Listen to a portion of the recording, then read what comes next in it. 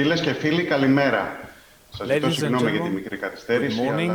I would like to apologize for the delay. It is the first time that we are organizing an e-webinar. I would like to welcome you all.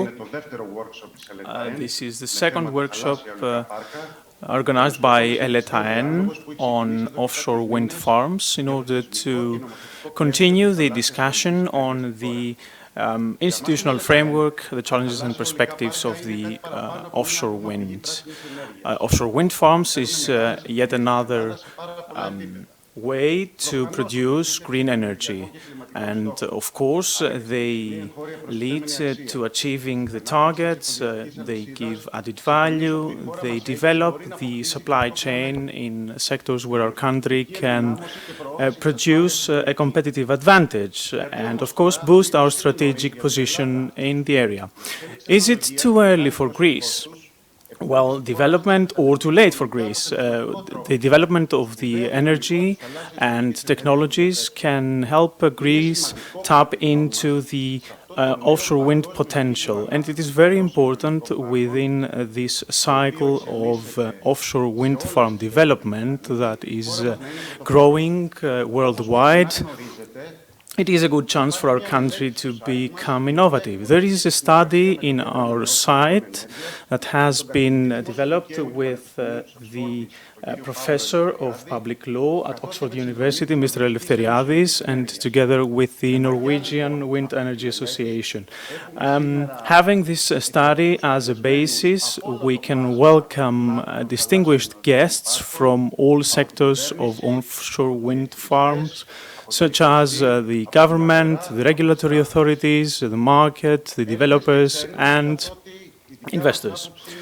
Greek and foreign partners, because we do believe that we should build on the experience that has been gained abroad and incorporate it into the Greek experience. We would like to start with Mr. Kostas Krekas, Minister of Environment and Energy, who will have a word and open this discussion. He is very experienced in the energy sector. He has been for many years the the person in charge in the government for this sector. We have a longer lasting we work together since long, and I would like to start with the Minister. Thank you, Minister. Thank you. I would like to thank you all. I apologize for a quarter of delay. Can you hear me? Well, perfect. Thank you very much for the invitation. I would like to congratulate you for the initiative. Last week, we dealt with an issue that has caused many problems in the wider Attica area near Athens, and this has several issues have surfaced that we have to take into consideration when looking into the energy mix. One of the major challenges and the top issue that we all have to deal with at national, European and global level is climate change, of course, and tackling the climate change consequences as well as mitigate the phenomena that are generating climate change. Renewable energy sources will become the center of this discussion, since generation and development of fossil fuels contributes into the greenhouse gas emission growing up to 65%, and this share is a major pollutant. Greenhouse gas emissions, more than 65% of greenhouse gas emissions are owing to electricity generation, power generation using fossil fuels. In this context, changes that we have to put in place will be of paramount importance in order to transform and transition into a greener mix. Greece, under the current government and under Kyriakos Mitsotakis as the Prime Minister, has taken a very significant decision of decarbonization, a milestone decision that will lead into phasing out lignite-based power electricity production until 2029. Germany has shifted this goal past 2035, that is phasing out power plants using coal-based power plants. This is the case for other countries as well. We in Greece have decided to take extra steps in order to achieve a transition to a greener power generation mix, and this shows that the Greek state and the Greek society are ready to innovate and give a good example to other countries as well worldwide. The European Commission has already presented their strategy on offshore energy sources, RES investments currently in our country are focusing on the development of solar farms and wind farms, onshore wind farms on the mainland. However, Greece has a vast wind potential, and most of its territory is covered by sea. We do understand in this context how what the potential could be of building on these technologies and avoiding mainland development, tapping into the potential offshore. Of course, there are positive and negative issues when dealing with the installation of offshore wind farms.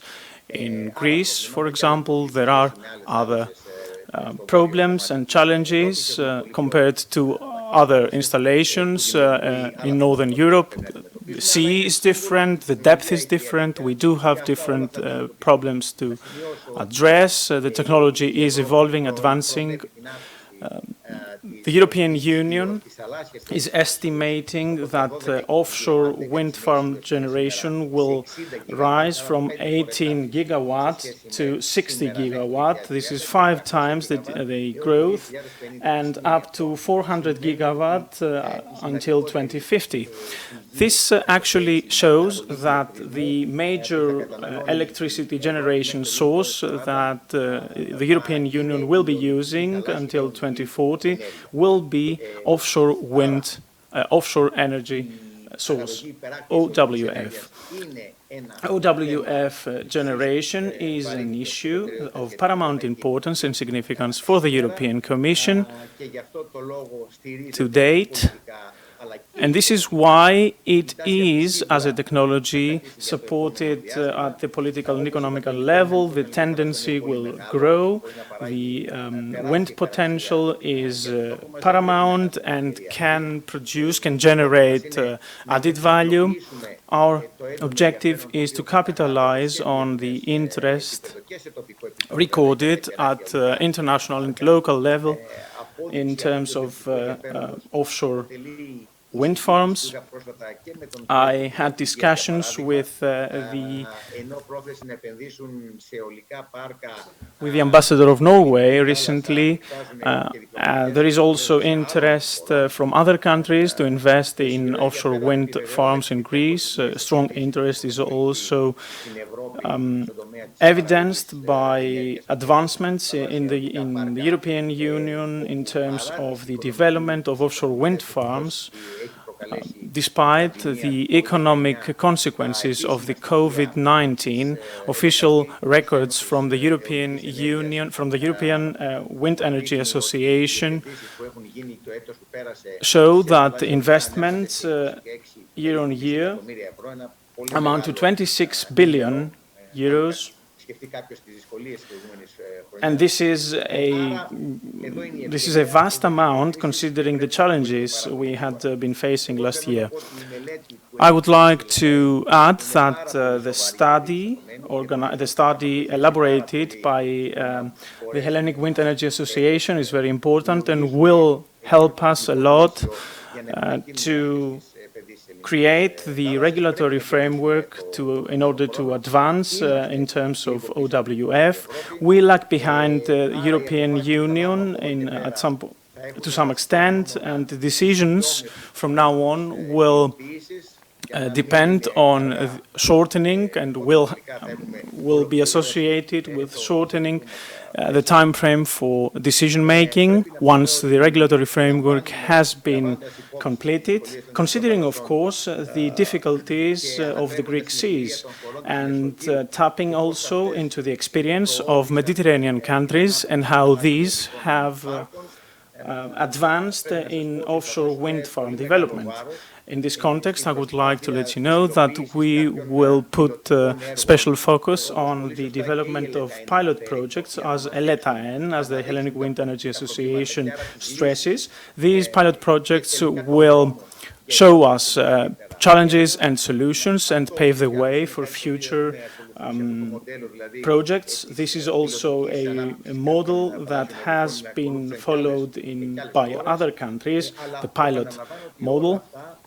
Once again, this is a very good idea when planning, but we have to take an extra step, namely to upgrade the technological networks and the mechanisms in order to stabilize the power grid. We do need significant investments on the grids, taking into consideration the 10-year network plans of ADMIE, the independent power transmission operator. Investments are estimated at 3.5 billion euros, as said last week, and the problems caused by the adverse snowfall in Greece have shown and have demonstrated the problems in high voltage grids and medium voltage. We have to address them before further penetration of RES in Greece.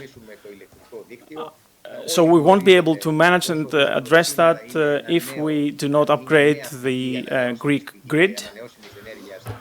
We do understand how significant and important it is to connect RES to the grid that is in many areas already congested. So we do understand that investments are necessary, and this is also the case.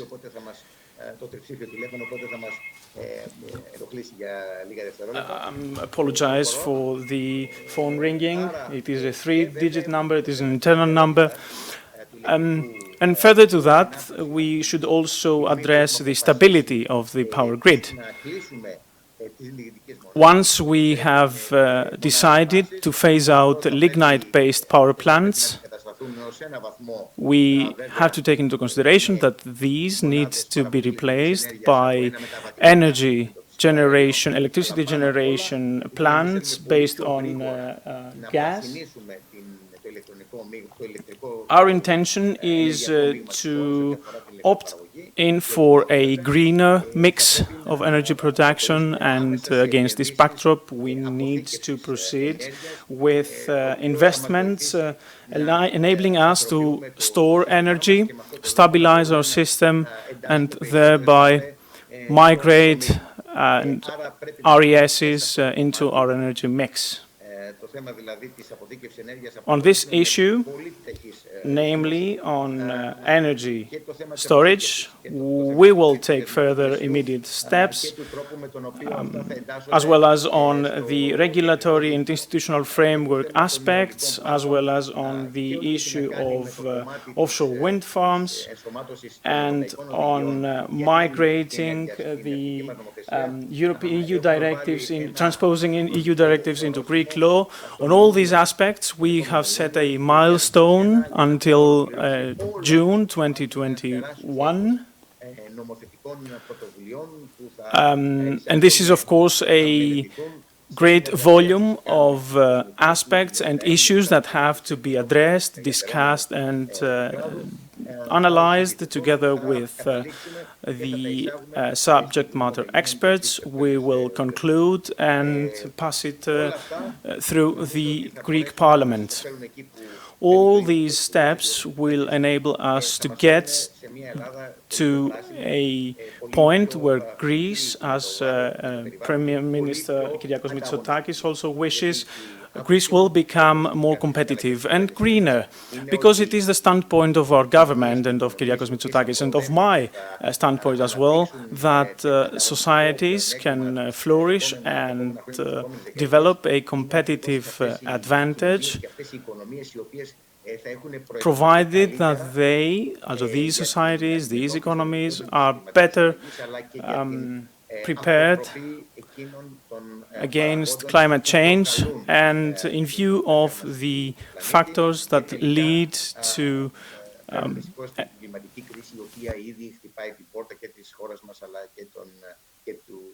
global warming, an issue, a phenomenon that is in front of our doorstep.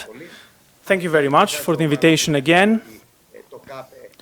Let's not forget also that the Center for Renewable Energy Sources, CAPE in Greece, contributes a lot into the conclusion of the institutional framework together with the Hellenic Wind Energy Association. They have taken steps to promote, to take the regulatory framework a step further in order to pass it through the Parliament. Thank you very much again for the invitation. I would like to wish you good luck for this event, and we will work together in order to achieve the best for our country. Thank you very much, Minister. I think that your remarks have been all to the point. You have touched upon issues that are extremely critical, not about offshore wind energy only, but also renewable energy sources in Greece and the upgrading of grids.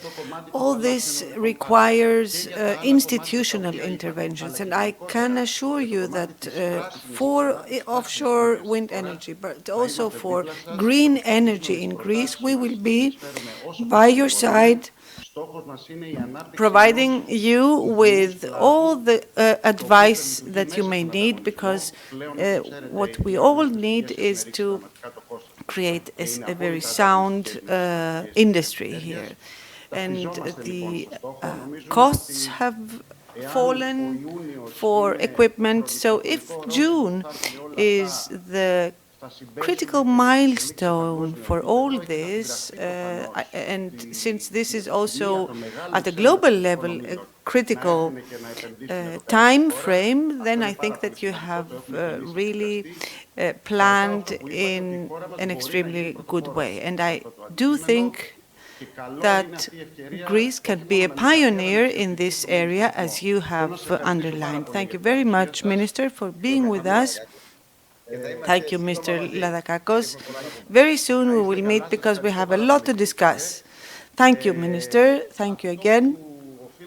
Now, I would like to clarify that today's webinar is held in the framework of EEA grants Necessary legislative adjustments to promote offshore wind energy in Greece is the title, and I would like to thank the Norwegian embassy, but also the General Secretariat of Public Investment and PA, and we have Mr. Dimitris Kalkos with us, who is the Secretary General for Public Investment and PA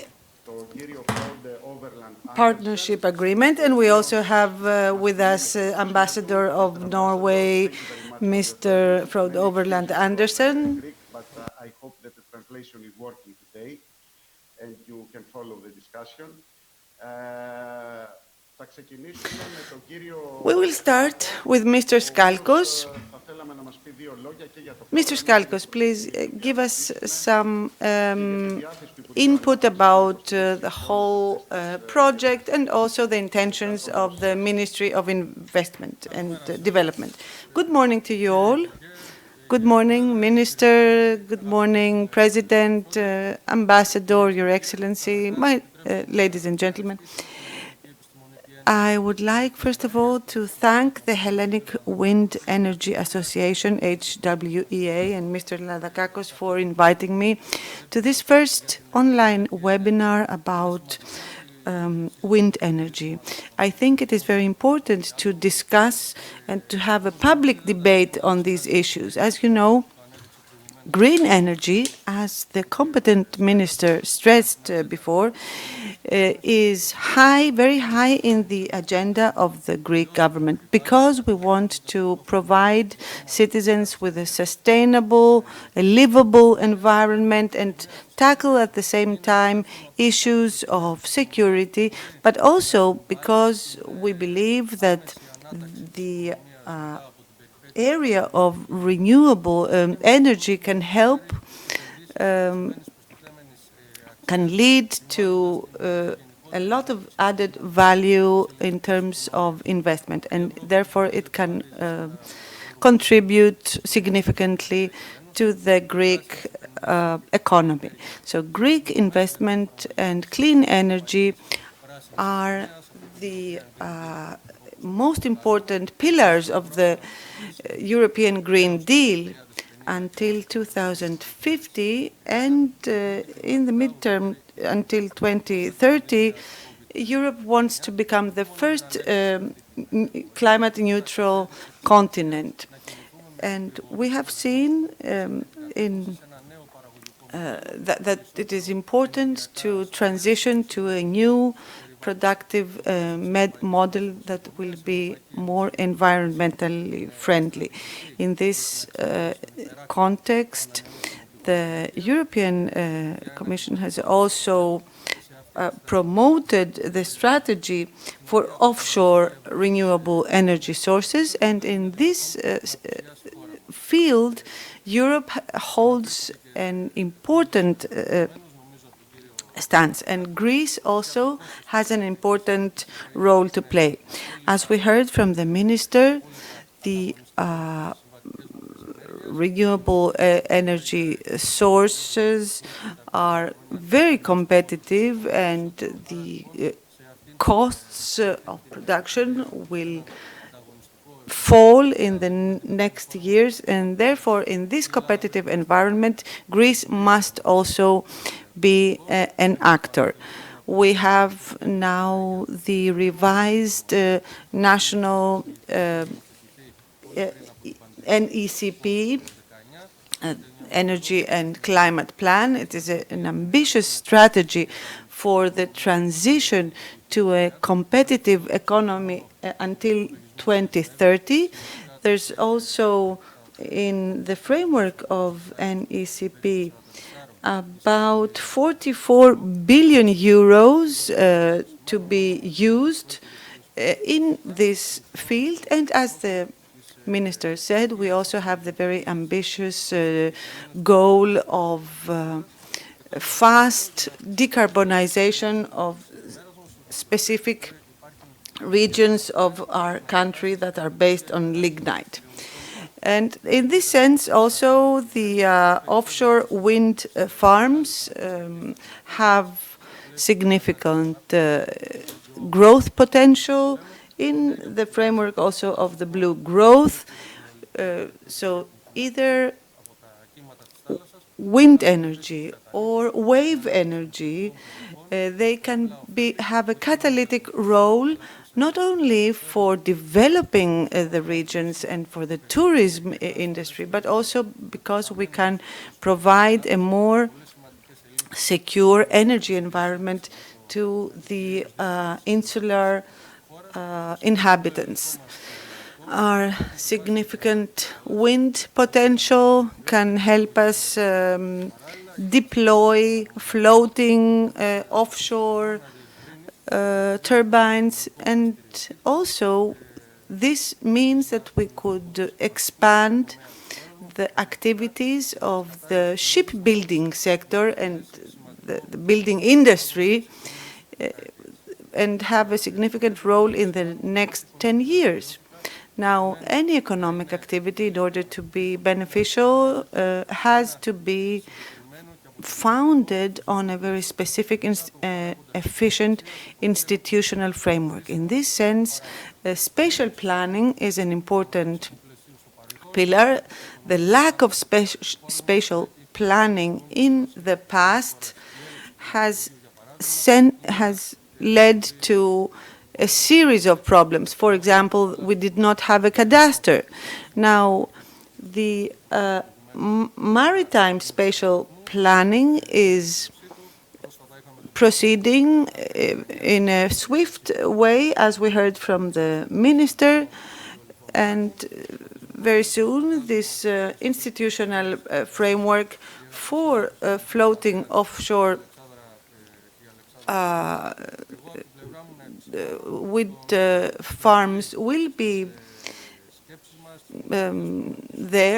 will be established, as you will hear also from a speaker later on, Mrs. Alexandra Stuku. And in this sense, I also have to stress that the study that Mr. Ladakakos has mentioned is a very important document. Now, we on our part are open to best practices that can be used in our country. Norway, in this regard, is an important partner who can provide a lot of best practices to this effect. And then we also need to look for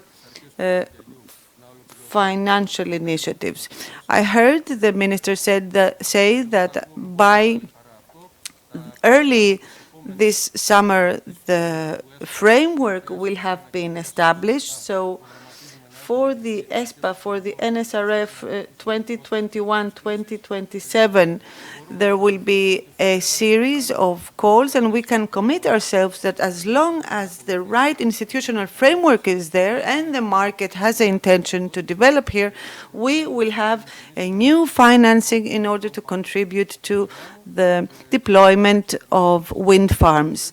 Now, allow me to use the word that we are really thirsty at the General Secretariat for such actions that create a lot of value added and are important investments that can regenerate the Greek economy. So, in summary, I can tell you that we can be optimistic for the years to come, because we have a lot of possibilities in this area, and we are willing to use such possibilities so as to have an important role in the development of our country. Thank you for listening, and thank you also for inviting me. Thank you, Mr. Secretary General. Allow me to note at this point that offshore wind farms are yet another chance for R&D development in our country. We do possess R&D potential in the maritime industry, and this is a note I would like to make because a series of actions are funded by your ministry. Thank you very much for being here today, and we look forward to an even stronger cooperation in the future. I would like now to hand over to the ambassador. I would like to express my gratitude for this program because it was you who inspired this activity, and I hope that we have been able to deliver your expectations and to present a study that gives the possibility of a public discussion for the new framework in Greece. Please, I would like to hear a few words from your side as well. Thank you, Panagiotis. Thank you, Mr. Lavakakos. I think you have exceeded the expectations above and beyond. I will get back to that shortly. But thank you so much, first of all. Dear Minister, dear Secretary Generals, ladies and gentlemen, on behalf of the donor countries, Norway, Iceland, and Liechtenstein, the EEA grants, it's an honor for me to address the second seminar of the offshore wind in Greece. Let me start by thanking the Greek and Norwegian Wind Energy Associations, LTN and Norvea, for completing this groundbreaking, and I underline groundbreaking, study on the regulatory framework for offshore energy in Greece. This study brings us a giant leap forward in opening up Greek offshore wind sector to investment and development. Offshore wind energy is breaking records, and it's beyond doubt that this technology will play a crucial role in the global energy transition, just as the minister hinted to in his introduction. Ocean economies like Greece and Norway are offered tremendous opportunities. We already have the ocean space, the wind and the offshore competence. Now we must convert these natural advantages to investments and a strong business case for offshore wind. And I think Mr. Skalkos put his marker on the right emphasis, that we now need to move into this sector, making it viable for investments and making sure to attract investments so that we can have the ripple effect throughout the Greek society. In this context, let me also commend Minister Skrekas and the hardworking team he has in the Ministry of Energy and Environment on their work making offshore wind energy in Greece a reality. The forward-looking manner in which the ministry is transforming the energy sector in Greece deserves credit. Greece is moving from coal to renewables and from being at the end of the line in terms of energy consumption to being an energy hub in the region. This is no small matter, from coming from a country that are, how to put it, we are overly fond of energy. It is a development in Greece we follow with great interest. And in this context, I'm looking very much forward, together with my colleague in Oslo, the Greek ambassador in Oslo, Ms. Anna Korka, having an investor seminar in Oslo for the Norwegian energy industry, to tell them what is going on in Greece, to make sure that they know their visiting hours when it comes to Greece and investments in energy. As you know, it is the tradition in relation between Norway and Greece when it comes to industry has been in the maritime services and maritime industry. And Greece and Norway has a proud history as maritime nations. Of course, Greece being slightly bigger than Norway in terms of tonnage at the moment, which of course we're working on redeeming. This is something we can build upon. We're now embarking on a new voyage of exploring the oceans, not for maritime ship endeavors, but for seeking the ocean to harness the ocean wind energy. With these words, let me thank all of those who has been participating in the study that we're discussing today. It is job well done, and as I mentioned in my introduction, this has far exceeded our expectations when it comes to what we could do with a rather limited amount of time and money for this study. I think the next up is to look into the ripple effect, as Secretary General Skalkos alluded to. We need a societal impact assessment looking at how investments in wind energy in Greece can also benefit the Greek society overall in terms of job creation, investments, ripple effects in other sectors, and so on and so forth. But this will be for a further seminar.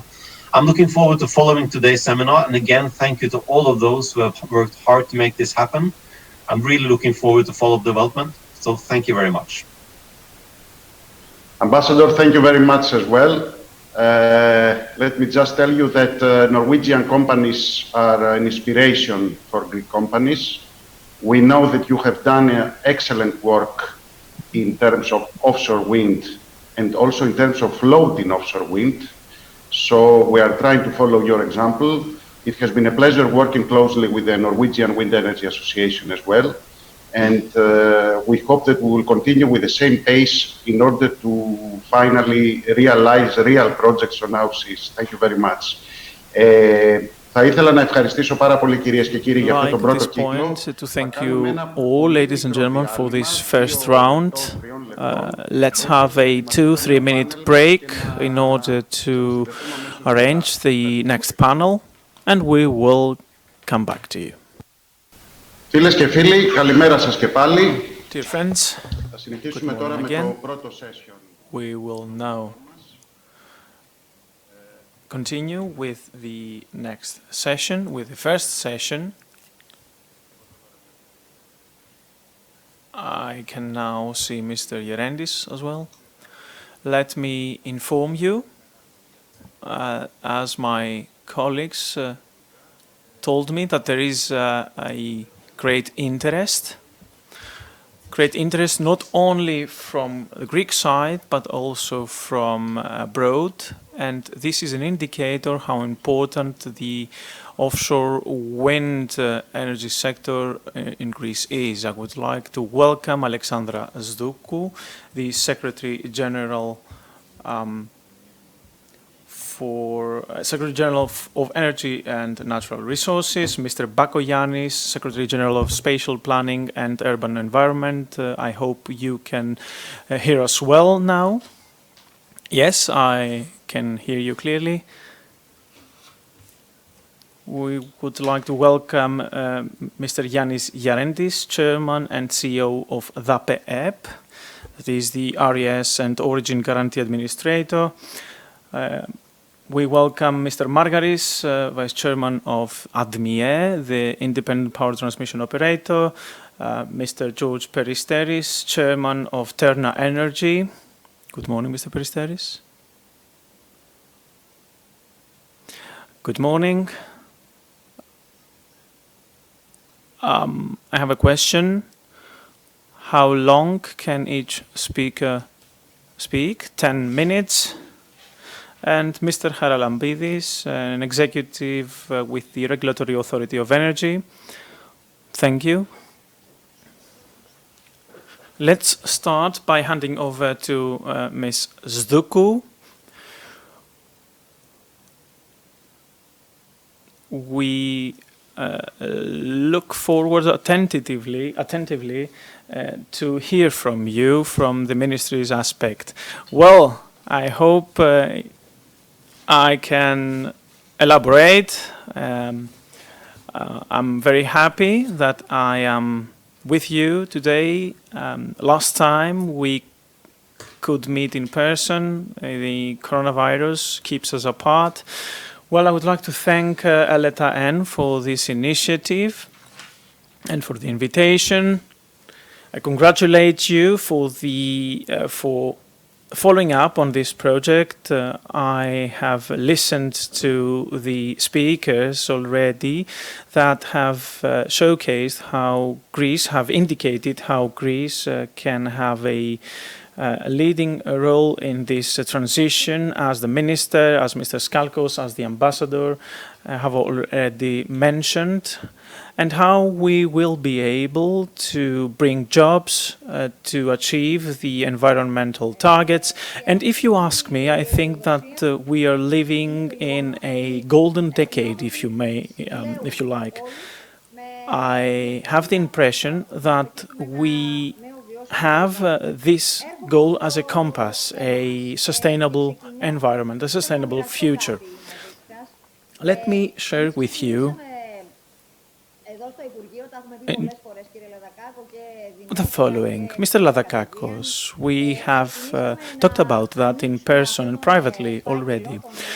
Well, we have decided to open this dossier of offshore wind farms last December, and I would like to be frank. We had many open items at the time, in terms of energy, in terms of the target model, a large copious work that had to be done, a series of directives that had to be transposed.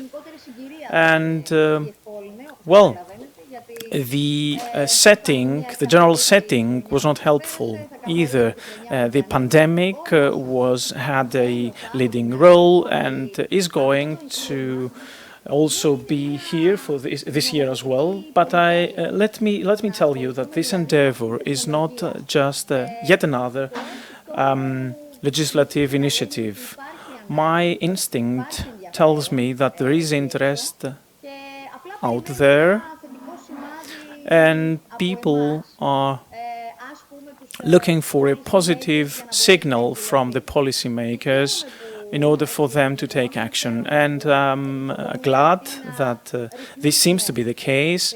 I'm glad that this initiative we have taken to regulate the offshore wind farm aspect has been received with great interest. Investment interest, many players worldwide and within Greece who are interested in doing business here. I am also I do understand that there is academic interest, think tanks are interested, experts are also getting on board to assist with their expertise and know-how.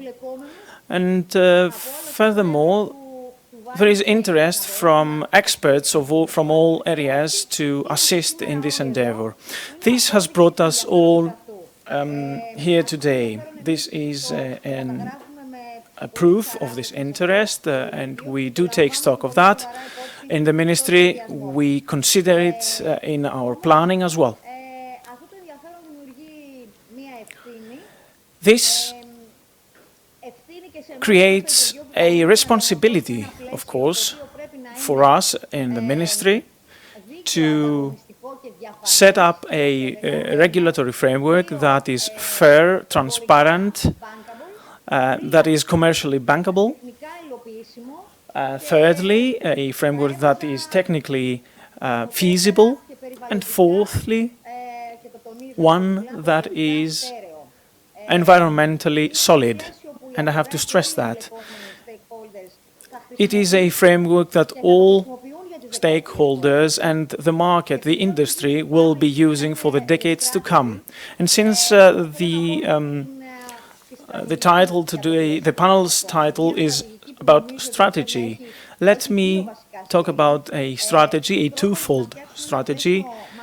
That is, firstly, to set up a long-term framework. Offshore wind farm technology is capital-intensive technology, a forward-looking technology that requires large investments and funds, and this calls for a solid, fair and transparent regulatory framework, and a framework that one can put into use, a framework that will not remain in the drawers of the ministers and of the public administration. We are willing to meet the objectives. Since September, apart from doing our homework in terms of best practices of other countries, we have turned an open ear to all those that are willing to share their knowledge and expertise. But this is not enough. if you may, if you like, we learn from the examples of other countries. In terms of the project's parameters, and as far as the regulation of offshore wind is concerned, we proceed at the following premises. Offshore wind farms is not a forward-looking technology in the meaning that they're always there. The offshore wind farms are deployable. Fixed bottom and floating wind farms are at the center of the technological advancement abroad and in our country. I can't tell whether the numbers I have read in the Naviga, estimating that the levelized cost of energy from floating wind farms will stand at 76% by 2030 and will go down to 46% by 2050, or that the available offshore wind potential stands at 263 gigawatts. I can't tell whether this is true or not, but I can see that there is a business case for enterprises up to 2050, and a clear signal should be given to the industry in order to save and keep this momentum. We can all understand at the EU level, at European level, that the momentum is there. The European Commission has put forward the strategy. The German presidency has built on the Commission's proposal and has put forward its opinions, its conclusions that enable the Commission in turn to secure the EU's strategy. And let me also mention the strategies, the strategical guidelines that are under revision. Special provisions will be made for offshore technologies, I can tell you that. What we do need is a right methodological approach. This builds on three axes. Firstly, siting and licensing. My dear friend Ephtimios Bakoyannis will go into detail. I read into the consultation that ELETA-N is up for a mixed model where the regulatory authorities will start with a will have the first say by selecting and designating the sites, wide ranges. This pre-selection will depend on environmental energy criteria, considering constraints such as maritime shipping, biodiversity, etc. After that, a design will be elaborated, and the developers can then select regions of interest, sub-areas of interest, which will be awarded to them on the basis of certain criteria. The licensing procedure can then move forward in order for them to carry out energy measurements. This model has an advantage for the state to be keeping the control of the technology advancements. The developers have a certain level of certainty. The selection has been made, and legal safety is also ensured through the strategic environmental impact assessment, whereas the investor can themselves locate and localize a certain site, and maybe even faster. So we do look into finding the golden rule. in terms of how an investor can suggest an area of interest which could be exploitable. In terms of the first axis I have touched upon, it is very important to ensure a more environmentally controlled and methodological exploitation of offshore wind, whereas the private sector should be able to locate and detect, identify locations of interest. A second axis is interconnection. Of course, ADMIE, the independent power transmission operator, has a vital role to play here. This model builds on ADMIE's technical competency. ADMIE should have a central role to play in our planning as well, on the basis of a clear collaboration that will be let down in the regulatory framework and could be elaborated through agreements and further documents. The investor will be able to tap into the IPTO's experience, and on the other hand, there is a request from the private sector for the investor to be able to select how the sea-to-land connection can happen. I'm not aware of the technicalities. There might be positive aspects there as well, but what we need is a way to secure interconnection of these projects in a secure and elaborated way, in a safe way, and with the least possible cost for the generated energy. And the third axis is, of course, remuneration of investors. We all understand that because of the magnitude of the investment, bankability of projects is a vital aspect. We have communicated to the European Commission the new competitive scheme, which sets out a specific process for offshore wind farm tendering. This support scheme, this aid scheme, will take into consideration that offshore wind is a new technology that needs to be supported at an economic level, at a financial level, in order to be viable, and should be also bankable. One should be able to receive credits so that predictability and safety can be there for the investors. On the other hand, auctioning and competition through auctioning will press costs down and will allow for penetration of this technology economically wise.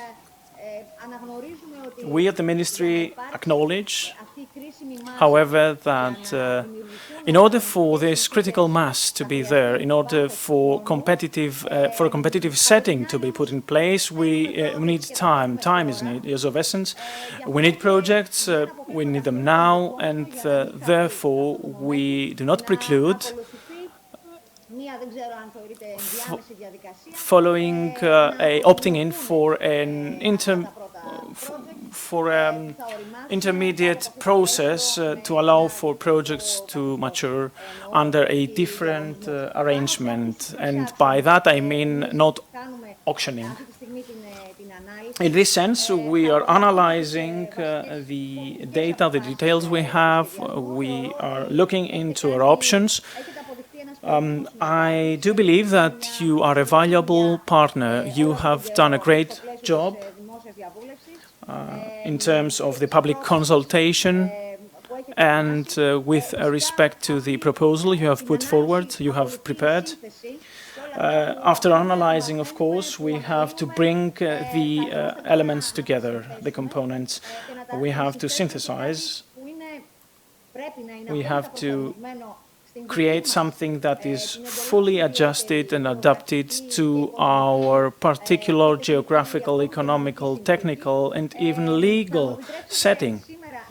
Allow me at this point to refrain from announcing decisions, the Ministry's decisions. Certain major components of the mechanism have been decided upon already. At this point, it would be very interesting for me to listen to the stakeholders, sharing their opinion on your proposal. I would like to follow this discussion that will allow us to take out conclusions to the benefit of the sector and of the ministry as well. And in this sense, we will be able to make our decisions listening to the industry and the experts. And last but not least, please do not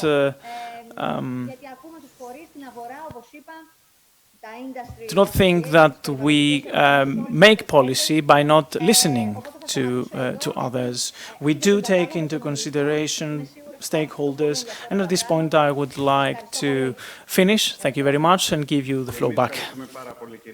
Thank you very much, Secretary General. Just let me comment on one point, because you have said a lot of interesting things, but we have to acknowledge that you and the Ministry are not legislating in a vacuum. If we thought that we would carry out a study that would lead to a set of proposals that would end up in some kind of drawer, believe me, we would not have even done that. But we are also at the stage of listening to the market when we try through consultation to end up with what we believe is the best for our country. A lot has been already said about spatial planning, and we have with us Mr. Bakoyannis, Secretary General for Spatial Planning and Urban Environment. Mr. Bakoyannis, you have the floor. Good morning from me, and thank you for inviting me. I understand that the role of the Hellenic Wind Energy Association is a very important one, since there are a lot of stakeholders and a lot of interested parties to develop initiatives of wind farms in Greece. Now, I would like to add to what Mrs. Zdoukou said. We have this very ambitious goal of doubling the output from RES, from renewable energy sources, and we know that in December 2019, European leaders have decided to render by 2050 Europe as a climate-neutral continent, and also the long-term strategy for low GHG emission has been elaborated. This strategy was then forwarded to UNCFC, and the problem of deregulation becomes larger every day. And we have here one of the outcomes of the Paris Agreement of 2015 that was concluded for climate or against climate change.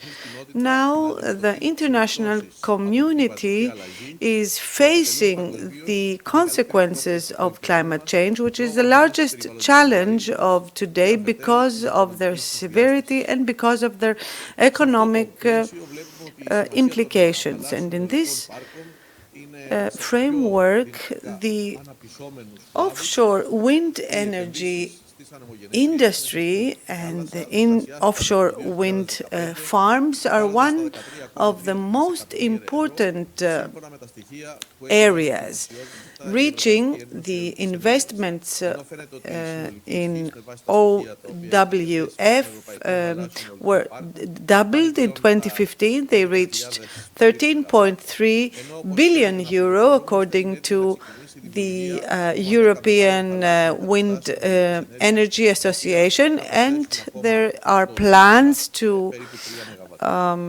have some extra 11 megawatts in Europe and to reach 3,000 megawatts. Now, Greece really has significant sources, solar sources, sun and wind. And we have to acknowledge that Greece is number 3 in Europe in terms of wind potential after the United Kingdom and the Netherlands. And Greece was number 4 in terms of installed capacity some years ago, but then it fell back to the 7th place because there was not an important penetration of RES, especially with regard to OWF. The siting has been an important problem in the last years because also of a lot of appeals that are filed by various stakeholders that are against the development of wind farms.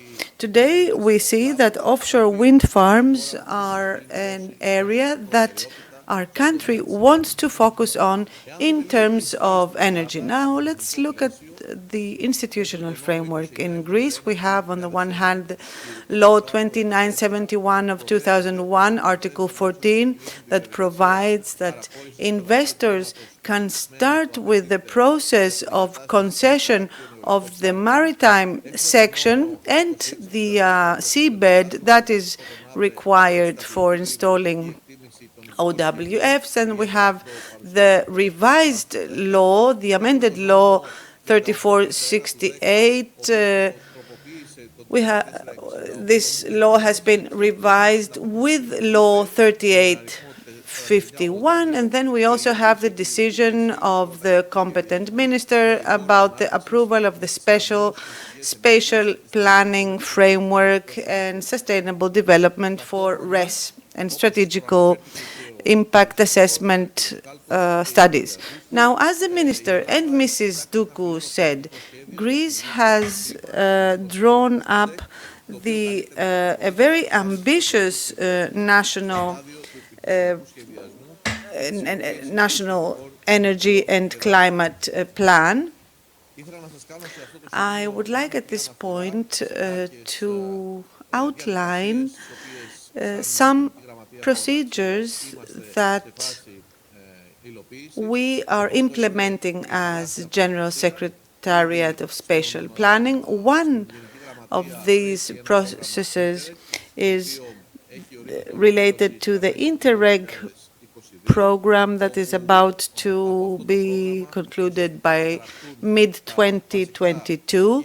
This program will delimit the area of maritime spatial planning, which is the prerequisite in order to know what the maritime environment of the country looks like, and it is also the prerequisite for regulating the activities that will be related to investments. In parallel, there is a procedure that is run by the Regulatory Authority of Energy, together with some planning agencies, and this process concerns the environmental, urban planning, and siting preconditions that need to be clarified in order to see what commitments we have in terms of spatial and urban planning, so as in terms of security to clarify which activities, which RES activities can be developed.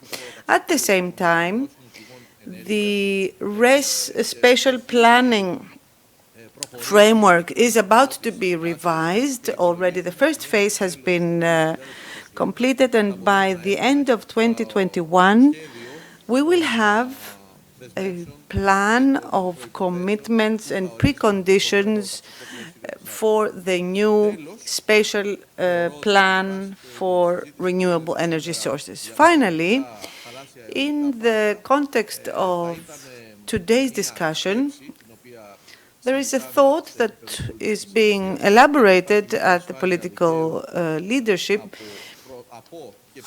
in view of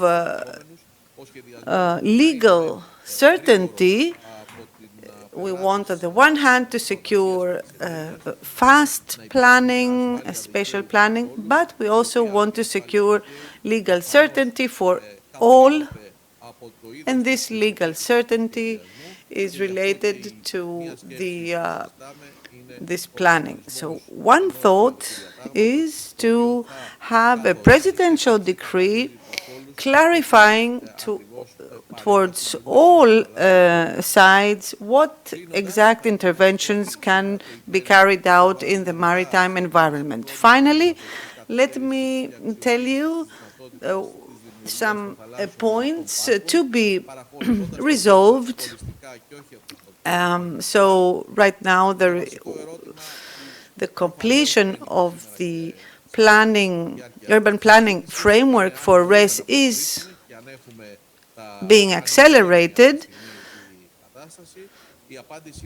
If we ask ourselves whether the conditions are mature, the answer is yes. We have to act swiftly. The country needs to become autonomous in terms of energy. It needs to release itself from the dependency on lignite, and it needs also to have a process of developing know-how without having to buy such know-how from outside. This will create an important has an important geopolitical aspect for the country. So even if an amendment is needed, it is important to revise our institutional framework. In any case, the deployment of offshore wind energy sources is one of the intentions of the government. Thank you. Thank you, Secretary General. Clearly important what you are stressing. I will stress on my part legal certainty.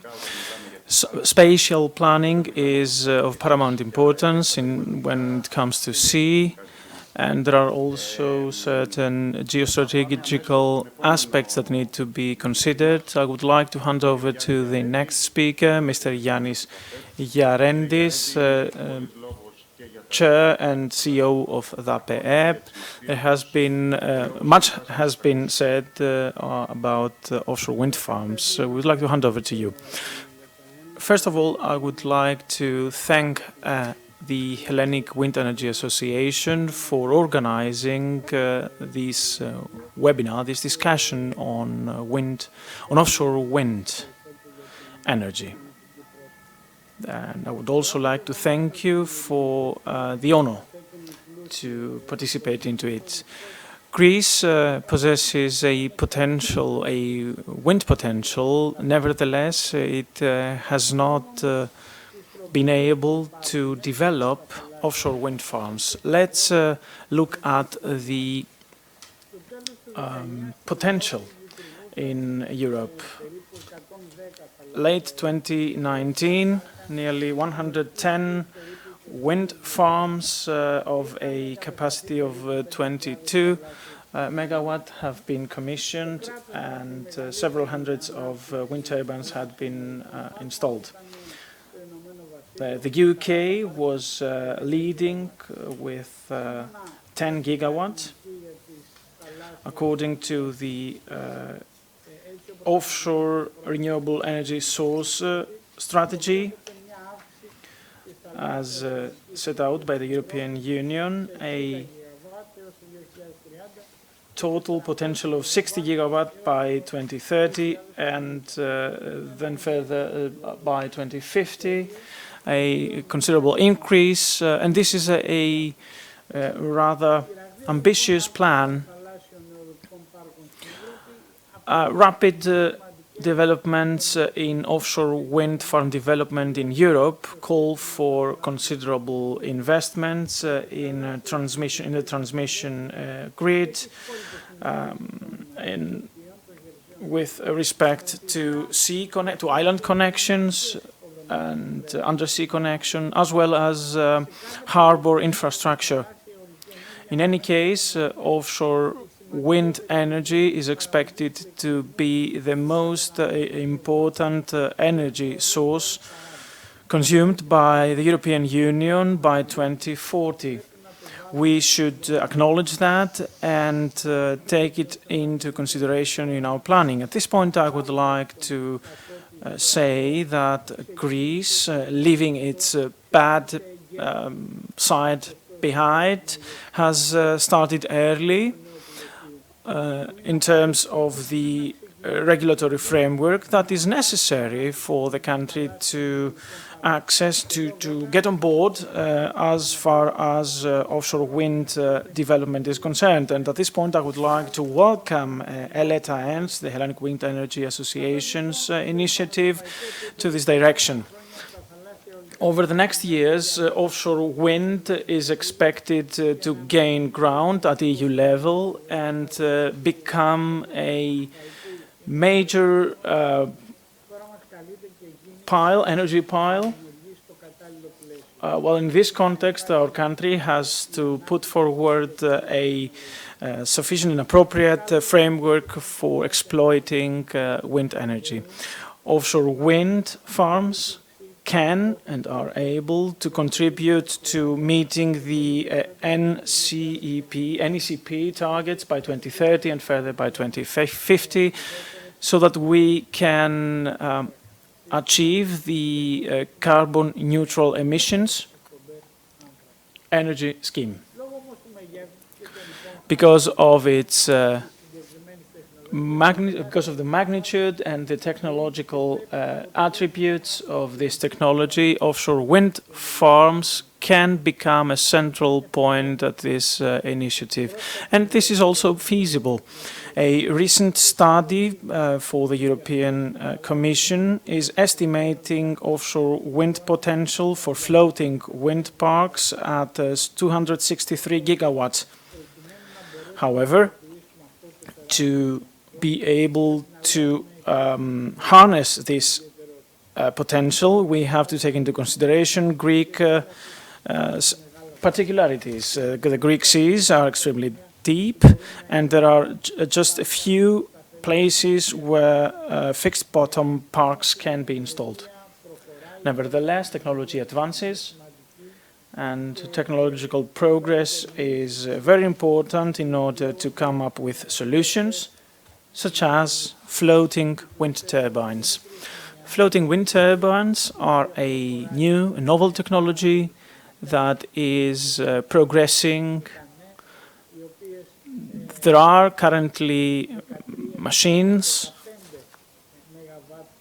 producing 13 to 15 megawatt of energy, and you can, of course, grasp how big this number is and in what way this can facilitate into simplifying the process of introducing wind farm technology.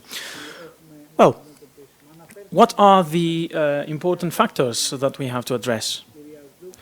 Ms. Zdoukou, Mr. Bakoyannis have already touched upon it. 4 aspects maritime siting, licensing, interconnection, and the bankability, the economic setting and the economic framework that we need to address. Spatial planning has been addressed by Mr. Bakoyannis and is very important. It entails further issues of maritime shipping or even national security. Let me just add that the Aegean Sea is not a well-structured sea. There are particularities, there are risks there. We have to be very cautious and proceed hand in hand with the general government policy in mind. The regulatory framework is in a good direction. Processes are being simplified. We proceed at a faster pace. Now, we used to say that we start with the intention and we end up in realizing something like 10 to 15 years later in Greece. This concept has been, of course, has been there, but we are moving forward with simple and tacit examples. The electrical connection is a very important issue.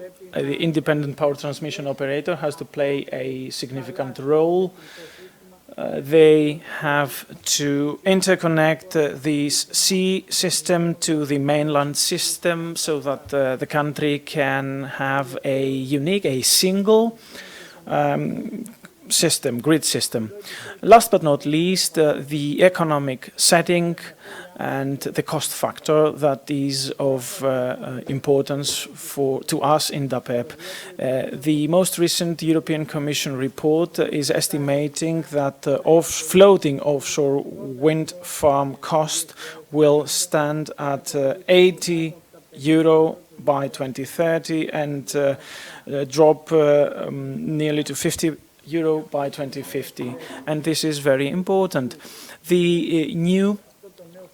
This new regulatory framework we are discussing has to find a golden rule so that investors can find an attractive setting and technologies can be exploitable. The market can participate and the cost burden will not be that high for DAPEP. We should enable development, but also showcase the benefit through the sustainability of the RES special account. The Hellenic Wind Energy Association's conclusive remarks are very important in this direction.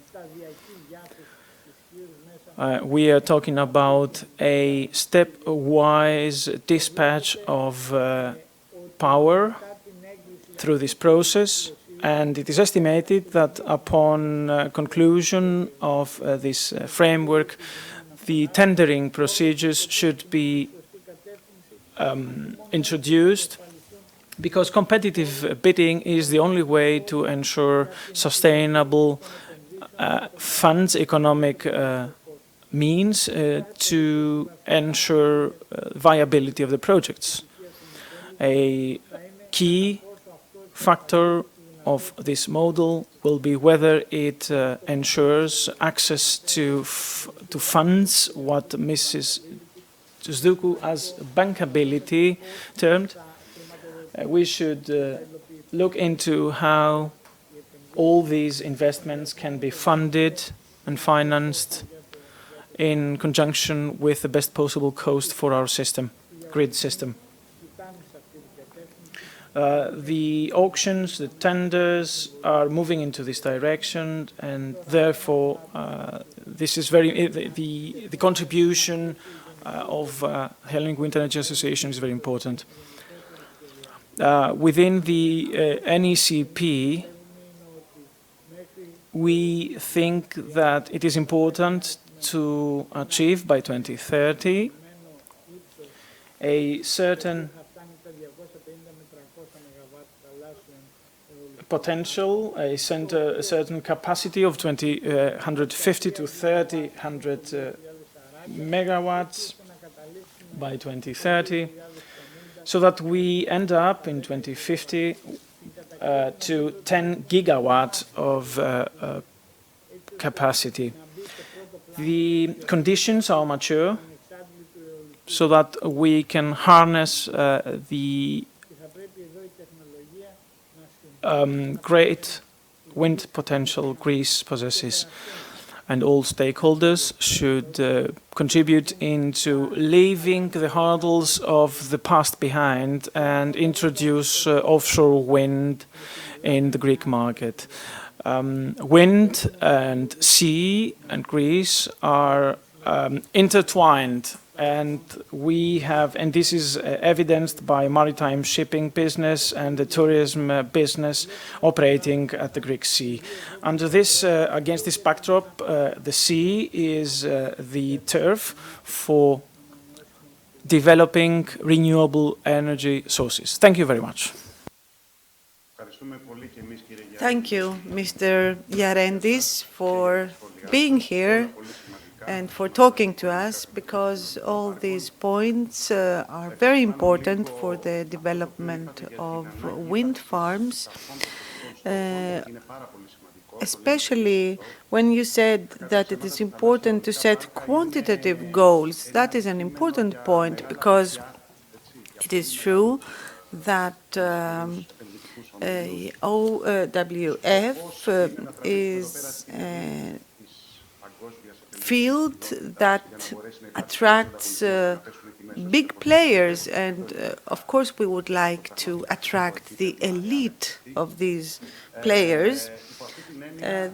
Competitiveness and prices are important, and in this sense it is important for the state to set specific goals so as for anyone who may be interested to know that there is a long-term perspective and also long-term goals to be set. Now let us go on to an important player. We have Mr. Ioannis Margaris, who is the Vice President of the Independent Power Transmission Operator, IPTO, and we are very eager to listen to his thoughts and proposals. Good morning, Mr. Ladakakos. Good morning, ladies and gentlemen. I would like to thank you for inviting me not only to participate in this discussion, but also I want to thank ELETAEN, the Hellenic Wind Energy Association, for taking the initiative for this synthesis among all the important players in the offshore wind energy. We have tried to contribute with our proposals to this issue for the deployment of offshore wind farms as soon as possible, always, of course, with a view to rational planning, as also the Secretary General and the Minister said. It is important in this regard to have an upgrading of systems and grids. Now, I have prepared my presentation in English because I hope that our participants and guests from abroad can follow my presentation. I am sure there are important participants from abroad who may be interested. So this is the planning and development in Greece from the side of ADMIE, the IPTO. I do not want to spend too much time about the institutional framework because it has been discussed before. Just let me say that we have ambitious targets for RES indicatively, in 2020, we had 3.6 gigawatt installed capacity in the system, and this by 2030 should reach 7 gigawatt. The total is 19 gigawatt for RES by 2030.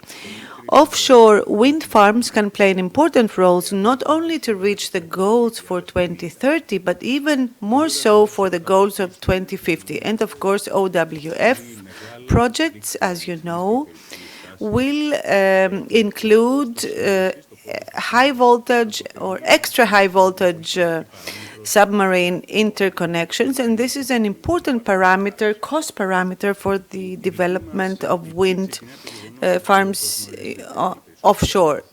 As most of you know, the interconnection of islands in the Aegean Sea and also in the Ionian Sea that is being modernized makes it possible to have the connection of offshore wind farms closer to those farms. This is something that we have to take into consideration when developing such networks offshore.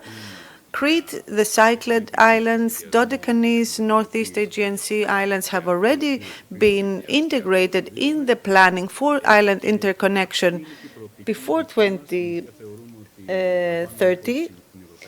And also we are taking into consideration European experiences. So the four main key points of IPTO is, first of all, the integrated planning of the transmission system,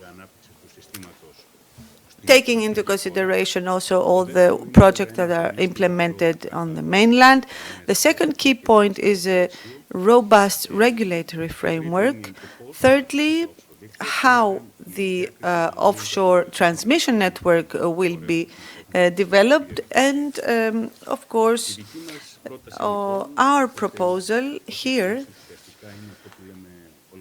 is a holistic planning and integrating the planning. The National Master Plan should, in our view, include information about the wind potential, transmission needs, and spatial constraints.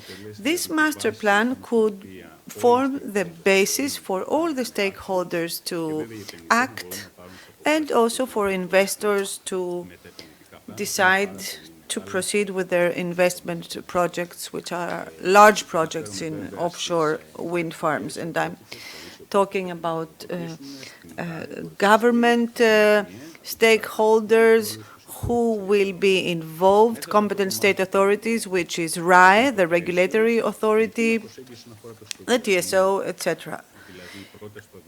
Now, the IPTO proposes that we should plan and implement the submarine transmission cables up to a certain point.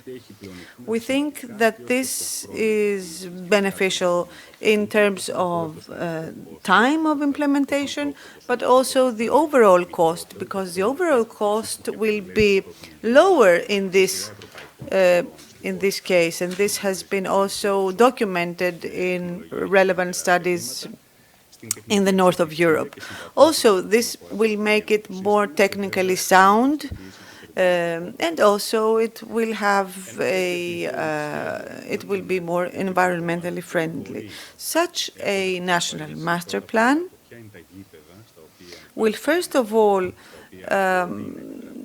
identify the fields that are eligible for the development of wind farms, offshore wind farms. Now, what we're calling strategic study for the development of the system on the part of the IPTO will ensure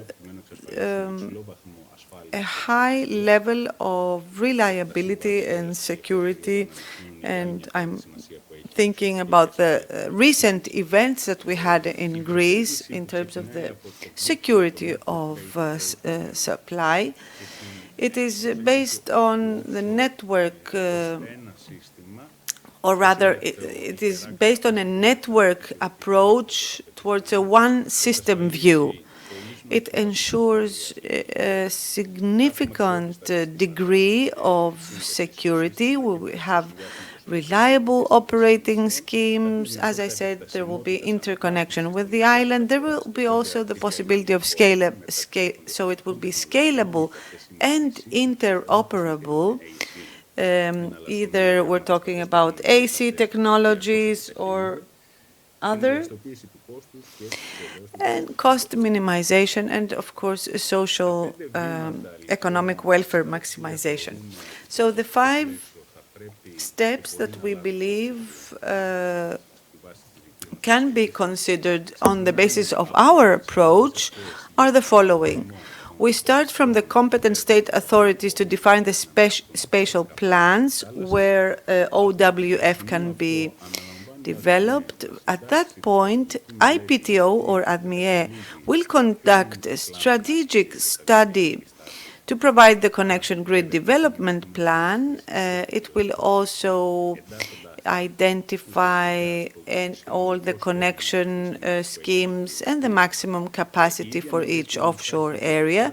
This same study will also include proposals about the various connection possibilities of the farms and the maximum capacity of each offshore area in terms of electricity installation.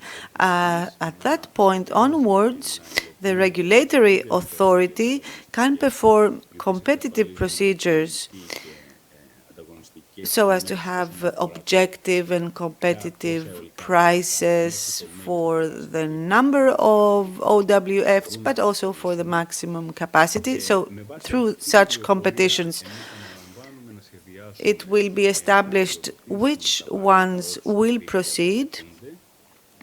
We, on our part, can design and get permits for the offshore transmission grid, whereas the developers will design and get permits for the OWFs. And at the 5th point, we reach the point of the agreements, the connection offers and the connection agreements, so as for the projects to start, the construction, that is, to start. Now, this model that I have just described, that is, the IPTO will follow all these stages that I have described, the TSO build model.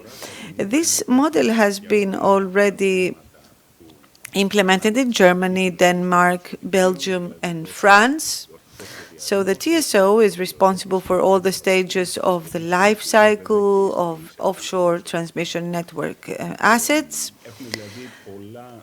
In other words, as IPTO, we have many other projects in the maritime environment that we carry out. And in this sense, we can optimize planning. We can include all this in our 10-year plan. And as the Secretary General said, of course, we also have the capacity, the know-how, and the technical infrastructure to maximize the implementation, especially to speed up. This means that technical risks can be minimized.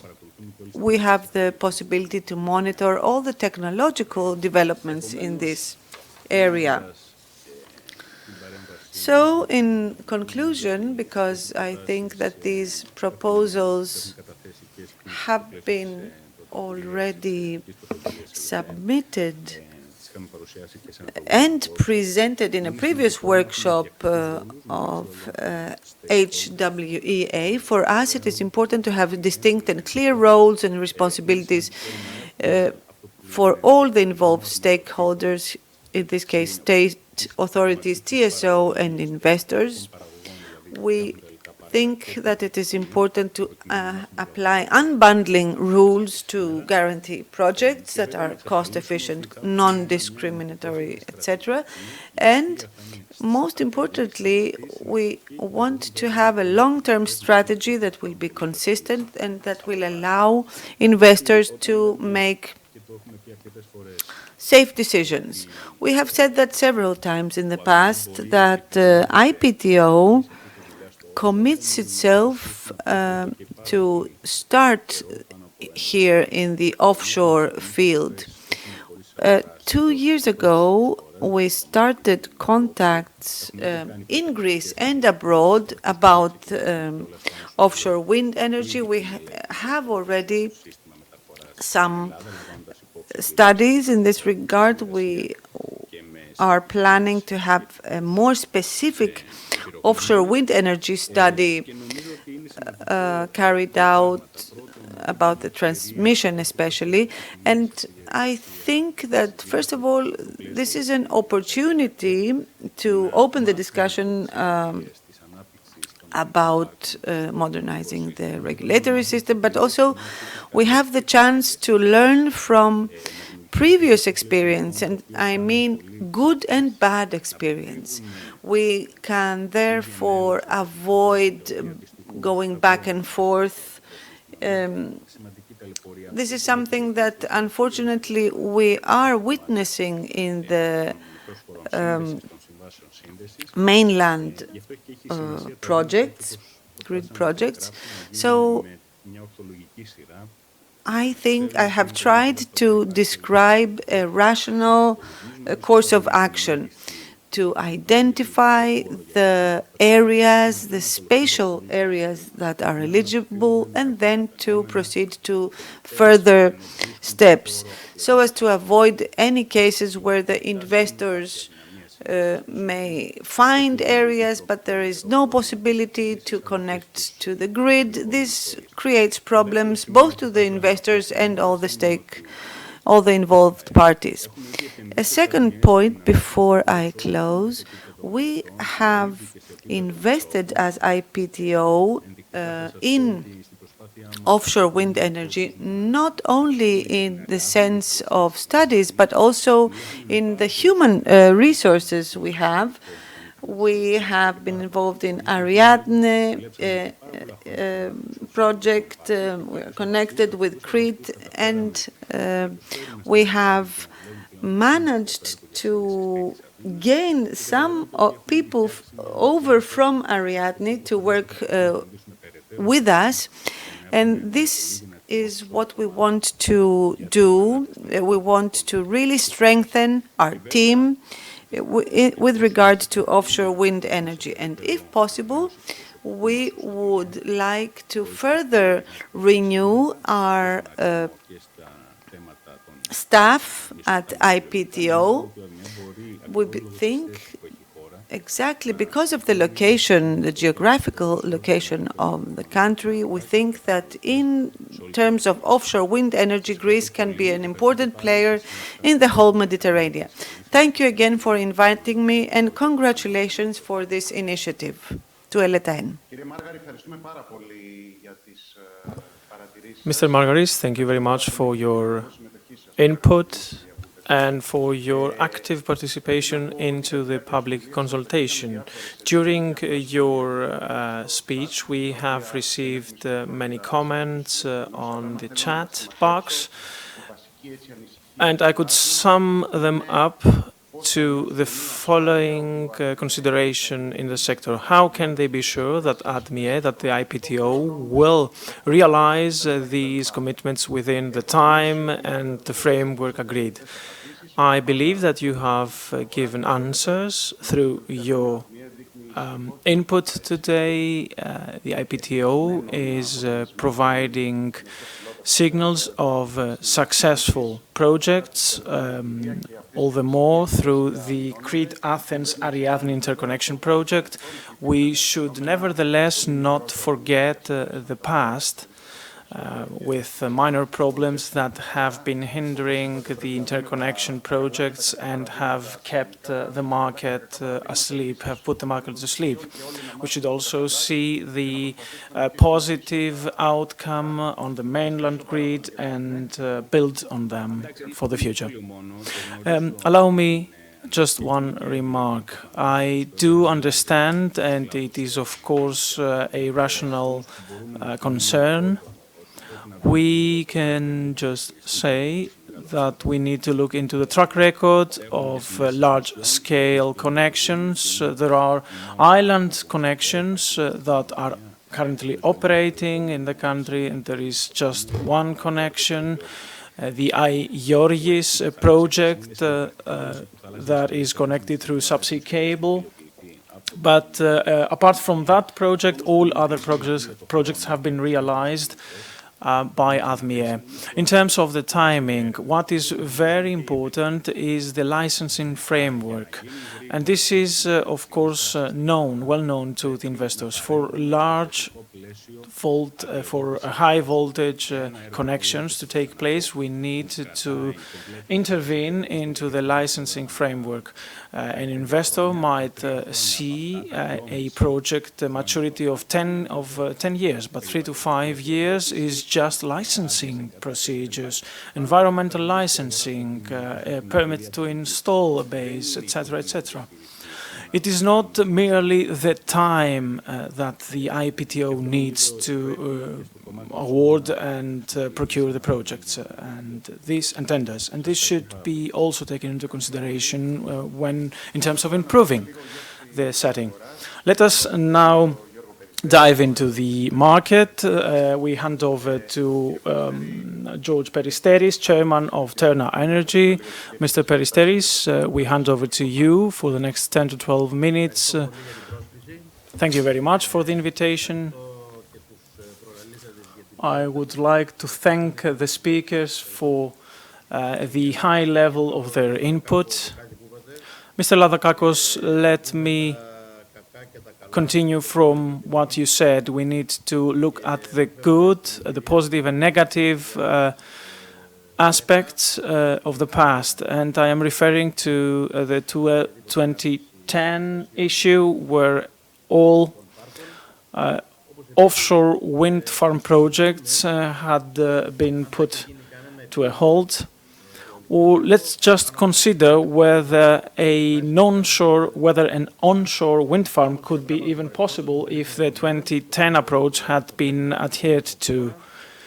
Let's look into the future. Of course, I would like to touch upon and start from what the Minister and the Secretary General, Ms. Duku, have said, that we need to speed up the process and build on the experience of other countries. Although there are decisions that have been made or are finalized within the ministry, Mrs. Duku said that they are open to any thoughts and input from the stakeholders. This is also important to point out too. Let me just state a worldwide truth that excellency is the opponent, so to speak, that one who is excellent is also one who is good is only challenged by the excellent. In Europe, there are 233 megawatt capacity floating offshore wind farms and 16 megawatts of fixed bottom on offshore wind farms. So 233 onshore and 16 floating offshore. Countries like Portugal, Spain follow a mixed system which allows them to license 10.6 megawatt of private sector initiatives which are estimated to be built by 2028, 2030. There are large-scale global companies such as Ocean Winds who have developed such projects that is active between that is an active company we are working with and we will do business with. There is Petrola, Shell, Total. All companies, all players have put forward proposals for sites and fields, and licensing is now moving forward. Based on this experience, the large players are preparing themselves for 31 gigawatts of areas, of fields. The tendered sites will be built between 2030 and 2035. That is a second phase. The example from Europe shows that the investors, the developers, take on the risk and the cost because the state looks into supporting the cost. This is a mixed.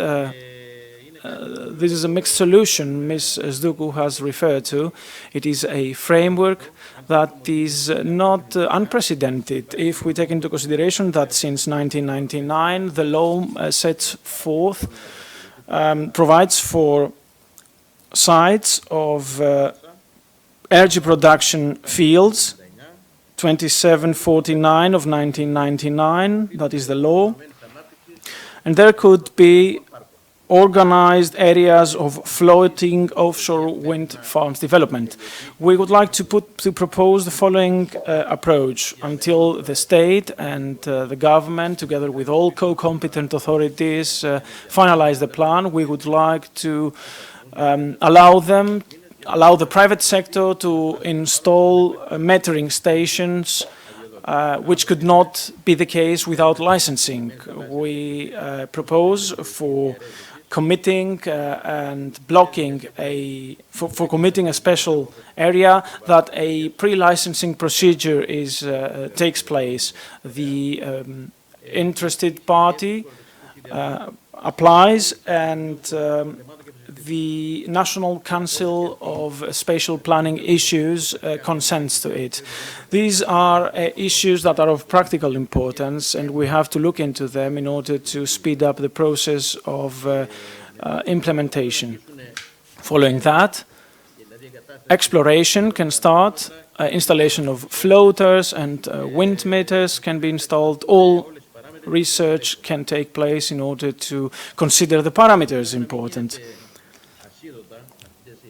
To regulate this application process, to avoid that certain areas are committed without any effect, we propose that a special price is paid for committing this area, and provide also a bank guarantee for any environmental impact that might occur. The interested party can then start off with the research, with the environmental impact assessment studies, and with further studies and research and designs needed for such an undertaking. They can then apply for the final spatial planning designation for the polygon. They want to explore. They want to install a farm, and following a presidential decree, the strategic study can be endorsed. The project can then enter the environmental licensing procedure by the Greek Regulatory Authority for Energy, and so on and so forth. We do share the opinion that extensive work can be done by the state for oil exploration concessions, but this should not stop private interest from being developed and from taking action. Our company, Ternan Energy and Ocean Winds, with whom we work with on the floating offshore wind projects. We propose that there is a mixed scheme until the process referred to by Mrs. Duku and Mr. Bakoyannis is finalized, namely the completion of the study and final spatial siting. This could be, against this backdrop, the best proposal. IPTO's role is very important. It is a political decision who will take on the coast. In Germany, from as far as I know, until last year, connection to offshore wind farms was duty-free, was free of cost for the developer. And in this sense, the connection cost was being transfused, was being carried by the society, the local society.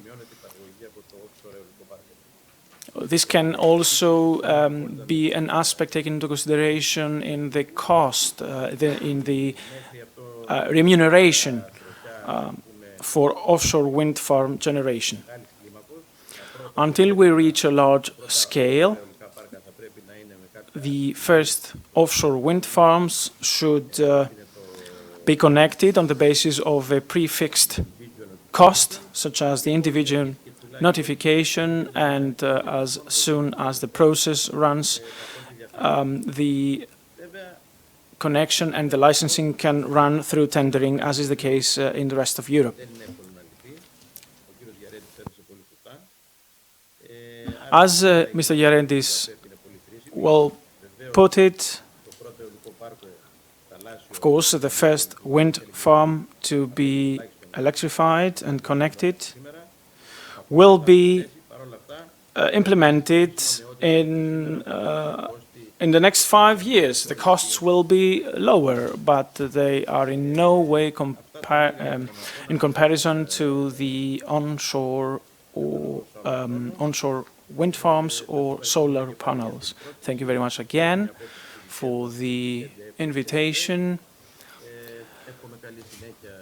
and I wish you best of luck for the webinar, and we would like to thank Eletain once more for the effort to organize this webinar. Thank you, Mr. Peristeris, for being with us, and thank you for your very important and interesting proposals that we have captured and that we will work on. Now, let me remind you that in the third session, there will be also representatives of the market, further representative of the market. And when we speak about the market, not to be misunderstood, the market is the whole supply chain that revolves in connection to the this issue. So our aim is to have further events held about the whole supply chain. If you allow me to add something that was mentioned by the Minister, the fixed bottom wind farms, OWFs, but also the floating wind farms have a much larger added value because there's metal construction needed that will in turn support our metal industry, and there's a lot of other equipment that can be supported and can be supplied by domestic industry. So the sooner the first offshore wind farm will be implemented, the better for the Greek economy through the added value that is created. Thank you for that, Mr. Peristeris. And let us go on to the next speaker who will also close this first session. It is the representative of RAE, the Regulatory Authority of Energy, Mr. John Haralambidis. He has been with RAE almost from the very first day of the regulatory authority, so he's gone through a lot of stages of licensing, etc. Very experienced member of staff of RAE. We look forward to hearing from you, Mr. Charalabidis, about the role of RAE. Good afternoon, and thank you for inviting me. It is true that I have been with RAE for many years, and I have gone through many stages of licensing for RES back in 2007 with solar plants. Now, the Regulatory Authority of Energy believes that it's important to develop offshore wind farms in the overall framework of developing RES in Greece. There's a set of very ambitious goals for RES by 2030 that will reach 35% of the energy consumption. We're talking from 9 gigawatt to 19 gigawatt, but within 10 years. And I think that the technology that will help reach this goal also relates to offshore wind farms. In autumn, the ministry started a procedure for a new framework for licensing OWFs, and this is supported by the regulatory authority because we think that with this framework it will be possible to have a structured development of OWF without the anarchy of having farms being created anywhere. It is important, as we heard, to have a good spatial planning, and we also need to have good use or an optimum use of the potential. In this spatial planning, also all other activities will be taken into consideration in a given area, such as fisheries, tourism, etc., so as to avoid any tensions. We think that the procedure to be followed is the following. After delimiting the areas where OWFs can be deployed, in these areas it should be possible to submit applications so as to find out whether the IPTO can connect these with the network, and then so you can have it both ways, either before or at a later stage. An important stage is also the tenders. We need for a specific area to have a tender being carried out so as to proceed to the implementation stage. I think that the most important points have been highlighted during this session. On the part of RAE, we are at your disposal. Thank you. Thank you, Mr. Charalabidis, for this input. And at this point, I believe we have given the chance to all the members of the panel of the first session to provide their input. We have had many comments in the chat. Unfortunately, we don't have time. Let me just say that Mrs. Maria Papadopoulou from the National Technical University of Athens is saying that the National Technical University is active in blue growth and Interreg the project, and it is open to anyone who would like to come into contact with the national technical universities. It's true that the NTUA has an important role, and we want research and development to be promoted. Another issue that has been highlighted by some is the geostrategic importance of offshore wind energy, and some have been asking why there is no representative from other ministries that would be competent for such issues. Of course, we acknowledge the geostrategic importance, but today's webinar is not in the position to touch upon such sensitive issues. Such sensitive issues cannot be dealt with in this webinar setting. But of course, such issues are considered in the whole framework of our discussion. So we opened this session from the Secretary General, Mrs. Duku, so maybe we could close the session again with Mrs. Duku and maybe some final remarks so as to close the first session and take a short break. Mrs. Duku?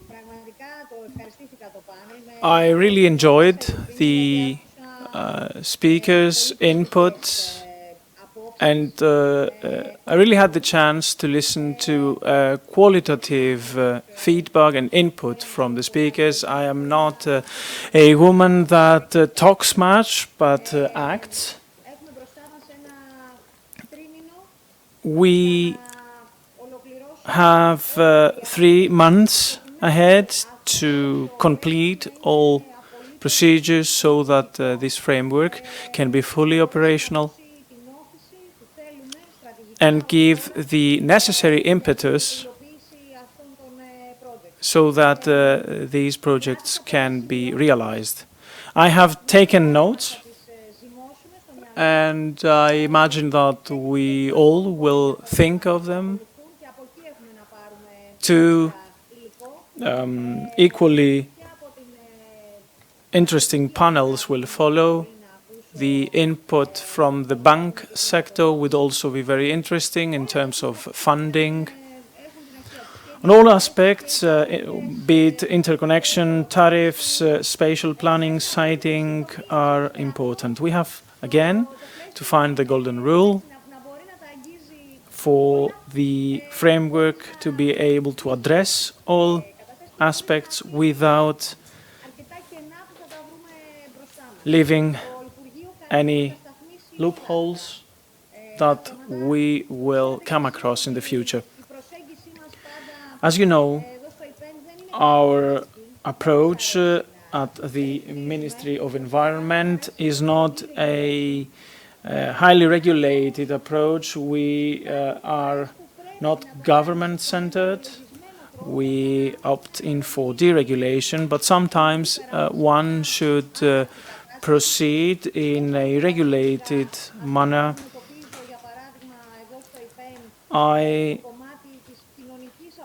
wouldn't like the acceptance of the social acceptance and actually non-acceptance of onshore wind farms. I wouldn't like this intolerance to be also demonstrated in the offshore wind farm development projects. Again, congratulations for a very helpful initiative. I would also propose to continue this consultation within March, together with ELETA and the Hellenic Wind Energy Association and other stakeholders, so that we can conclude the draft law and bring it into the Parliament. Thank you for your closing remarks. I would like to thank all speakers for their valuable input. As Ms. Zdoukou commented, interesting rounds are to follow. The next sessions will involve bankers, people of the market, the Center for Renewable Energy Sources and other stakeholders, and we will have the chance to listen to their perspective for forward-looking project development. Thank you. Let's take a short break.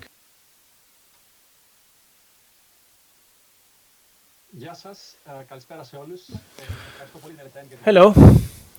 Good afternoon, everybody. My name is Pavlos Eleftheriadis.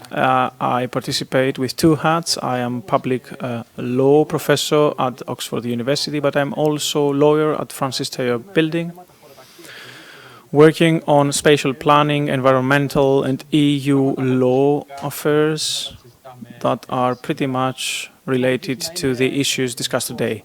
I had the chance of working as LETAN, as Hellenic Wind Energy Association consultant. I would like to say a couple of words on the nature of this endeavor, of this group team work that we are carrying out. There are certain legal issues. The law on offshore wind development is is given. There is a highly dense regulatory framework on sea spatial planning. We are obligated by the EU directive of 2014 to put in place those plans. So we lag behind, and these plans address not only the sea, but also the polluted, highly polluted environment, sea environment in the Aegean Sea. Secondly, we addressed state aid, namely how state aid should be put into place. Technology, I would like to say at this point, is immature.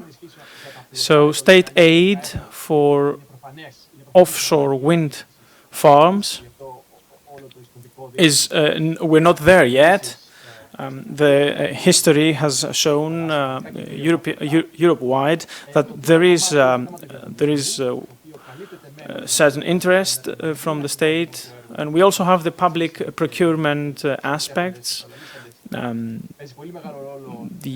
is very important that enterprises get involved from day one, and not just the state. However, the tendering should be carried out correctly. There are many proposals, and the major aspect is whether the tendering takes place at the beginning or at the end of the procedure.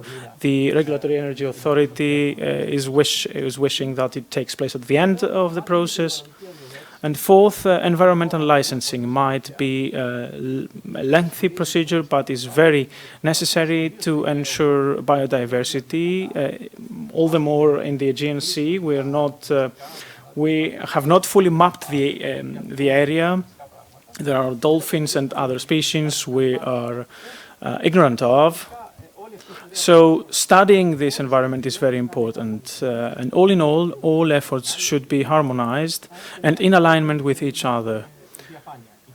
And of course, take place in a fully transparent setting with the involvement of the stakeholders, of the social stakeholders, the cities and the people, so that all projects can run in consensus. After a discussion that all matters have been taken into consideration. Let me just add that offshore wind farms we are talking about extend 200, 300 meters, so installation can raise problems. I'm not aware whether these can be installed near islands, so the spatial planning department should advise on that.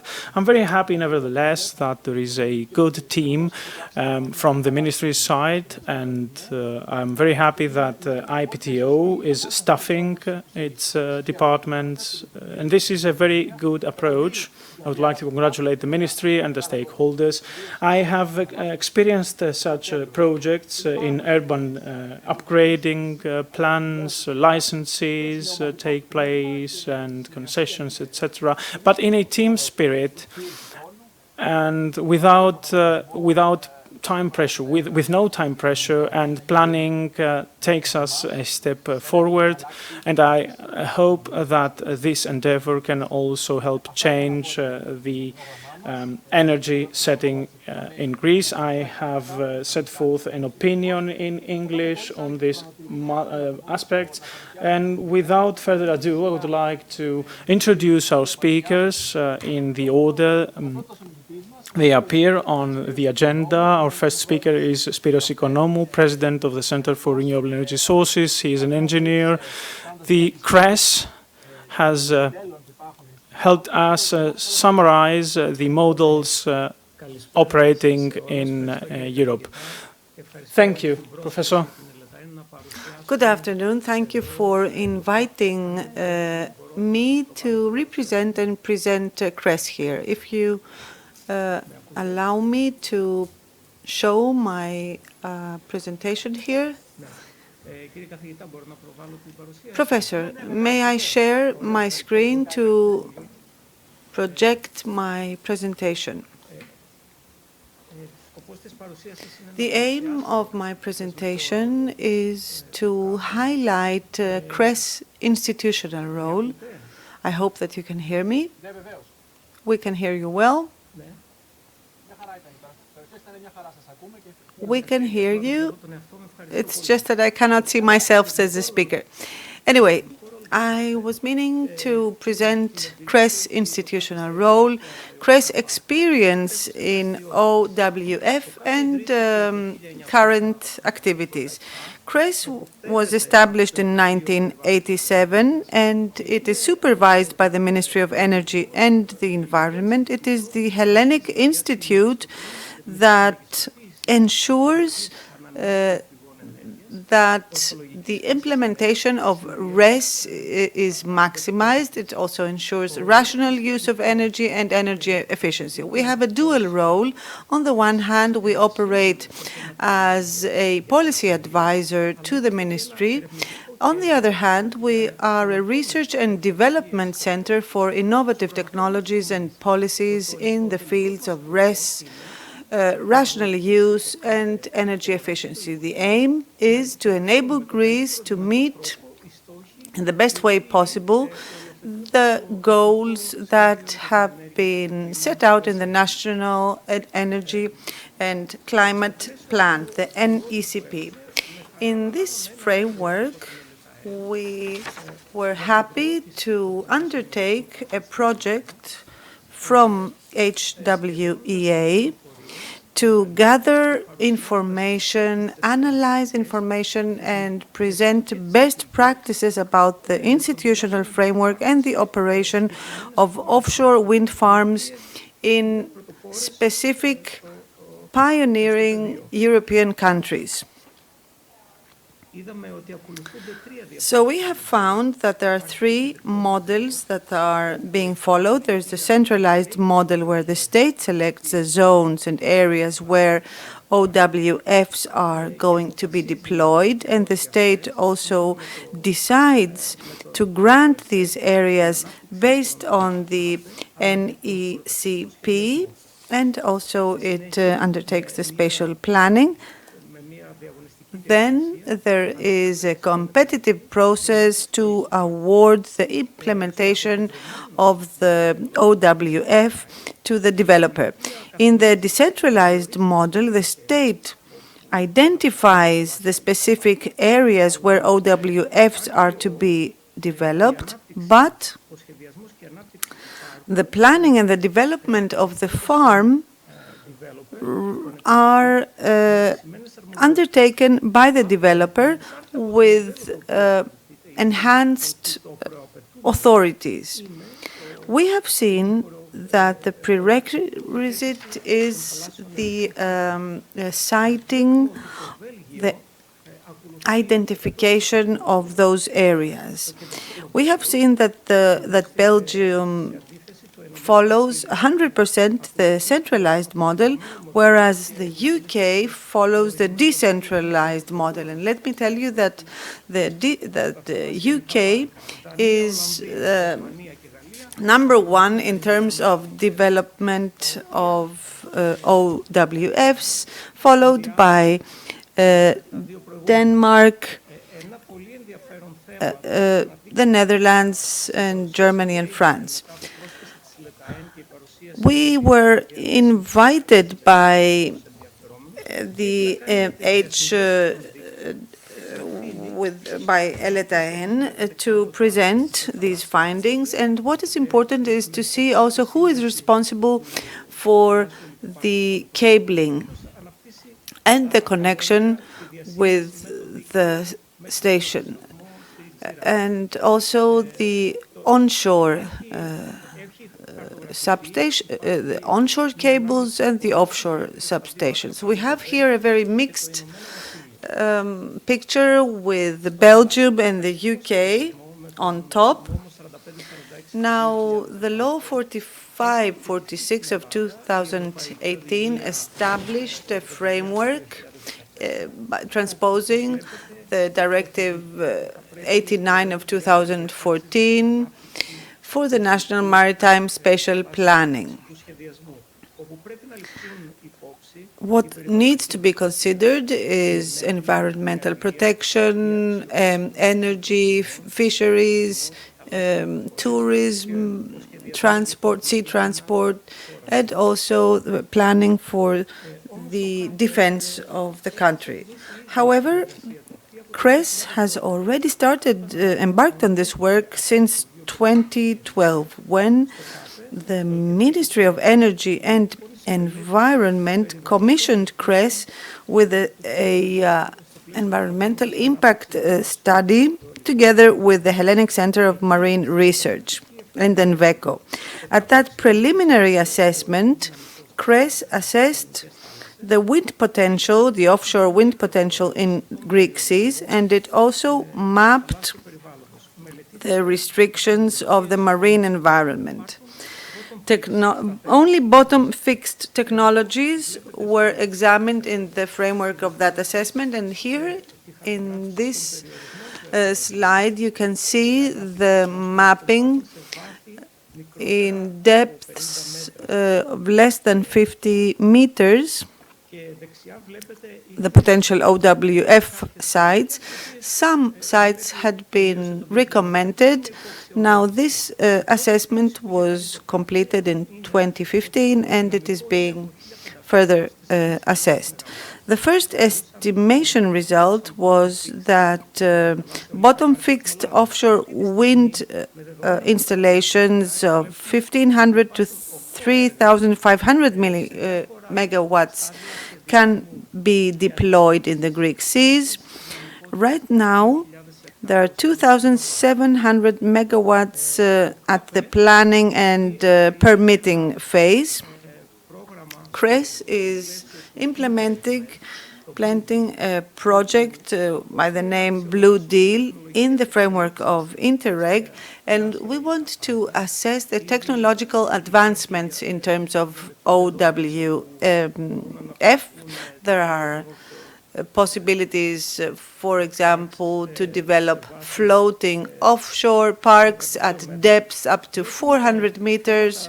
We also consider issues of grid transmission. And let me highlight here that apart from generating electricity, an offshore wind farm can also operate as a monitoring station for aquaculture, biodiversity monitoring, maritime surveillance.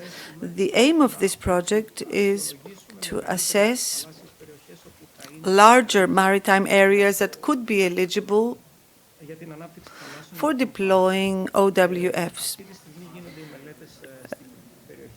Currently, studies are being carried out in the area of Crete, and we are in contact with the region of Crete.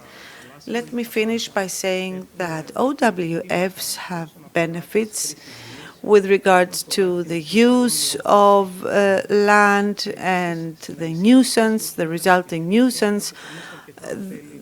There's also a lot of benefits along the value chain for Greek shipyards, metallurgical and metallic structures industry, production of electrical cables and equipment, and the development of OWFs should be considered in the overall framework of energy security of the Greek islands, with a view to best using the wind potential in Greece. Thank you very much for listening.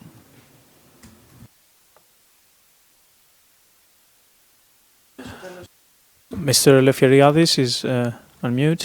He's muted.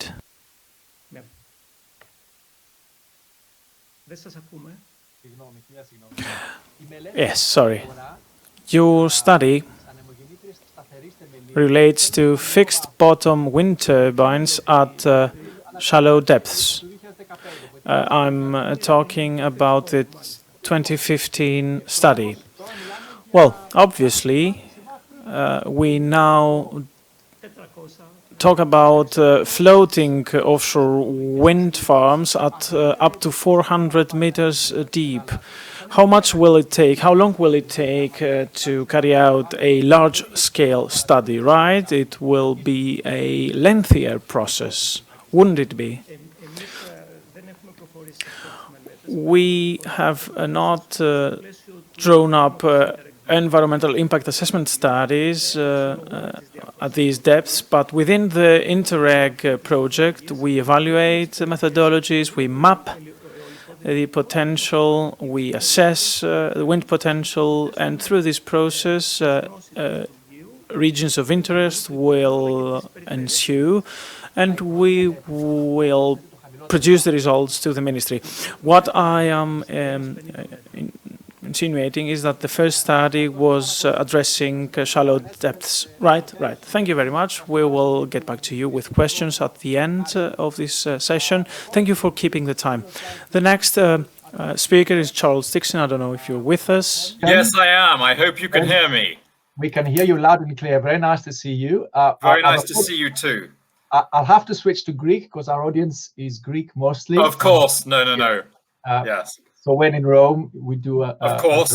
So, σε ευχαριστώ πάρα πολύ τον Giles Dixon για την υπομονή του.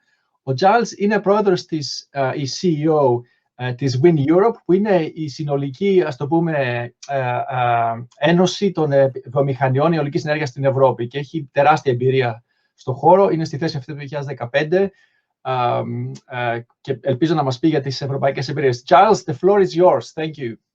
Thank you very much indeed. Good afternoon, ladies and gentlemen. It's a great pleasure to be able to talk to you today, and many congratulations to the Hellenic Wind Energy Association for organizing this excellent event. It's a pleasure to be taking part. I am going to go straight into hard finance issues, and I'm going to talk about how we minimize the costs of finance. Now, the most popular model across Europe for minimizing the costs of finance of offshore wind today are the contracts for difference. This is how they work. You're familiar with the system. The government runs an auction. The developers bid in with their strike price. This is the red line that you see here. Let's assume you win the auction at, let us assume, 50 euros a megawatt hour. There it is on the y-axis, 50 euros. That's your guaranteed revenue for the first 15 years of the project. When the market price is lower than 50 euros, the government pays you the difference. When it's higher than 50 euros, you pay back the difference to the government. That is the two-sided contract for difference. And of course, the sliding feed-in premium model that already applies in Greece is very similar in principle to this model. Now, there are other models. In the Netherlands, for example, the deal is that, yes, there is an auction, but it is a qualitative, not a quantitative auction. And if you are selected, then that is your revenue, the wholesale electricity price. So let's assume you've won a CFD auction. Let's assume you've won a Dutch auction. You go to the banks and you ask them to lend you money to cover the very large capital investment that you need to make in order to build your offshore wind farm.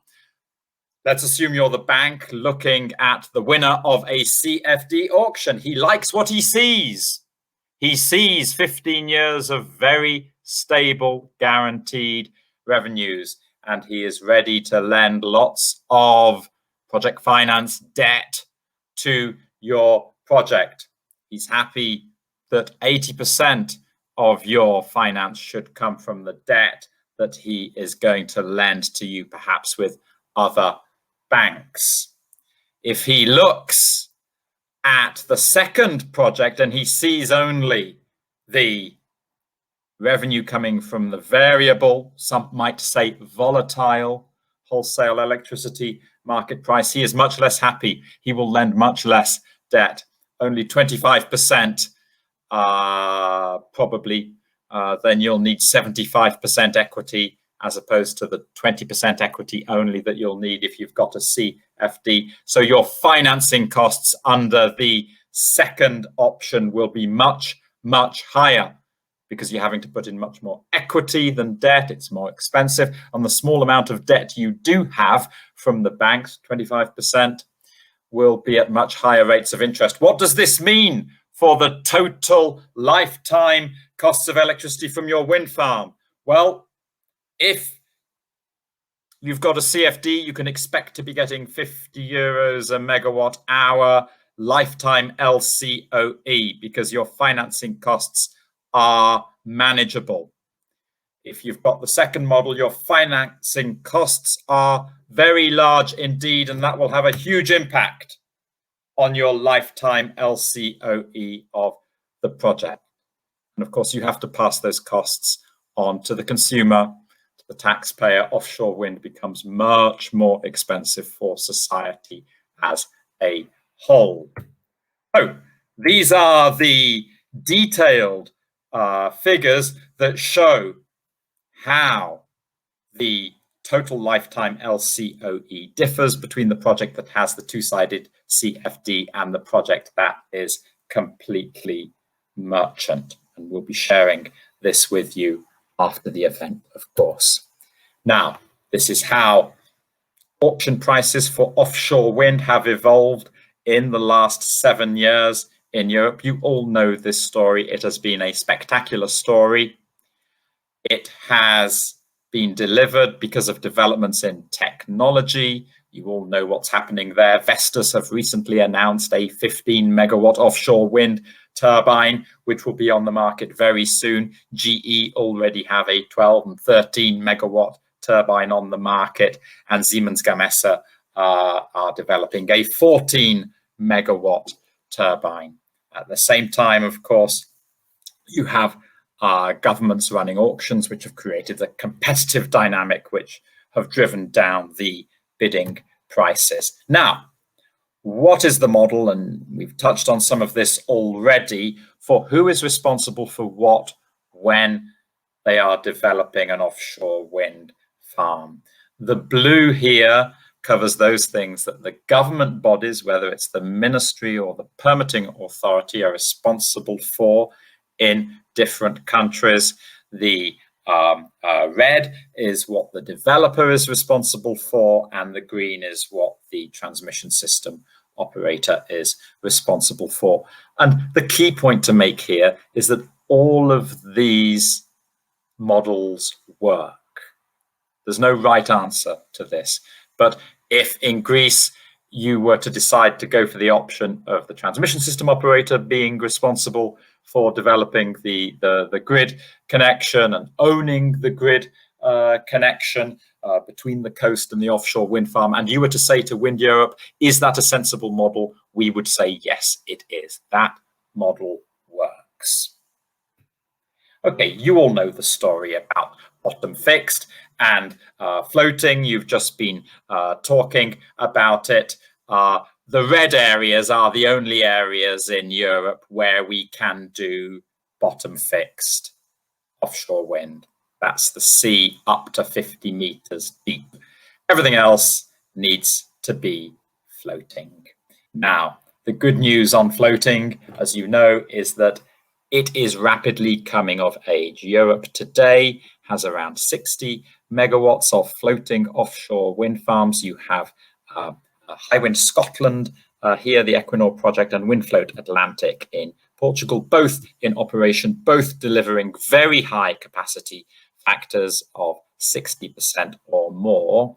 By the end of next year, Europe will have over 300 megawatts of floating offshore wind farms that are in operation. So France is developing 4 pilot-sized projects with government financial support.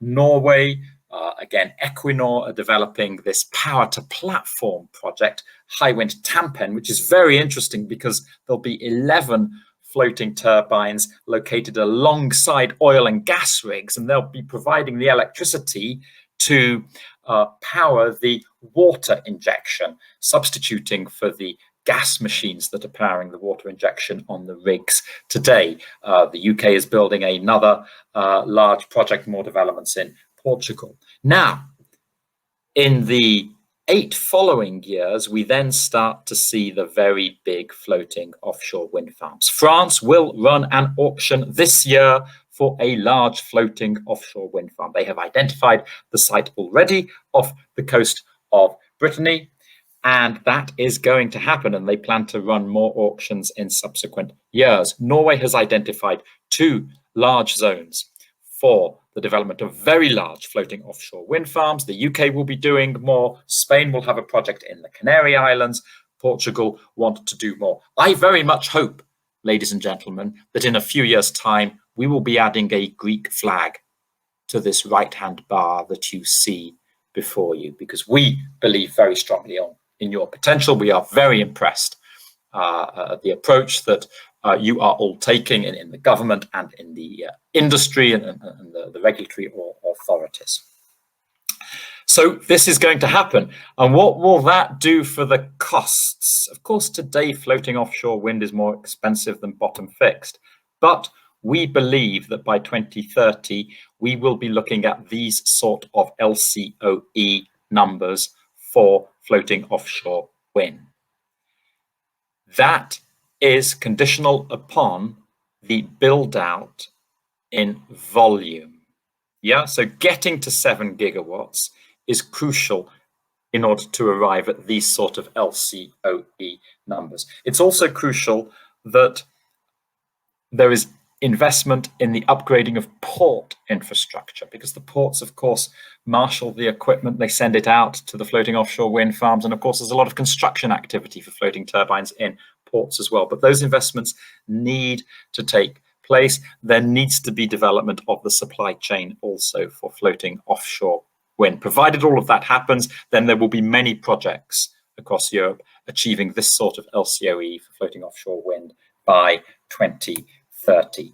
This is some detail on France's plans for their auctions for both floating and bottom fixed offshore wind over the next 4 years alone. So you can see this year, 250 megawatt floating auction, more floating auctions next year. They have set themselves price ceiling. So this year's auction, you can see it's got a price ceiling of 120 euros. It will have a sliding feed-in premium system, so very similar to your model, very similar to the two-sided CFD model. They will have a lower price ceiling for the auctions that they do next year, and we think that that is a workable model. They're keeping their options open, as you can see, for 2024. So they're going to do some bottom fixed auctions in dark blue in 22 and 23, and they know they will auction 1,000 megawatts of offshore wind in 24, and it could be 1,000 megawatts of floating. They'll see what's happening on the evolution of costs. Okay, very good. Now, I should just say something very briefly about hybrid offshore wind farms. These are wind farms that have connections to more than one country, more than one destination. These are beginning to happen. We have one being built so far, that is Kriegers Flak number 1 that you see in the Baltic, being built with connections between Germany and Denmark. These are very good projects, these hybrid projects, because they allow you to pool both the generation and the transmission infrastructure. That saves money and it saves space in the sea. It also improves energy flows here between different countries in Europe, but it could improve energy flows also between different islands in Greece. These hybrids may well be an important model for you as well. Okay, let me just summarize a few things about the regulatory framework for offshore wind. We've talked about auctions. We've talked at length about CFD's sliding feed-in premium, point 3 here.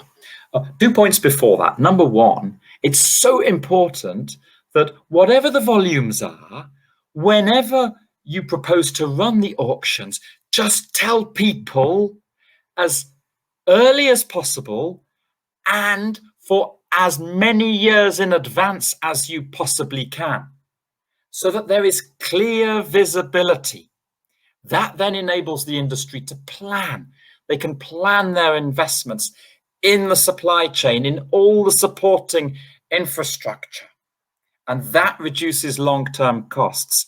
The clarity and the visibility is more important than the level of ambition.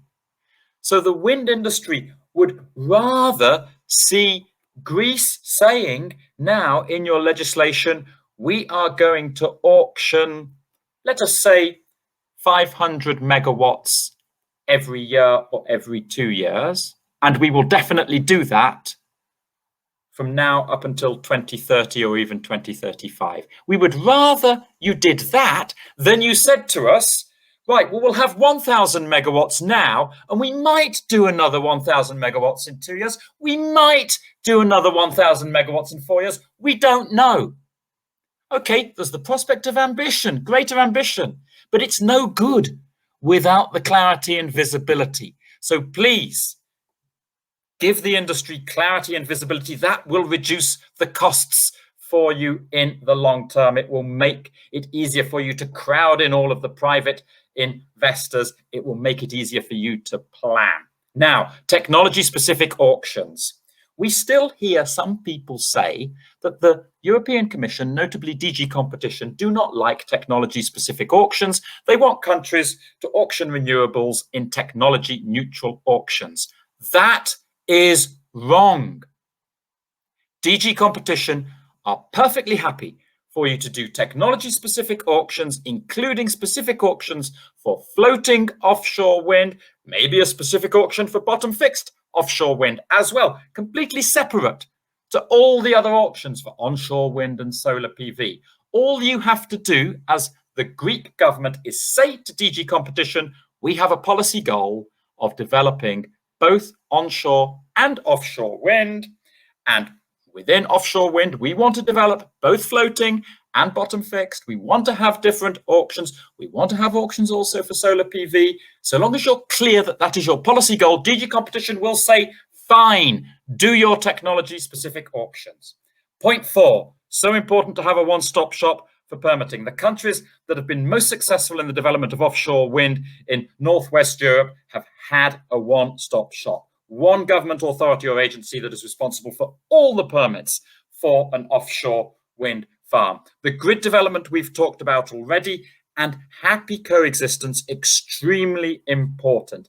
It is not too soon to start talking to the fishing industry and to fishing communities, to start talking to the military, to the environmental NGOs about your plans for offshore wind, because you need to carry all of those people with you.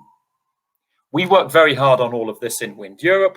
We've just signed an MOU with all of Europe's leading biodiversity NGOs on a safe and sustainable way to build out offshore wind in Europe.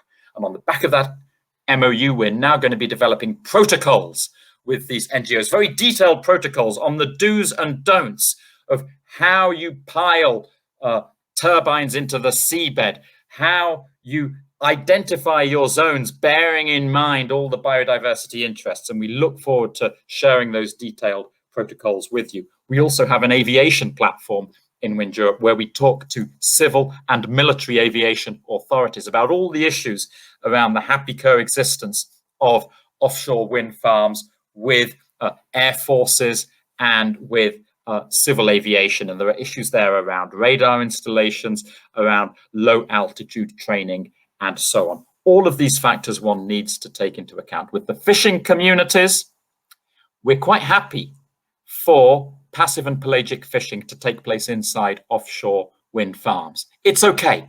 It's okay. The fish stocks are actually quite good because of the mollusks on the foundations and structures.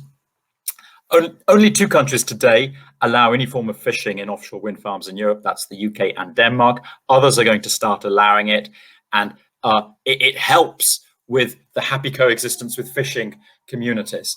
And of course, coastal communities, communities that have thrived in the past on the fishing and shipping and shipbuilding industries, they're all doing very well as a result of offshore wind. And there are many examples of small and medium-sized towns in coastal areas around the North Sea, the Baltic Sea, that are booming economically now thanks to the investments that offshore wind is bringing. Just a few final points, if I may, to close. What about this UK seabed leasing auction that they ran recently? What does Wind Europe think of that? Well, we do not think it was a very good design for the auction. We think it was wrong, that they were requiring developers to pay for option fees. That's money that they'll be required to pay now for the period while they're developing the offshore wind farm before they've finished building it and it's earning any revenue for them.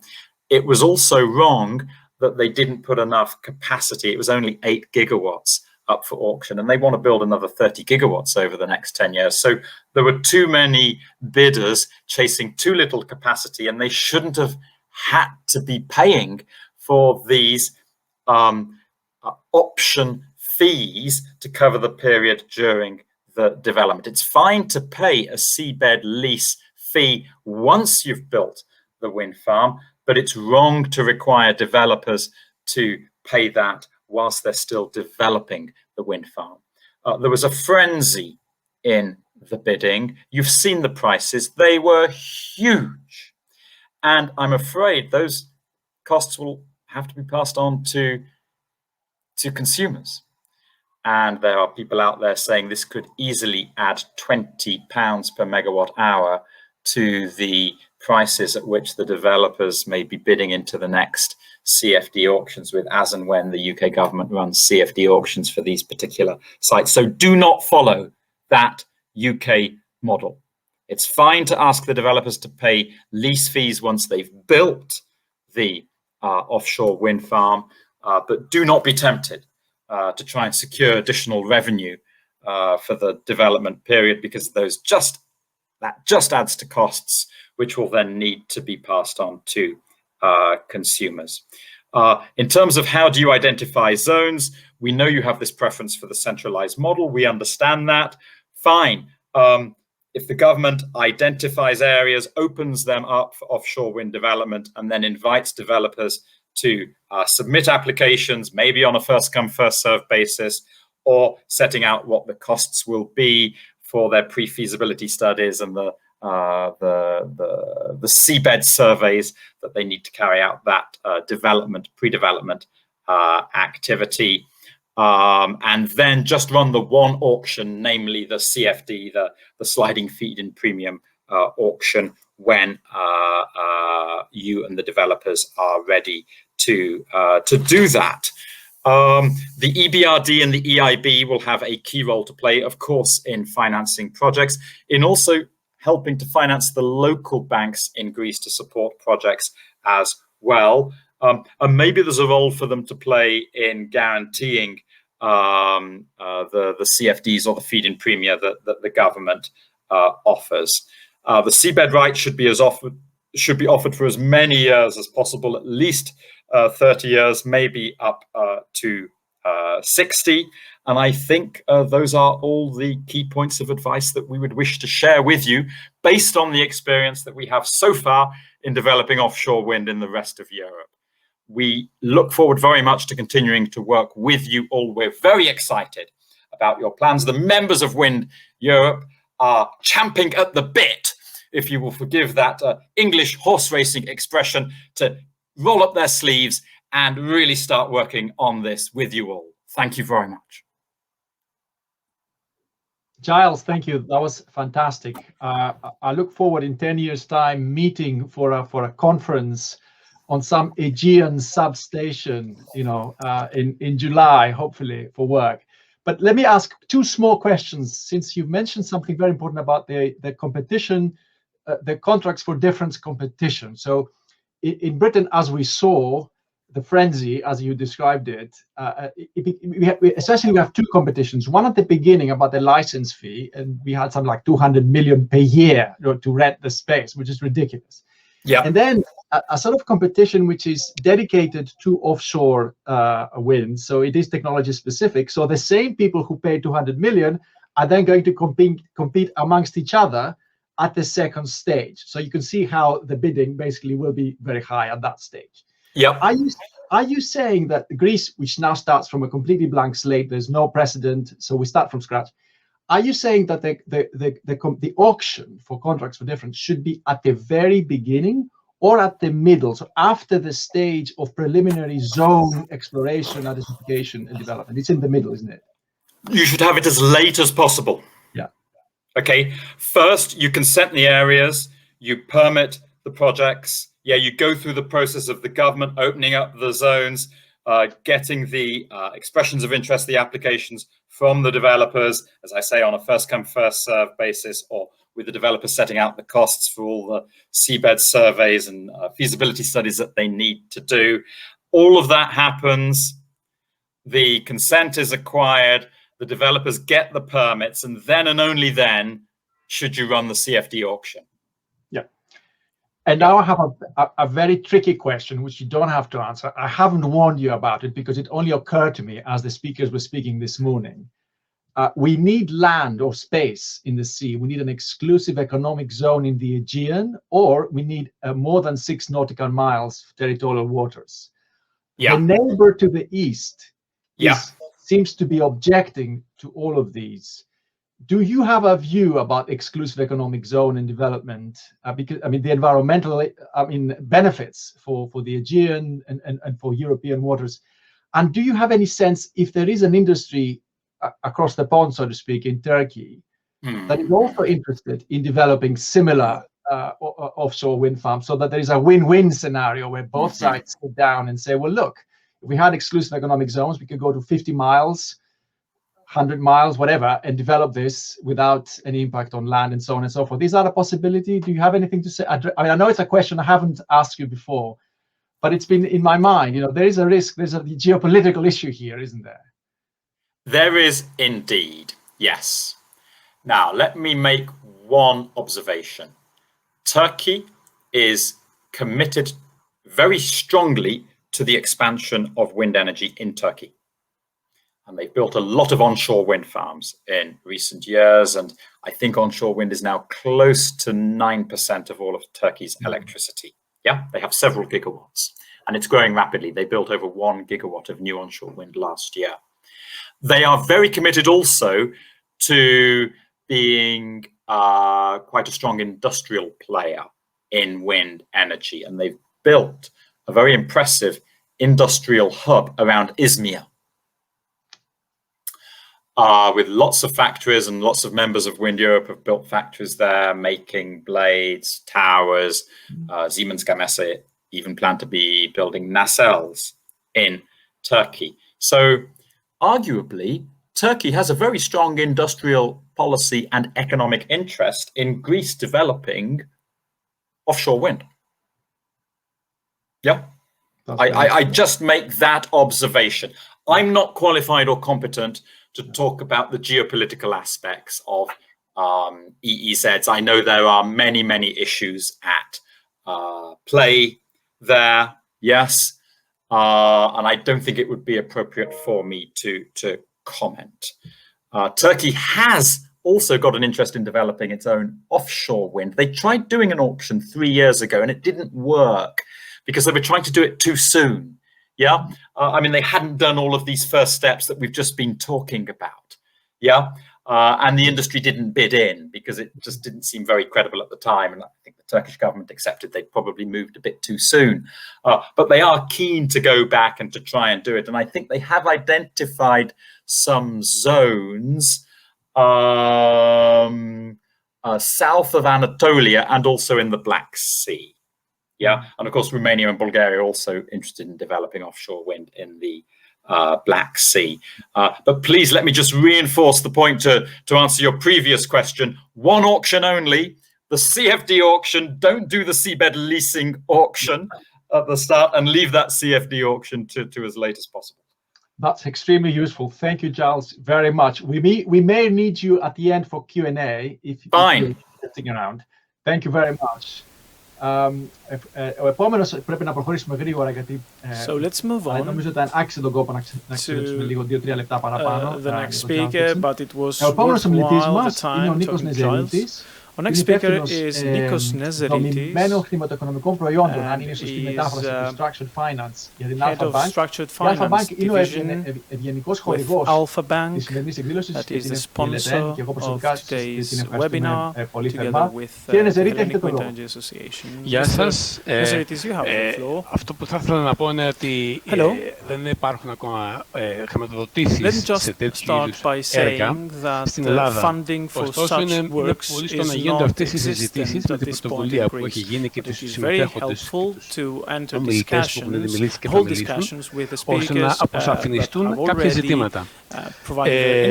Όσον αφορά τώρα για την Alpha Bank και τις χρηματοδοτήσεις, θα προσπαθήσω αυτό που είπε ο Jill πριν, να πω ποια πράγματα θα κάνουν happy κάποια τράπεζα.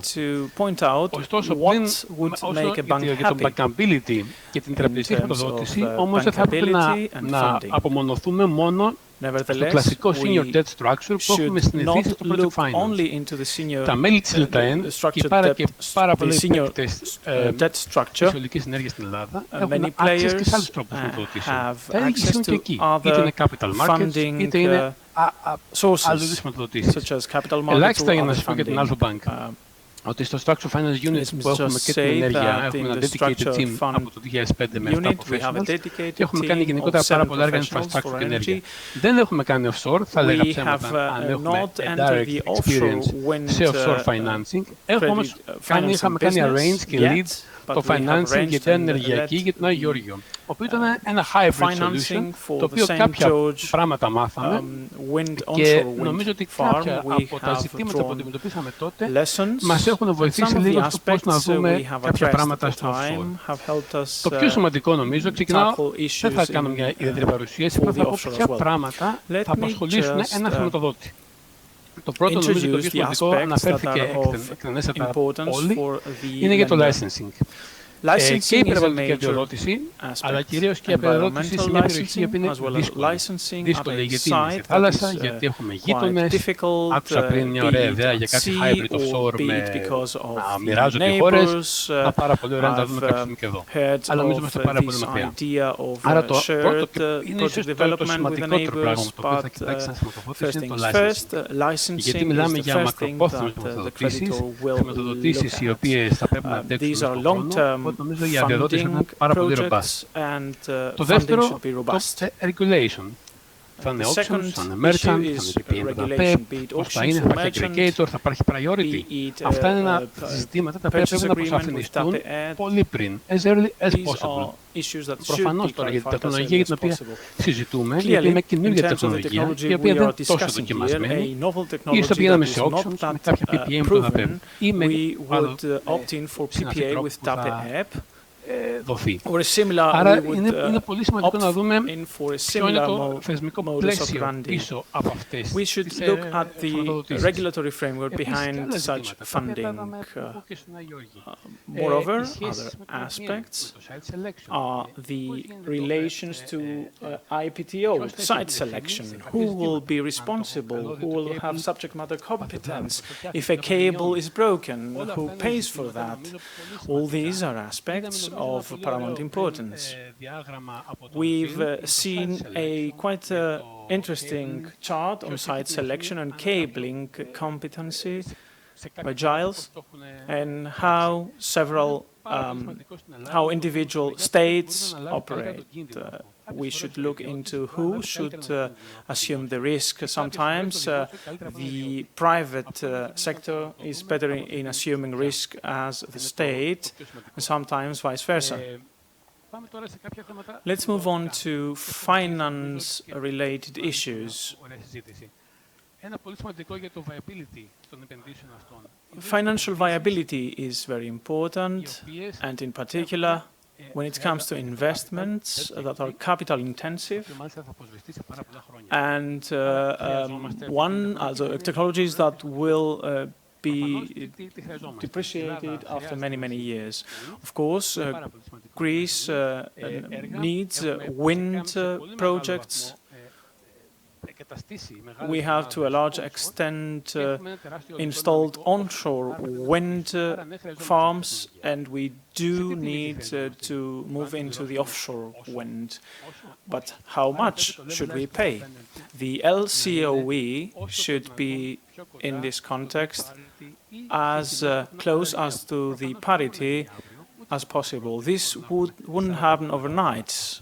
We won't be able to reach 40 megawatt by tomorrow, but we should adopt technologies that would convert and lead into such levels and would refrain from feed-in tariffs or feed-in premiums that was 10 times the parity, as was the case before. Because as a bank operating in Greece, we would clearly look into the project finance spectrum at itself, but would also look at the big picture, whether these technologies lower the energy cost or not. If they increase the cost, maybe Greece doesn't need such projects.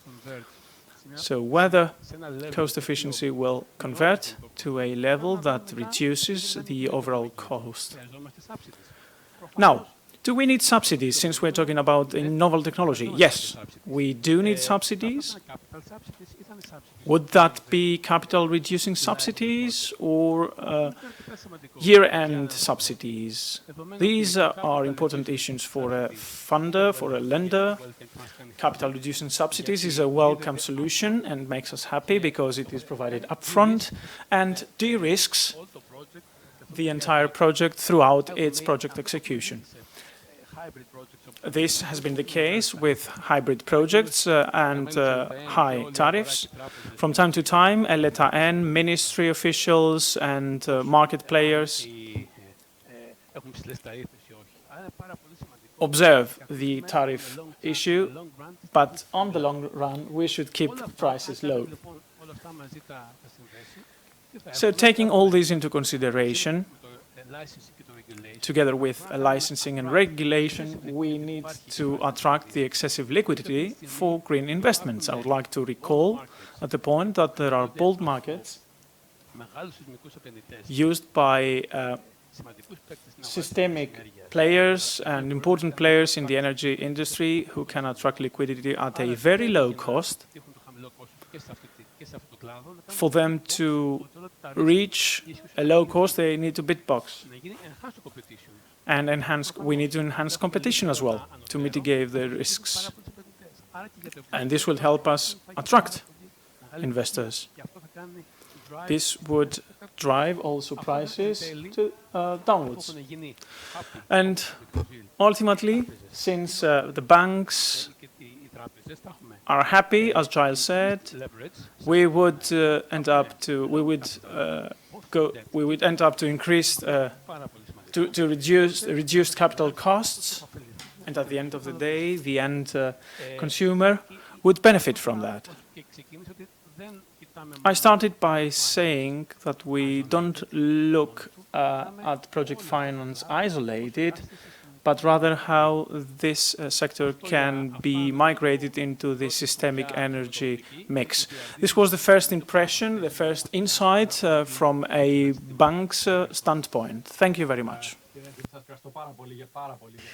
Thank you very much, Mr. Nezeritis, for this very enlightening presentation. I think we will have a Q&A session at the end.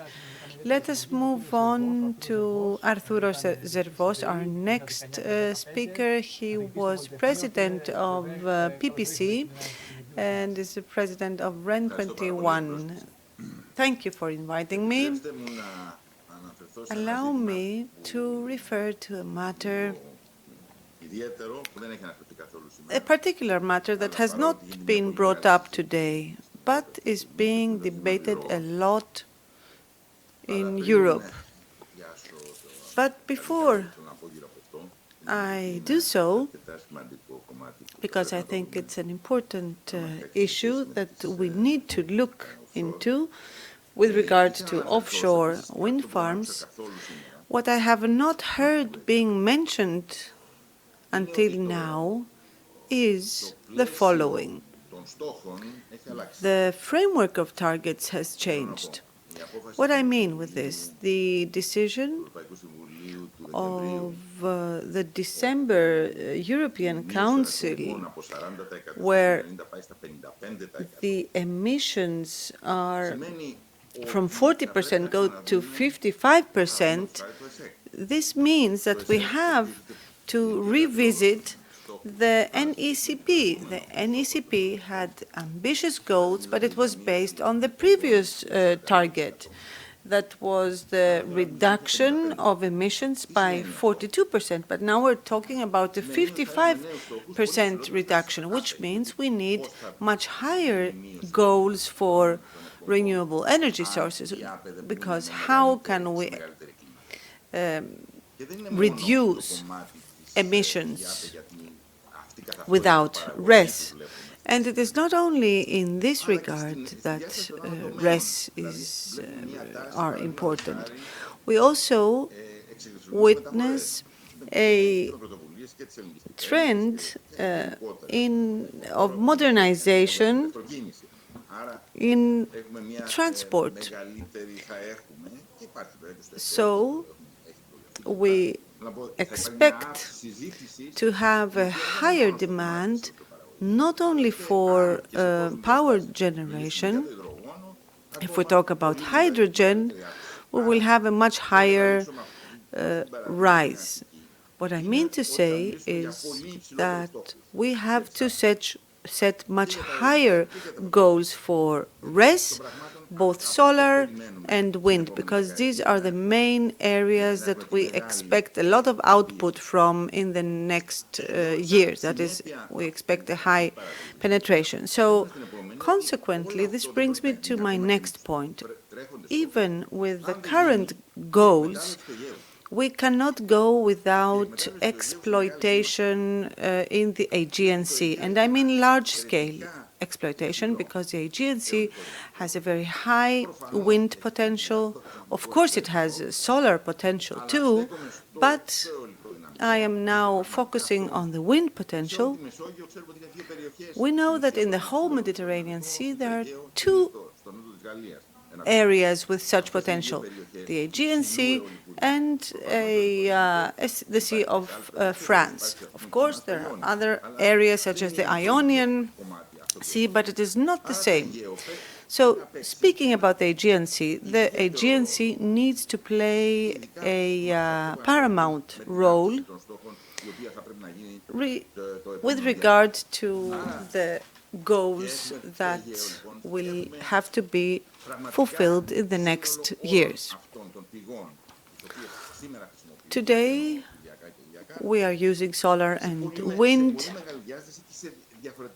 but we will have to consider these in different ways, because I have been saying so as a professor, that in Greece we have the shore of shores, we have, that is, our islands, and also the islets, such as St. George, an isle that is close to the shore. So we have a huge solar and wind potential, which makes up an enormous overall potential. Now, the problem of the Aegean Sea is related to the depth. the depths, as highlighted by previous speakers. So in this regard, floating OWFs might not be considered for the Aegean Sea. This brings me to hydrogen. There is a very vivid discussion currently in Europe.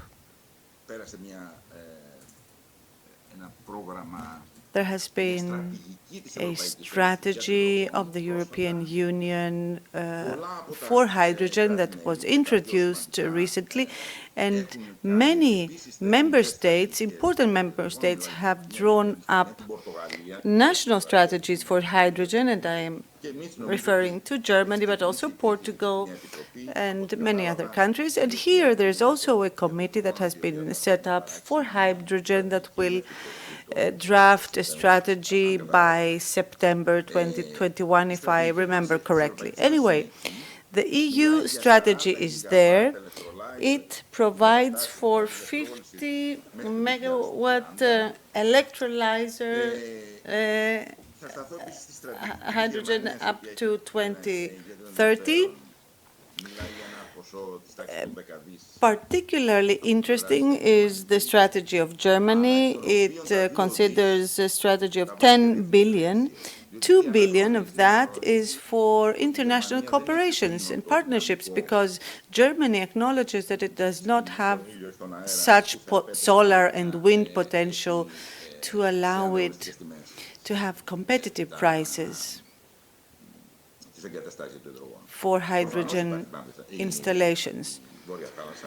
Of course, you have the North Sea and the offshore installations that will play a role, but they are not the only items. So there's a lot of mobility, and we should play a part in this discussion.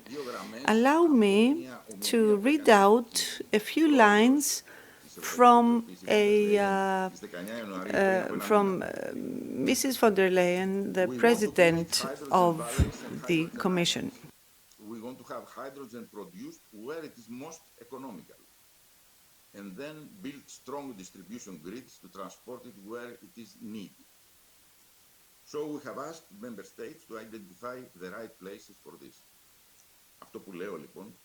What I mean to say is that the most suitable area for all this is the Aegean Sea. The Aegean Sea is particularly suitable for hydrogen production through floating installations. You have a clean source. And here I would also like to pinpoint the big problem that is related to hydrogen.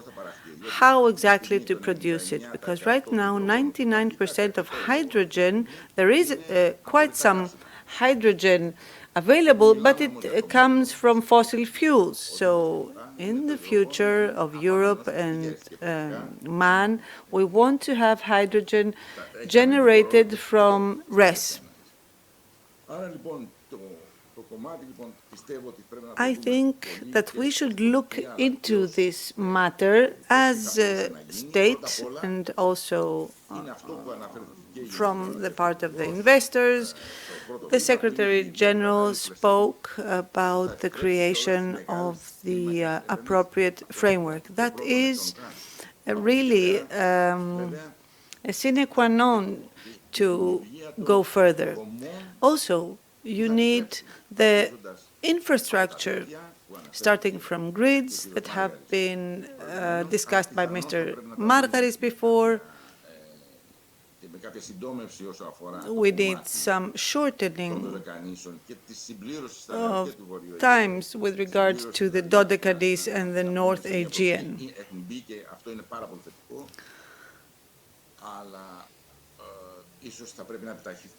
So maybe some procedures need to be accelerated. Also, the ports, there will be extremely strong activity for the whole area. And this is very welcome because we have a lot of islands, islets. Let me give you another example. In the North Sea, a artificial island is about to be created in order to install certain installations there. Also for hydrogen. We have that already. The only thing is that we need to bring all this further and leverage what we have. So in closing, I would like to close with a wish. My wish is for the Aegean Sea to become a technology hub for these technologies that will dominate the next decades. I'm talking about hydrogen rigs, like we have been talking of oil rigs until now from RES. Thank you. Just a follow-up question. I've read the Commissioner's report on hydrogen and the ambitious proposals as well. My question is there the technology already to produce RES, green hydrogen? Well, the technology is in place, but it is very expensive. It exists since for as many as 150 years now, but it is quite expensive. And this is why I talked about the risk of producing hydrogen using gas or other fossil fuels. So this is the risk of postponing this technology implementation and deployment. And this is the first criterion, if you may, about generating hydrogen, using hydrogen. Well, from a long-term infrastructure standpoint, IPTO is not the only player, but also the gas operators, right? Well, we do not possess infrastructure in the Aegean Sea in terms of gas, but there is infrastructure in ports, as said, which are very much related to wind turbines as well as the industrial part. And I didn't mention that we do have a potential in relation to floating wind. As already mentioned, the country already has expertise from the academia up to the enterprises and the private sector. And as a consequence, it is up to us to get on board of the offshore wind farm game. That was not the case in onshore wind turbines. If you may, my appeal is, and of course, given my reservations vis-à-vis hydrogen, my appeal is to get on board and play a central role, given the circumstances in the Aegean Sea. Thank you very, very much, Mr. Zervos, for your valuable input. I would like to hand over to the next speaker, George Giaouris, who is representing a great player, that is the European Bank for Reconstruction and Development. Hello, Mr. Giaouris. You have the floor. Thank you. Thanks a lot to everyone. Good afternoon. Thank you for inviting me on this very interesting workshop and also allowing to present EBRD's role and how we can support the offshore wind development in Greece. Allow me to start with the priorities of EBRD on the energy sector and how offshore wind fits very well. I mean, we promote decarbonization, scaling up of renewables, and moving away our countries from coal, and supporting also the coal-dependent regions to transition to new economic activities. A very good example is our recent financing. We financed the largest solar PV park with Hellenic Petroleum in Greece, the 204 megawatt solar park in Kozani last year. And we also support companies adopt higher corporate governance and climate risk reporting standards. We promote higher environmental and social standards and practices to our projects, and of course we promote competitive, liquid and well interconnected markets. In Greece, we have invested in the establishment of the energy exchange, a very small investment, but an institution with an important role for the development of the electricity markets in Greece. And we have financed a number of physical interconnections in Southeastern Europe. And offshore wind development definitely plays a very important role for scaling up renewables and of course achieving the decarbonization targets. The key driver for offshore wind development was highlighted a lot previously, comes from the new EU Green Deal targets and also the new offshore renewable energy strategy, which sets an ambitious target of up to 60 gigawatt by 2030, increasing to 300 gigawatt by 2050. The EU offshore renewable strategy recognizes the great potential to scale up offshore wind, and such potential comes at a time where the levelized cost of electricity for offshore wind is also decreasing significantly, as it was mentioned earlier by Giles and the rest of the speakers. It also recognizes the important role of the maritime spatial planning and the need to develop offshore wind in coexistence with other activities and also on a sustainable, environmental sustainable manner. We at EBRD has not financed, of course, yet offshore wind. It's a very new area for our countries that we operate. We don't operate in Western Europe, but in our country we see the first steps now being taken towards promoting the legislation that will support the offshore wind development. Poland being in the forefront and having recently adopted their Offshore Wind Act, which sets a target of 6 gigawatt of capacity to be given financial support this year, and then follow up with auctions for CFD. Romania and Bulgaria at an earlier stage of developing their legislation. We've also taken note of a recent EU supported study for the Mediterranean region, which shows the huge potential that offshore wind and floating offshore wind can play for Greece, setting the theoretical potential to 260 gigawatt by 2030. So definitely offshore wind has a huge potential for Greece, and also not only it can address Greece's decarbonization targets, but it can also provide an opportunity for green recovery from COVID, and as mentioned from the previous speaker, Mr. Zervos, it can provide opportunities for wider business activities and the boost for local economic activities, particularly for the floating offshore wind, where a lot of the development activities take place in the ports. So for Greece to be able to harness most of that potential, it's therefore very important to set an ambitious offshore wind development strategy with a clear targets and pipeline, and we propose such ambitious pipeline and targets to be part of the next revision of the National Energy and Climate Plan. And as mentioned by Alpha Bank, as you will expect from a financier, we would like to also repeat some of the key challenges for developing offshore wind, particularly the floating.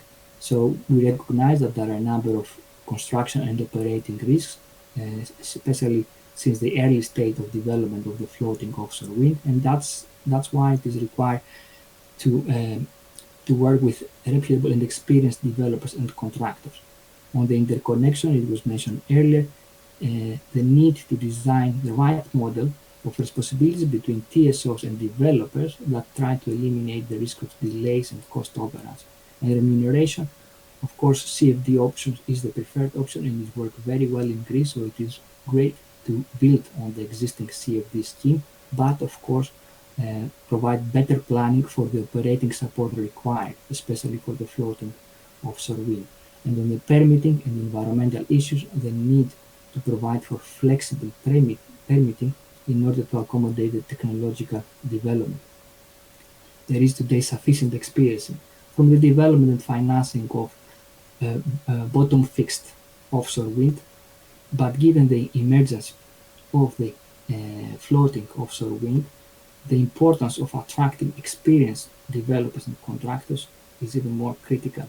And I'm really pleased to see a number of experienced developers taking part in this event today. What is the role of EBRD? As we have played an important role for the development of onshore renewables in our countries, we see again our role for offshore wind, focusing on three main areas. Policy dialogue, not only we promote sustainable energy development, but we play the honest broker role, balancing the needs of developers and policymakers and sharing experience and best practices. A couple of weeks ago, we organized together with Wind Europe a workshop. We invited a number of international experts on floating offshore wind to discuss with the Greek Ministry of Environment and Energy best practices for offshore wind development in other EU countries. We also mobilized technical cooperation, grants for studies to develop regulatory frameworks, drafting contracts like PPAs, designing auctions. This is one activity that we are very active these days in Southeast Europe. We can support grid capacity studies, strategic environmental assessment. We can even provide a project preparation facility where we can help take a site, prepare it to be auctioned as a concession for a design, build, own and operate model as a concession. And we can design the model together with a public authority. And of course, we can provide financing on the project after having supported a bankable regulatory framework. We can provide a range of different products from project financing, mezzanine debt, corporate loans, equity, or investing in bonds, like the recent example of the solar PV park in Kozani. And I'll close my presentation with two important remarks. I will repeat what I mentioned earlier. The importance of designing a regulatory framework that can attract experienced developers, especially given the potential of Greece's offshore wind being on floating, which has still some technological challenges. So the need for attracting experienced developers is even higher. And second, the need for Greece to demonstrate its ambition and pipeline and targets, ideally reflected in the National Energy Climate Plan, and that will help actually create the scale and the synergies that will bring the cost down, especially for the floating offshore wind. Thank you very much for your attention, and I'm ready to participate on the discussion. George, great. Thank you very, very much. Can I just ask one small question from based on what you said about project financing, project management or design? Is that to the government or to the developers or private sort of project preparation facility? Yes, we work with a public authority, the authority which usually undertakes the let's say the auction to run the process. It's more classic on our I would say infrastructure projects. For example, we have provided such assistance for dry ports in Egypt recently. So we select the site, we prepare. We don't do the studies for the project. This is for sure for the developer, but we do the preliminary work and prepare a project that can be auctioned as a concept. This is one option. I'm not suggesting that this is the right model, but this is also one of the support that we can bring if a government chooses to go through a pilot and they would like to provide us more, I would say, prepared process to the developer as possible. Yes, and how about the environmental studies and we can of course carry out the preliminary strategic environmental assessment, and of course if we are talking on a specific site, we can also help the detailed environmental impact assessment. But of course up to a certain level, because then we need to link to this particular design, which of course the developer will have to propose. That's very important, because as we heard from Alexandra Zdoukou, everything has happened very quickly. So there needs to be a lot of resources in the next 3 to 6 months if we are to design something, and therefore we need to work very quickly, and that's expensive. But it's good to know that there are sources of funding. Yeah. Fantastic. Thank you very much. I'm sure we'll come back to your presentation, George. So thank you very much. So our next speaker is from Norway, and he's an advisor, a policy advisor to the Norwegian Wind Energy Association. And Norwegian companies have been pioneers. Equinor have been pioneers in Scotland, now in Norway, with not just fixed bottom parks, but also, and very important for Greece, floating. So Daniel, welcome to our webinar. Enlighten us. How can we be a little bit like Norway? Yeah. Offshore wind. Speaking of pioneers, I was reminded when Mr. Zavros spoke. I have a presentation there as well, if you could put that up. I was reminded when Mr. Zavros spoke of electrolysis that the Norwegian hydropower was built from 1903 to service the production of hydrogen. And since then, of course, we've moved over to gas, but we are also moving back to renewable energy resources for our hydrogen production, which is something that ties in, of course, to our offshore wind. Well, as a Norwegian and then, of course, a foreign lobbyist, I will try to be very careful with making direct recommendations for Greece specifically. But on the tail end of this session, I'll try to bring in some more general points as coming from a country which also is lagging behind in its development, but which is quickly gearing up and designing its legislatory process to facilitate offshore wind development. Now, the promise of offshore wind for Greece and for Norway, I believe, look a bit similar. And I used this picture earlier in one of these workshops to illustrate how offshore wind has always been sort of out of the grasp of Norwegian authorities, and we have been unable to accelerate the development of offshore wind, and mostly due to our low power prices. Now, this picture may also serve, I think, to illustrate the promise that offshore wind brings to coastal nations such as Greece and Norway. And I think that the motivations and the similarities in motivations for Greece and Norway to build offshore wind should be many, and let me touch a bit on that. So the maritime commercial sectors of Norway and Greece should see a lot of opportunities in solutions for each other's markets and also for the European market. But that means that both in Greece and in Norway, we have to be careful to design our rules and regulations such that they fit with the expectations of the European and international community, the developers and the financiers.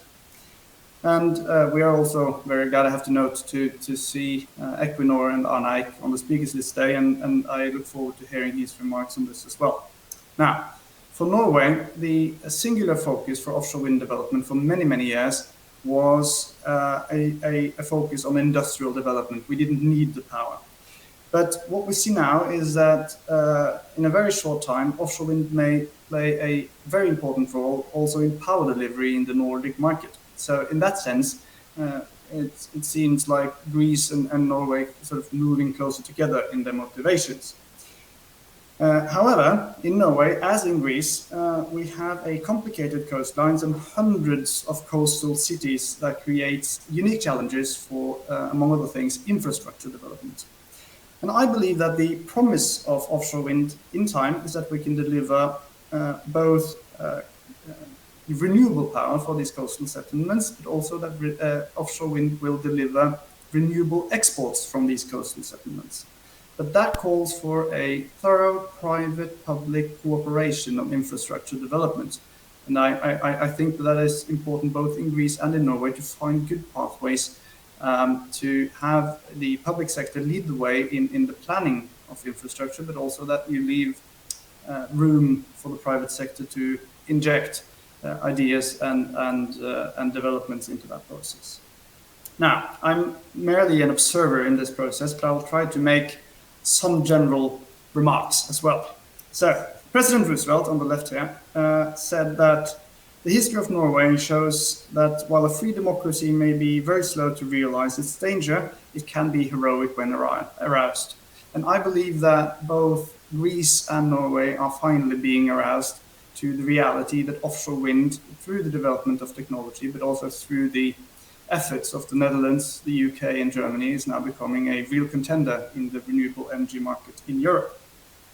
So the Norwegian maritime industries are transitioning, of course, from oil and gas dependency into renewable energy contracts.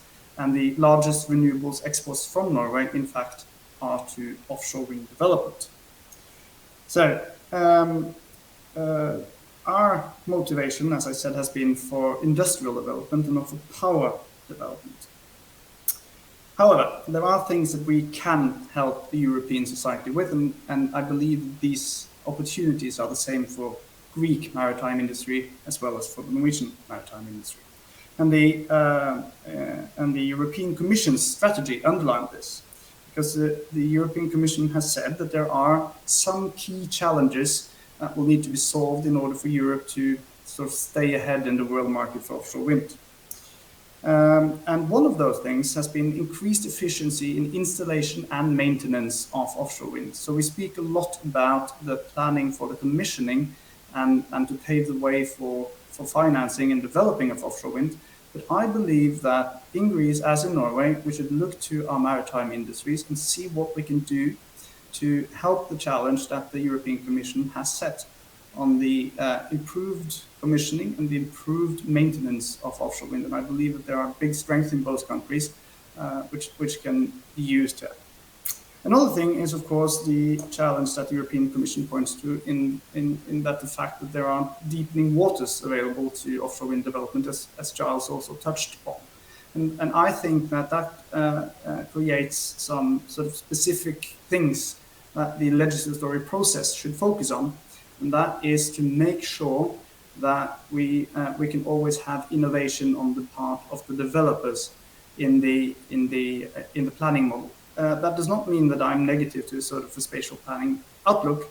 That just means that you need to be very careful, as do we in Norway, to make sure that innovation, especially in floating and deep sea wind projects, are kept and that the developers are allowed to use their expertise from other countries and bring it into the Norwegian and to the Greek market. And I was very happy, therefore, to see that there is a suggestion for an action plan for certifications and ports and other infrastructure, because I believe that that will be exceptionally important in the case of Greece in order to capture market shares not only in Greece but also outside of Greece. I noticed that the comments on the suggestions that was presented to us earlier was that the Greece has a bit of a bureaucracy. And I will not comment on that other than to say that we know the situation. But I will say, again, that even if you have a complicated bureaucracy, it's hugely important that you find a good system for implementing the latest and greatest technology, and that you find space for innovations also in Greece, and not to let that slip away into the UK system, which is gearing up to allow for lots of innovations in this new project. Now, Dr. Lefthefriadis raised some points as inspiration so we could pick up on, and I will try to raise the most general one as being aware of my role as an outside observer here, and that is how to create public confidence, and specifically for fisheries, which has been a major point and is becoming a major point in Norway. And the question was asked, that was how regulatory framework can best secure public confidence with specific emphasis on outside stakeholders. Now, under the Norwegian system, the focus has been on compensation to the fisheries. So the authorities recognize that there is an issue, but they really haven't taken into the standard legislation any provisions for how to avoid conflict. And I believe that in the spatial model that you're looking at, there are great opportunities to create that confidence also within the fishery industry. My general remark is that if you succeed in creating confidence among outside stakeholders, in fisheries in particular, to the project-specific consequence assessment programs, that will be hugely beneficial. That also reduces the construction risk on the side of the financiers and developers. So I would highly recommend finding some way of early involvement of fisheries specifically, and making good models whereby outside stakeholders feel closely involved all the way through the project-specific consequence assessment programs, and not only in the sort of overarching consequence assessment programs. So a point for last is that in Norway, we as an industry speculate that the maximum cap on 4,500 megawatts that has been issued by Norwegian authorities for offshore wind development is their answer to a lack of a general purpose legislation that allows the fisheries to come in contact with the developers. So what they've done is to, in essence, limit the amount of offshore wind that can be developed in order to sort of strike a balance. And that to me is not a good model. And I really hope that Greek authorities do not end up in that situation. And as a word of caution from Norway is don't do that. Create confidence early on in the process and make sure to take the outside stakeholders with you all the way through the project development. And I am aware of the time, and I would really like to have some Q&A at the end, so I'll leave it at that. Thank you very much. Daniel, thank you very much. That was extremely helpful. One small question of clarification. When the first projects, and we're talking about offshore projects, not just wind, but also oil and gas in Norway, there was no maritime spatial plan then, was there? So, I mean, in the modern sort of European Union inspired framework, the location of any units would be part of a strategic environmental assessment consultation, all the, Aarhus sort of process that we know, for plans. So that's all in the directive, and that's for the future. But Norway obviously didn't happen like that, did it? There was no maritime special plan. They just the gas was there, so somebody went out and got it, right? So there's no complicated planning as we can do now. Well, not only somebody didn't go out and get it, the Americans did. And when you allow the Americans to do something, that's the way they do it. And I think, obviously, that at the time we were not aware of the amazing resources that we had also in fish and other resources out to sea. And I believe also in Norway we're becoming much more aware of that now. And lots of mistakes were made in the oil and gas exploration area. And we're not keen to repeat those mistakes in Norway either, I can tell you. Yeah. Thank you. Okay, so there are very many questions. I'll try to organize them a little bit. There is a very important question. Yes, we can all gather all the speakers, please, onto the screen. That'd be very helpful. Thank you. And there is a first question about state aid and the guidelines. And I think the consultation has just finished. The European Commission is consulting on the new guidelines, state aid on renewables. Giles, the question is for you. Do you expect any changes in the framework for state aid going forward? We do not expect radical changes. There may be some minor changes, and they will probably go in the direction of making it easier for governments to spend public money on the energy transition. The politics in Brussels, in the EU, in the European Commission at the moment are very much on the side of helping governments deal with the huge public policy challenges that they currently face, arguably greater than in any time in the EU's history. Challenges from the public health crisis, the need for economic recovery, and the huge urgency around the energy transition and the digital transition. And all of that requires governments to be spending more money, not less. And therefore, the state aid guidelines, not just on energy and environment, but on everything, need to be made a little bit more flexible. That's the general feeling in Brussels. Thank you. Thank you. That's very helpful. There is a question from Mr. Asimakis from Reed Smith, and it's a comment as well as a question. And he basically says this: it seems there is consensus, and I refer to what was said earlier in the earlier session, that there really have to be two sections. There are two sessions to the process. First is the planning, the developer selecting from a wider zone a specific location, and that also has to do with the interconnection, the environment, the fisheries, tourism, navigation, military, radars, and so on. So you have to give them an exclusive right to develop that zone or to select from within a zone. And then the second stage is the competition with the contracts for difference, but that also has to have a qualitative assessment of the technological project. So 2 stages. First, design, where the developers need exclusive rights or land rights or sea maritime zone rights, exclusive rights. So there has to be a selection process.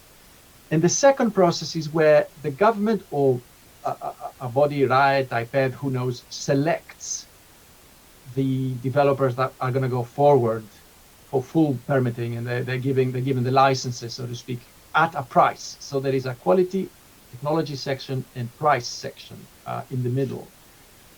Now, do people agree that this is the way forward? I think there is some kind of consensus that you do need to start allocating exclusive zones, broader zones. The developer then will choose. Is that a reliable system? A question I'm asking about this model is the risks, the regulatory risks and permitting risks for the developers, which I saw in the Vanguard case last week. I don't know if people are aware that the Vanguard project in East Anglia has been held up by High Court decision. One of my colleagues at Francis Terrell Building was acting for the claimants, I must say, Ned Westway. And he scored a famous victory because the point there was that the substation deep inland that was going to be built was very large, but the failure of the design is that there are going to be 2 of those, and the developers split. There are 2 developers, in fact. The 2 projects are split, and the environmental assessment didn't look at the cumulative effects. When you have 2 of those, it's much larger, it has bigger impact, and it's the substation, not the actual maritime installations or the cables. It's actually the substation inland that was the problem there. So it's a complicated question, but there are very many regulatory risks, environmental permitting risks. Is it enough to start with merely giving the right to develop and have the contract for difference in the middle? Or is there another design? Maybe you have to bite the bullet and actually give full permit at the very beginning and a price at the very beginning. So reward the risk takers early on so that they can go ahead and invest a lot of money and a lot of planning. Are there any thoughts about this? I'm sure it's a very complicated question, but are there any thoughts about the design that people want to? If you raise your hand, I'll give you the floor. Giles, yes. I think the wind industry would generally say on this, run the CFD auction as late as possible so that the permits have already been acquired, as many of them as possible, and so that the residual development risk after the CFD auction is as low as possible.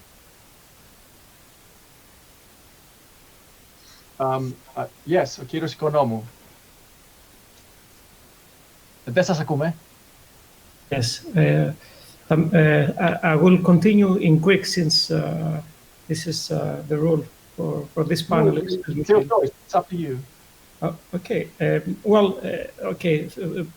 Due to our international guests, I would like to make clear that the regulatory framework is not yet set.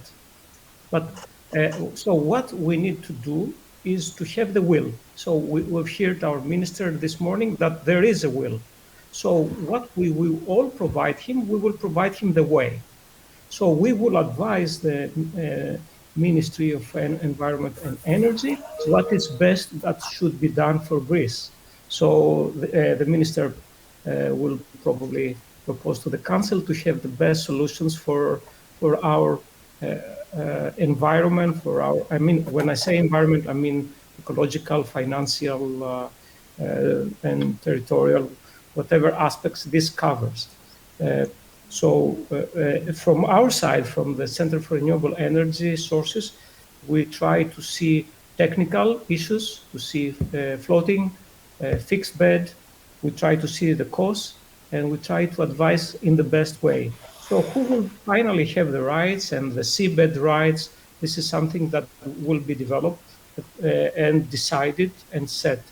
So that's all I want to limit for the moment. So nothing is open.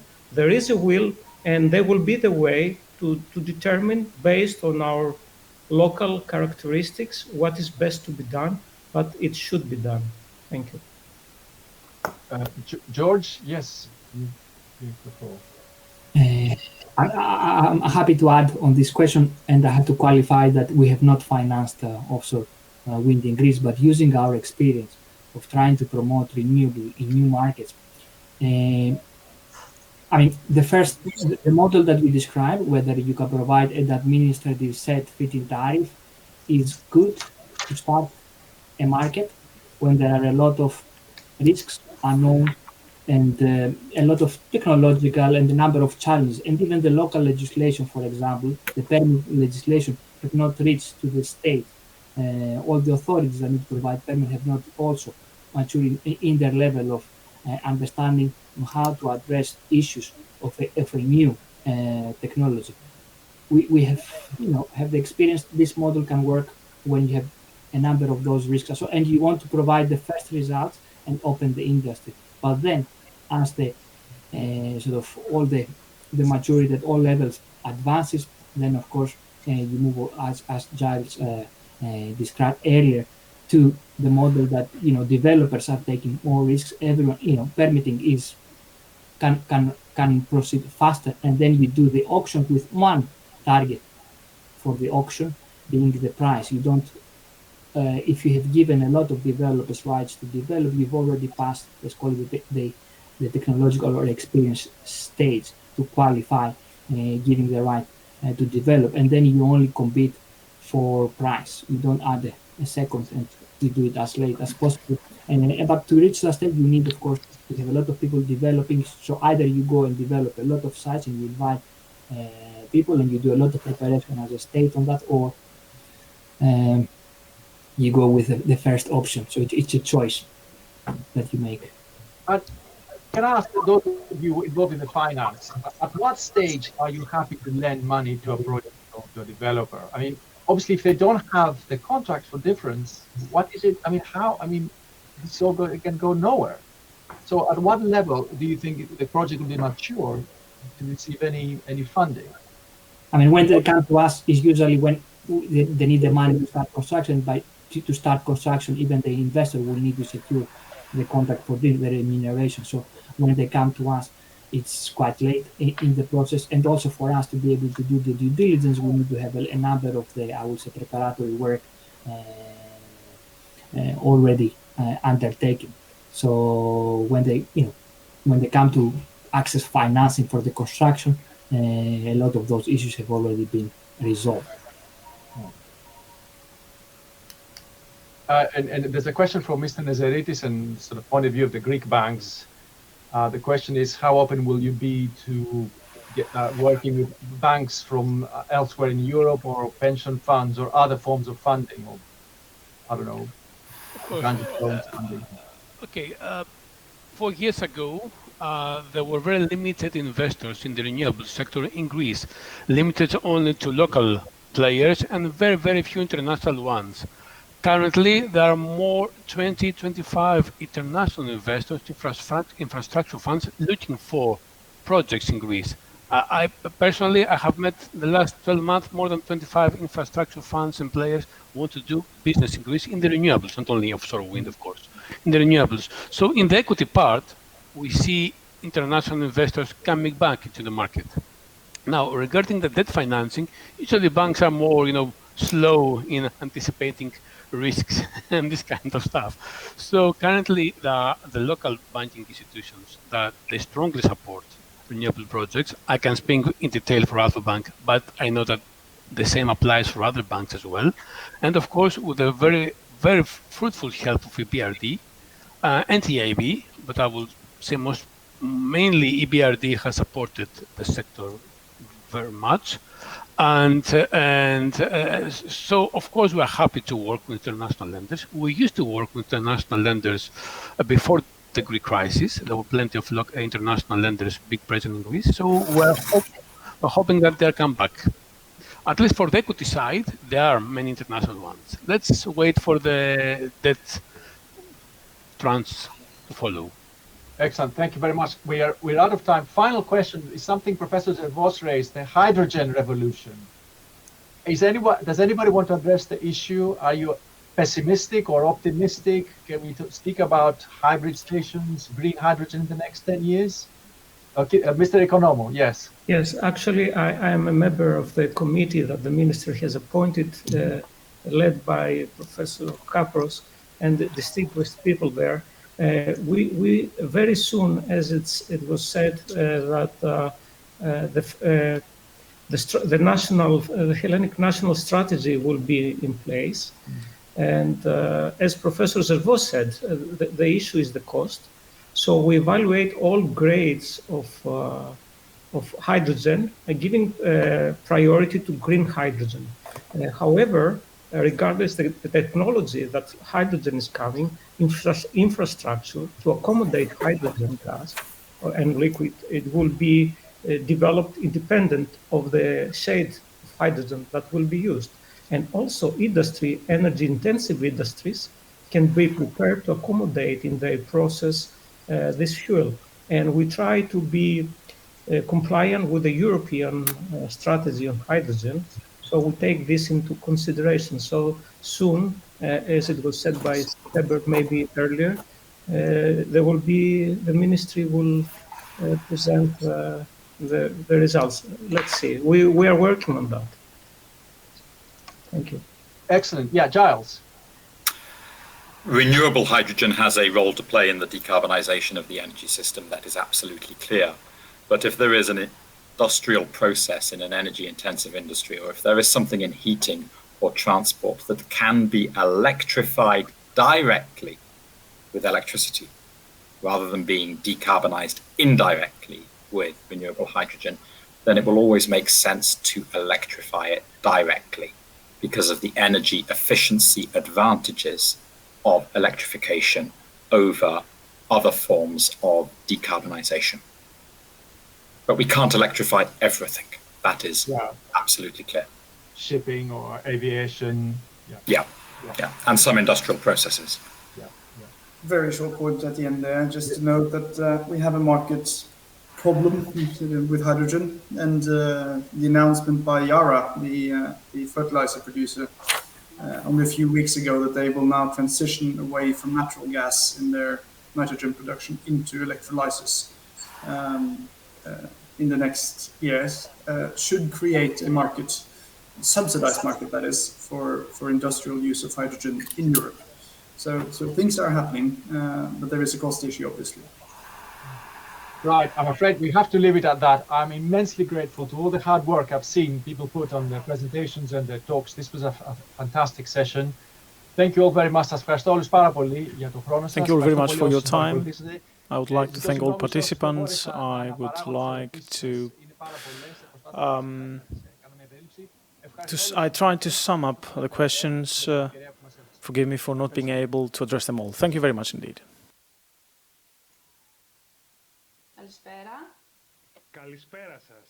Good afternoon. Hello. Good afternoon to all. Good afternoon for our English-speaking visitors. Thank you very much for being with us. We will start this third session. Before we do so, let me say that our online event has been extremely successful until now. We have more than 1,200 people following via Facebook, YouTube, and also in other websites like Energy Press. So this demonstrates the strong interest for maritime wind farms in Greece. Now, there is a sad fact that I have to share with you. A good friend and journalist, Kostas Psomiadis, who would have been participating in this event. I would like to extend our grief and condolences to his family. Now, we have with us Mr. Konstantinos Mavros, CEO of PPC Renewables. This is PPC, the public Power Corporation. Thanasis Tsandilas is Chairman and Managing Director of Rokas Renewables. Thanasis represents the company with the first wind farms in Greece, but also with Bertola, it had a very innovative stance. Mr. Arne Eik. Who have penetrated the renewable sector very aggressively and have developed a lot of experience and know-how in floating offshore. Carlos Martin, CEO of Blue Float, with extensive know-how in the development and the project financing of wind float concept in Europe. Then Mr. John Karidas, who is CEO for renewables of Kopelouzos Group and Elika. Here too we have a lot of innovation because we have one of the first holder of a bottom fixed license for a bottom fixed farm. And last but not least, Stella Zacharia from the energy market regulation of Terna Energy, whom I have known for years. Now, without further ado, I will give the floor to Mr. Konstantinos Mavros. Good afternoon. I have been following the presentations of the previous speakers very closely, and I really want to stress the need to exploit the maritime potential. This is linked also to the to hydrogen, and I think that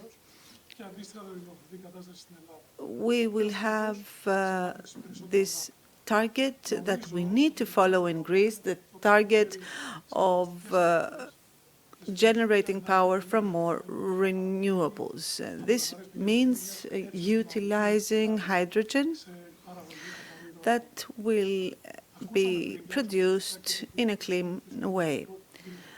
I heard Mr. Dixon, Mr. Nezeritis, and Mr. Giauris and Mr. Willock speak about this issue and how this can be used.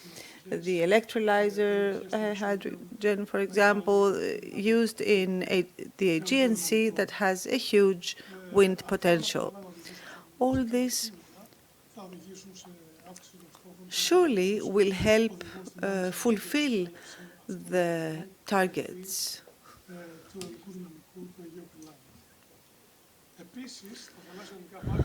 The maritime wind farms, offshore wind farms, also can help Greece become a hub in this respect. It also is related to port installations that need to be modernized.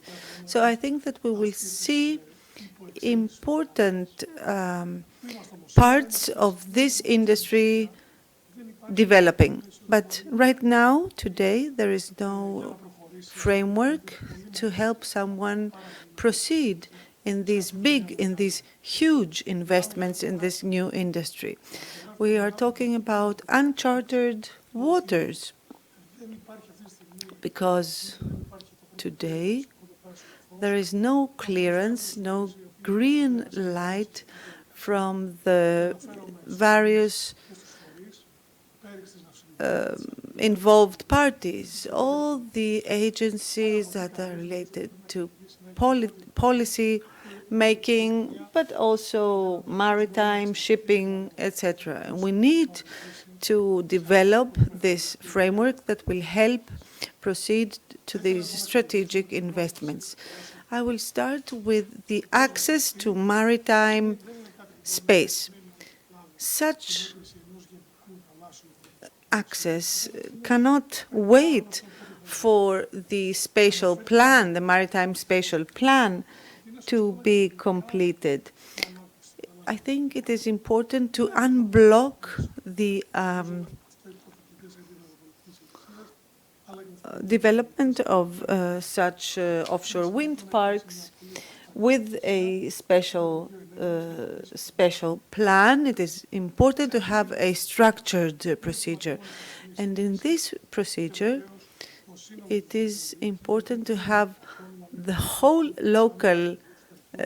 administration, public administration be involved, because we're talking about large investments, so all the public agencies must be on board. As we heard, there are some first licenses for bottom-fixed systems, especially in the Aegean. You have to consider the 6 nautical miles. You need a first sighting.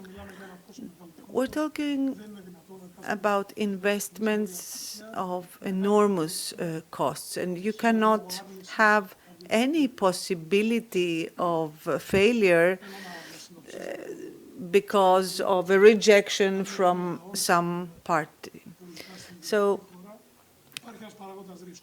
in the onshore wind energy, you have a certain risk factor. This risk factor in the offshore wind energy is a couple of times higher, and this needs to be eliminated. The second issue is the one of interconnection. It is true that the IPTO is specialized in this field, and it needs to have a particular role as sort of a co-partner in this project. And we're talking about technical construction, a commitment that will allow someone to see the interconnection as a parameter and not as a problem. The IPTO must be in agreement before the zoning of the certain areas. With respect to permits, licensing, I think that we heard about the tenders, the auctions, the different technologies such as hydrocarbons. Certainly, you need to have a fast procedure for these projects to set the platform for the first surveys. Now, a critical factor in this procedure has been already discussed in the previous panel, is the remuneration mechanism, remuneration scheme that may be based on auctions or other mechanisms in order to reduce the costs. Here, you also have to discuss the subsidy schemes, and finally the timeline, the time frame. There needs to be regular communication about the course of the project between the developers and the involved authorities. Regarding potential investors, I think that here we can consider only large strategic investors. In this regards, we would need an investor pre-screening to prove the experience and the possibility, the capacity to fund such large projects. Pre-screening through certain mechanisms and tools. It is important to proceed quite swiftly and also in the right way. That is why I think we need to see the access, to consider the access to the maritime areas and to the financing. Thank you, Mr. Mavros, for your up to the point remarks, and I would like to move swiftly on to Thanasis Tsantilas. You have the word. Thank you, Panagiotis, for your good words. And I would also like to thank the Hellenic Wind Energy Association for an extensive effort to put forward this draft proposal, which is very important in my view, since it lays the first foundation for an even thorougher discussion and proposal communication on offshore wind and penetration of RES into the grid system, as well as with regard to the wind potential in Greece. Allow me also to stress that the Greek state has has made effort to understand the investment setting, the regulatory framework as it stands today, European-wide, as well as set out a regulatory framework that would enable very large and important players to come to Greece. We all follow the progress with much interest. As you know, Petrola is one of the biggest players in the offshore industry, as well as in the onshore industry. It has already and can build and operate wind farms under several regulatory frameworks, be it in the UK, in Germany, or in other countries, which, as indicated today, earlier in the morning, are very important. So we, together with Iberdrola, we do not face problems in terms of regulatory framework adherence. Let me also highlight at this point that the domestic added value of offshore wind farms is very significant for our country, a country that can boast a high penetration rate and high value chain.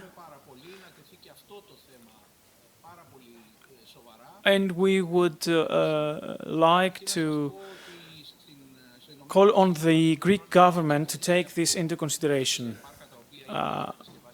Iberdrola started in the UK off by committing 36% of an investment covered, 36% of the total cost covered by a domestic added value, which went up to 52% eventually. And this showcases that certain positive tendencies and trends can be identified in the Greek market as well. And I am referring to floating offshore wind in this context. As said already, and I would like to stress it as well, particularly the development cost, construction cost being also considered, but development costs of offshore wind farms is tremendous compared to onshore wind development. We should take it also into consideration when planning our decision-making processes concerning deployment of such technology. Investors should not be pulled off, and this will happen if they find themselves dealing with surprises in the regulatory framework. Thereby, we are in need of a certain safety, of a certainty.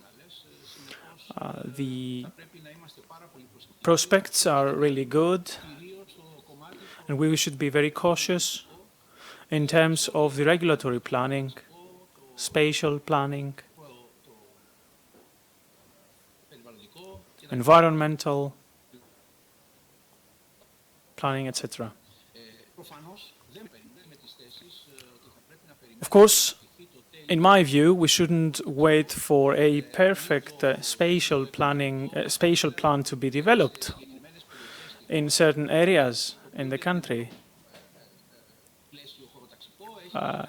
This goes hand in hand not only with spatial plan development, but also with points, with off-taking points, etc. I mean, we are all keen to making use of clean sites to harness wind energy. This is not feasible at a foreseeable point in time in the future. I would suggest to think about a more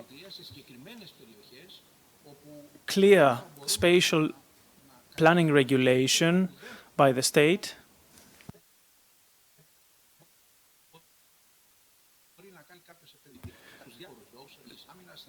so that investors can make business considering all the difficulties and challenges at a higher risk in terms of the investors. We could look into what cannot be done first.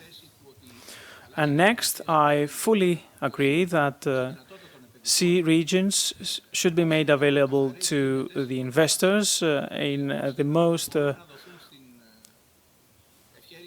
transparent way in order for them taking their own risk on to do business on their side and develop their plans. The UK, notably, which has the most the most decentralized scheme, starts off by fields provided by the administration for development, and this is a key aspect. And I would also like to touch upon the interconnection issue. There are certainly two different approaches as to that. I can hardly add mere knowledge to that. One can work with the one or the other approach, be it centralized or decentralized. What one should consider seriously is first, what are the tapping points, the points where energy can be taken off. And it is extremely important for the investors to know where they can plug in their cables and at what capacity, at what power. And one should also take into consideration island interconnection, whether this is undertaken by IPTO or by private investors and developers.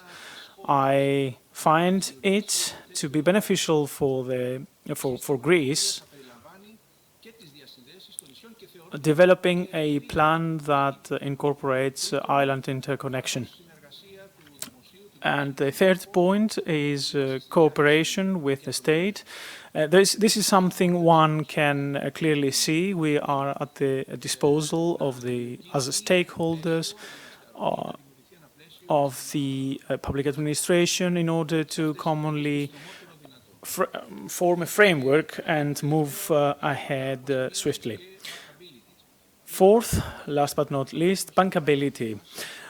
These are large-scale projects. We should consider that. The setting where wind energy investments are made is a large one. And against this backdrop, one should also take account of the difficulties we have faced before. We have been waiting for feed-in tariffs.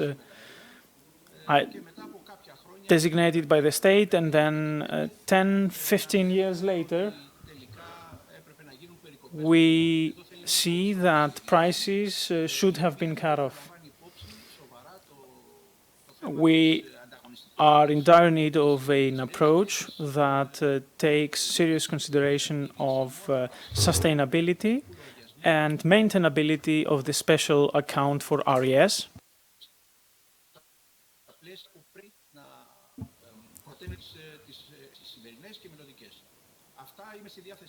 I remain at your disposal for any further feedback or input. Thank you. Thank you, Thanasis. Thank you for the critical point you raised, zoning, the interconnections, collaboration with the public sector, and state aid and bankability of the project. I will give now the floor to Mr. Arne Eik from Equinor. Equinor is a leading company for floating wind offshore globally, and I will say that especially the recent final investment decision of the Tampem High Wind project was a milestone, have been a milestone in the global market of floating offshore. So we are very happy and very proud having Mr. Arne here, because he represents one of the pioneers of the sector who has a leading and extensive experience in a lot of different regulatory frameworks. Arne, the floor is yours. Thank you very much, Panayotis, and thank you for organizing this brilliant event. And also, I would like to say thank you for putting up a proposal for a regulatory framework, which we think looks quite good. I also must say I'm quite impressed by the speed of the Greek government when it comes to rolling out floating offshore wind. So these are exciting times. So I'm working with business development in floating offshore wind. So we're looking into Greece and other countries to see if there are any opportunities for us as one of the leading offshore wind developers in the world. And as you mentioned, Panagiotis, we are in particular focusing on taking a world leadership within floating offshore wind. So today I share a few thoughts on a floating offshore wind roadmap which we have developed. And secondly, I'd like to share also our thoughts around what we think would be needed for Greece to succeed with floating offshore wind. Okay.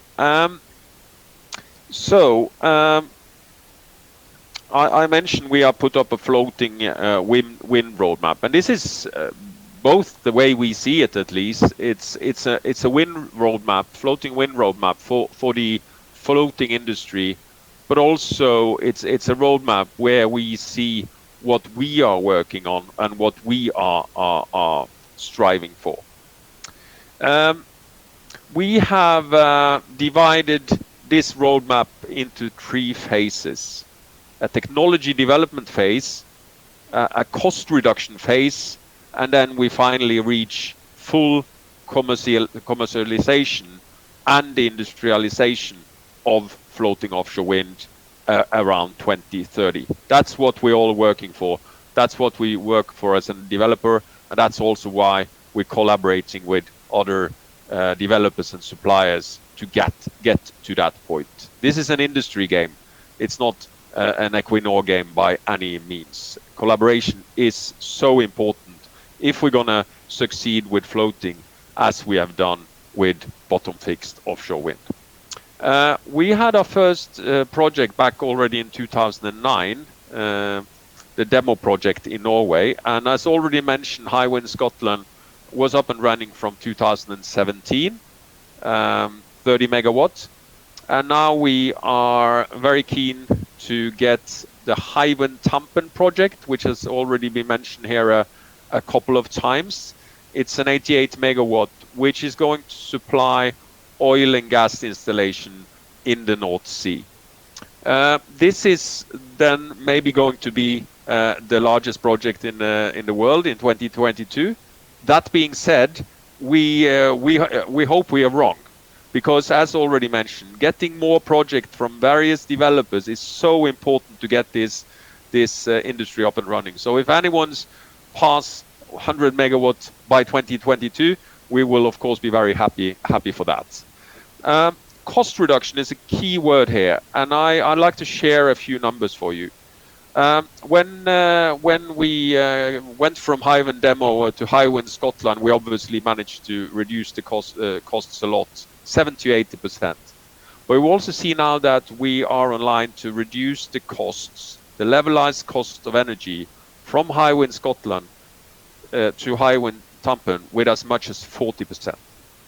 We also see now, when we're now planning the next floating wind project at the size of 200 to 500 megawatts, we are likely to be able to reduce that with another 40% compared to Hywind Tampen. And when we're talking about big wind farms, as we see in offshore, in bottom-fixed offshore wind, we do think it is realistic to get to this 40 to 60 euro per megawatt for wind farm installed around 2030. That's what we're all working for, and that's what we all need to succeed with. Just like to mention a few of the cost reduction drivers, and I think it's already been mentioned here that it's important to have developers that have experience with offshore wind farms. And we do see that when we go from one project to the next project, we learn a lot. So project experience, ability to run all these big offshore wind projects, that is crucial. But obviously you also see that the industry as such is moving. Larger project is number one if you want to get down in cost. If you are going to do pilot, it will be much more expensive than if you do large project. And that is also a message we have always given, and that's also a message we have been given to Greek stakeholders. So we for our next project, we are considering project of at least 200 megawatts. Also very important, and that this also comes with scale and more project, obviously, and that is to get a competitive supply chain. We do see it in bottom fixed, and we also see it coming now in floating offshore wind. Being able to standardize and fabricate these floating structure in an efficient and cost-effective way, it's key to succeed. And obviously, it's also about innovation. It's about coming up with smarter solutions. It's coming up with how could you use digitalization in order to run these wind farms. How could you make sure you have a floater which is as efficient and light as possible? Many things also on the innovation side. So if I were to give a few, should we call it advices to the Greek government and other Greek players within floating offshore wind, I would put up a few things here. I think we're mainly talking about three key words that would be important to succeed and would be important to attract investors and developers like ourselves. Number one is visibility. Number two is learning from other countries and learning from other sectors. And number three, allow for competition. And I explore a little bit around those three things. With visibility, I mean that we as a developer, we need to go, when we go into a new market or new countries, we go and say, okay, is it likely that this will be a large country in terms of several projects? Or do we think that this is a project where they maybe have a pilot and then they wait and see what happens next? For us, it's important that the country set a clear ambition and a clear target for floating offshore wind. And we would recommend that you set that for 2030, but that you also set it beyond that. So clear ambition and target is extremely important for visibility. We also think that that it is important to get started now, in the sense that opening a couple of areas for offshore wind and start with those, run some auctions there. Maybe it's a better approach than opening the whole Greece in the beginning. So from that point of view, we think that the way the Hellenic Wind Energy Associations has put that in their paper makes quite a bit sense. Also in this paper, it's very much focusing on building on the experiences from other countries. Offshore wind has been around for quite a while. There is a lot to learn of good things and bad things. And I know that the Greek government is doing that. They are looking into exploring other countries and what they have learned from their offshore wind work. So put up an institutional framework based on that. And as Giles said, we don't have a view on whether it has to be a new Greek model or a UK model or a Dutch model, but learn and look at what others has done. And also very important when it comes to learning is think about coexistence with fisheries, with tourisms, with military and other interests from the beginning. And I know that this is also a key topic when the government is looking into how to do this in Greece. If we have an early dialogue, I think it would be much easier and much more efficient than if we just run away and hope for the best afterwards. Coexistence, or happy coexistence, as Giles put it, is absolutely key. As mentioned, we are looking for competition. We think that having transparency and a transparent and competitive process is key. We are happy to learn that Greece is considering auctions, building on the successful auctions you have had within solar and onshore. But also, as Giles mentioned, it's important to have visibility here in terms of a clear auction timetable. What is going to happen when? When is the first auction going to take place? And when is the second auction going to place? And so on. This will empower developers and the supply chain. And I think there's already been mentioned several times the importance of grid capacity. We don't have a firm view on whether it has to be centralized or decentralized, or whether private investors should be involved in that. I think it makes quite a bit of sense the way the Greek TSO is thinking around this. But the key thing for us as a developer is, of course, that we have sufficient grid capacity and that we have the grid capacity ready in time. So I think that was at least a few reflections from my side on how Greece should think about floating offshore wind. Thank you very much. Thank you, Arne. Thank you very much. I have noted 4 words, and with your permission, I will always use them.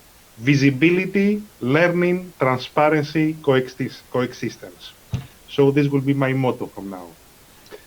I will now give the floor to Mr. Carlos Martin. Carlos is representing Blue Float. Carlos is one of the pioneers in floating wind globally. He had engaged in the Wind Atlantic project, if I know well, it was one of the first projects who had attracted project finance. So, Carlos, the floor is yours. And okay. Thank you very much, Panos. And first of all, I would like to thank the Hellenic Wind Association for this very good event and for inviting us, and congratulating the association for the work they are doing in promoting offshore wind in Greece. I would also like to thank my fellow speakers for the very good presentations. I would like to subscribe all the messages they passed, and I would like to add some based on our experience in floating wind. Let me start by introducing who we are. Blue Float Energy is a relatively young company, but with significant experience in offshore wind, and namely in floating offshore wind. We are a global developer of offshore wind farms. with the vision of accelerating the deployment of offshore wind, as we believe these technologies are going to be a key enabler for the energy transition in multiple geographies. We don't think this is a niche play or niche technology. It's a major technology. We want to achieve zero net economies across the globe. And with that vision, our mission is to develop new offshore wind capacity in multiple geographies by bringing our offshore expertise to different countries and partnering with local players who can bring their local project development expertise. Today, we are already present in 6 markets, actively looking entering new geographies across 4 different geographies. We are headquartered in Spain, and we are part of the portfolio of companies of 547 Energy, a private equity fund manager from the US who has already a solid track record in Greece, having, in partnership with Enteca, participated and successfully secured capacity in the latest onshore wind auctions in Greece. I think it's important to highlight that floating wind within the offshore wind industry is a special technology. Of course, it allows quite a number of benefits, addressing new areas, like in Greece, with deeper waters beyond 40 meters, placing the turbines further offshore, reducing, as a consequence, the visual impact. But beyond those benefits, from Bluefloat, we have a strong belief that floating wind is not just a variant of offshore wind, of fixed offshore wind. It's really a new type of technologies with a completely different profile that requires specific expertise in this floating space. And that's actually what we can bring from Bluefloat, very much reflecting on what Arno commented before. Experience in floating offshore wind is particularly relevant to successfully develop new capacity. In our case, the core of Bluefloat team was previously at EDP Renewables, in charge of developing floating wind, and namely in charge of developing the project you can see on the screen, which is Bluefloat Atlantic. I was actually personally the project director within that project, and helped bringing the project from a concept, a white piece of paper, into final investment decision. And the team that is today with Bluefloat helped also implementing the project and turning it into a reality. We're also bringing experts from other floating spaces, and we constitute what today is probably one of the most experienced teams in floating wind. Windfloat Atlantic was planned to be the first floating project in the world. It eventually became the second after Hywind Scotland from Equinor, but it was the first of its kind in many different aspects. It was at that time using the largest turbine ever mounted in a floating structure. The V164 was the first semi-submersible commercial wind farm, first in Portugal, actually in continental Europe. First to use a 66 kV cable, and the list can be pretty long, but the most important achievement in my view of this project was to secure project financing. And we talked a lot, we heard about financing and bankability in previous discussions, and we can only highlight the importance of ensuring bankability of offshore wind projects, because that's the only way that large developments can happen. The virtue of this Windfloat Atlantic project was to be able to secure a project financing for the first time for floating technology. And I think it's recognized by the industry as a turning point in that regard, that made it very clear to the whole industry that floating wind was here to stay and was here to become a commercial technology.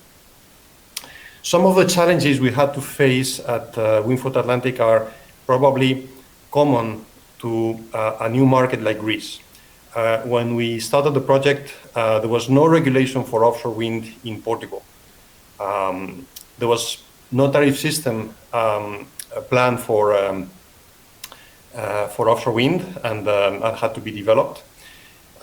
We also had to go through a number of hurdles or through a number of steps to make this project a reality. This was the first project in Europe to be approved under the new state aid process that had been approved by the European Union back in 2014, if I'm not mistaken. And we also had to attract investors and financial institutions to this project, as bankability, as I was commenting, was one of the main objectives of the project. We also had to deal with the uncertainty that the project posed for many local stakeholders. And I talk about fishermen. I think that's a very important industry to be very much involved from day one, but other stakeholders, local tourist companies, neighbors, and so on and so forth, had to be heavily involved in the project to turn it into a reality. And last but not least, mobilizing the forces of the country in terms of universities, research centers, but especially manufacturing was also key to success. And I need to say that it was also an opportunity to position the country as a key part of a European value chain. So based on this learning and what we have also learned from other countries where we are developing wind farms, there's some takeaways that, or key success factors that I think is important to highlight. Some of them, I might repeat what my colleagues commented, but I think the voice of experience is quite relevant in these cases. From our modest point of view, in order to develop successfully in offshore wind industry in a country like Greece, there's a number of factors that need to be taken into account. The first one is to set credible but ambitious long-term goals to give visibility to developers and industrials. Having this long-term visibility is key to mobilize investments, heavy investments which are required in this industry, and to attract the attention from international players and also financial institutions.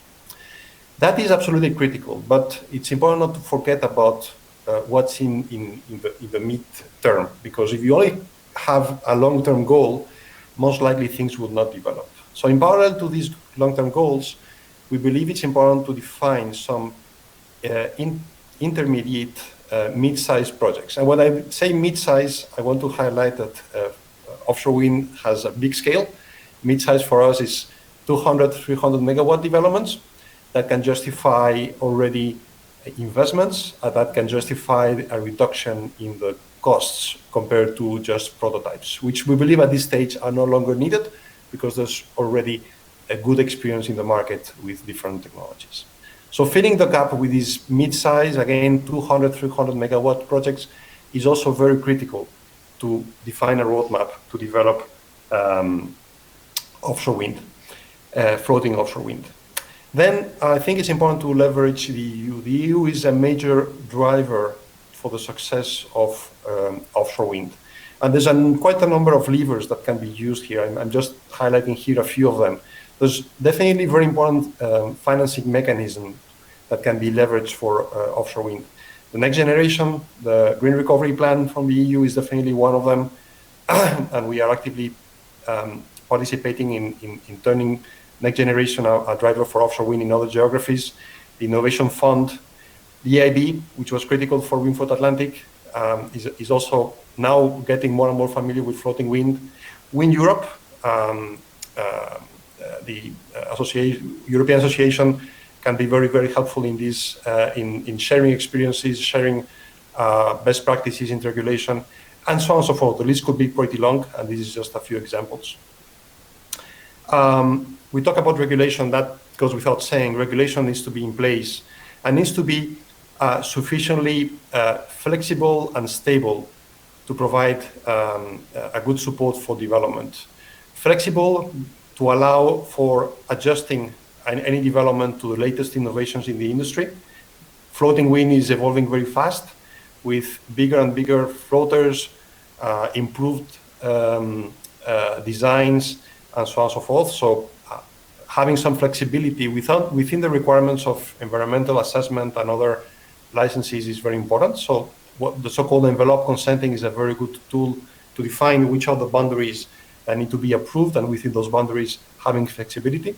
And then the security of regulation is very important, and there's of course need to have the possibility for any stakeholder to participate and to claim if needed, but this needs to be well defined under which circumstances and to which extent and in which timings this needs to happen. Couple of last points. I think we are strong believers of the collaboration between international players like us with local players. I think the only way that any offshore wind development can happen is by combining global expertise with local knowledge. I think the work conducted, for example, by the association is very important in ensuring this collaboration between these two types of players. And these collaborations should also allow for involving early on the local industry in this very good opportunity, so that the offshore wind developments can leverage the existing forces, assets, capabilities in the industry in order to maximize the chances of success, but at the same time turn this into an opportunity for the country, so that the support for this type of developments grows every day and guarantees the sustainability of this industry. Thank you very much.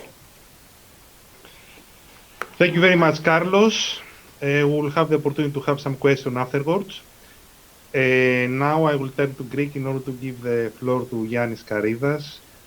Πρέπει να πω εδώ ότι κατά την περίοδο 2006-2010, back at the time when the first offshore wind farms were, an effort was made to be developed based on the framework of 2006.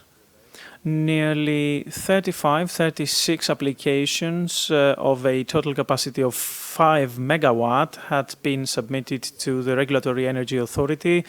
2 licenses have been awarded so far, one to the Copeluzos Group, and John Karidis is the CEO of Renewables, and in his capacity as the CEO of one of the oldest companies, we are happy to listen to him. Thank you, Panagiotis. Good afternoon to you all. I would like, first of all, to welcome this important initiative by the Hellenic Wind Energy Association to set up a regulatory framework for offshore wind farms. We believe that co-shaping regulatory frameworks, RES related, with the participation of the private sector stakeholders is in the right direction and has to be followed up on and continued. Even more important is the cooperation with foreign associations such as the Norwegian Wind Energy Association, who has a very important know-how and expertise. In our country, as well as in other Mediterranean countries, there are attributes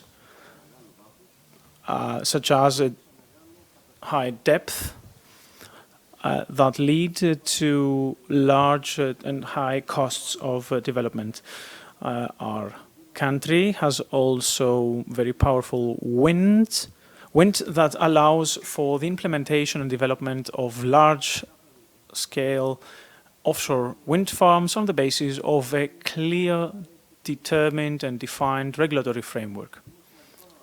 And given that one is aware of the capacity that is available to them. The OWFs are one of the fastest growing energy harnessing technologies in Europe. As Panagiotis already mentioned, there is a regulatory framework for offshore wind since 2016 with the introduction of 3468, Law 3468, that has gone through multiple steps, and there are insufficiencies that will be addressed through the new regulatory framework in order to refrain from malpractices. We therefore believe that the new regulatory framework should step up the process to compensate for the lost time. At the same time, we should simplify the processes in terms of the necessary actions by the developers in order to do business, such as the installation of wind metering stations or other facilities that are of a non-permanent nature. Our group, as Panagiotis said, has a license, a production license. We are the one of the two energy production licensees.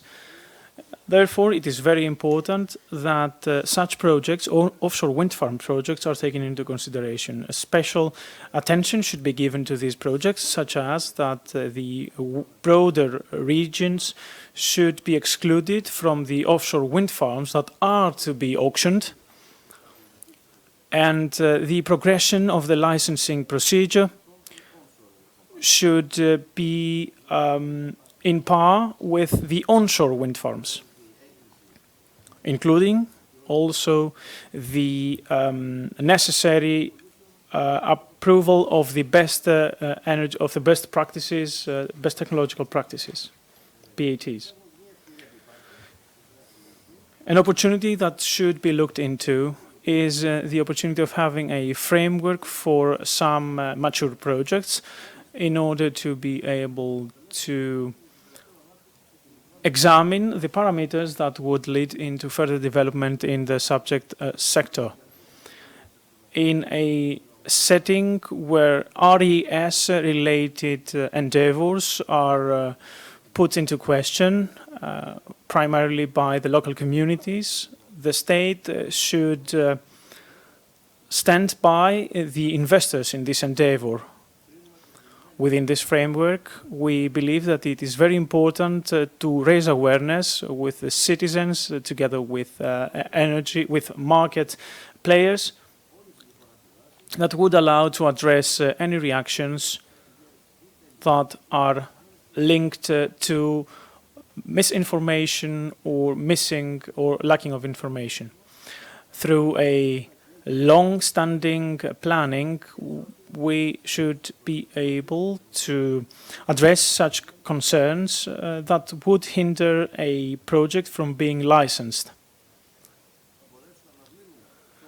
We would thereby be able to mitigate any reactions, providing at the same time the local communities the possibility to acquaint themselves with this new energy sector and tackle the reactions that we have already faced in onshore wind, such as visibility disturbances. Wind farms are of more than 300 megawatt capacity and deploy wind turbines that are really big. The average capacity of wind turbines deployed for offshore wind farms in 2006 was 8 megawatt. Within 2 or 3 years, this will increase to 11 megawatt per wind turbine, which means higher altitude, bigger turbines. And if we also consider that this might be near coast farms, the regulatory authority should be able to protect the endeavors from local reactions that would lead into cancelling the projects. Another important parameter is also the high cost of offshore wind farm deployment, especially when it comes to floating wind. According to studies, the cost will go down 15 to 20% when the installed capacity is doubled.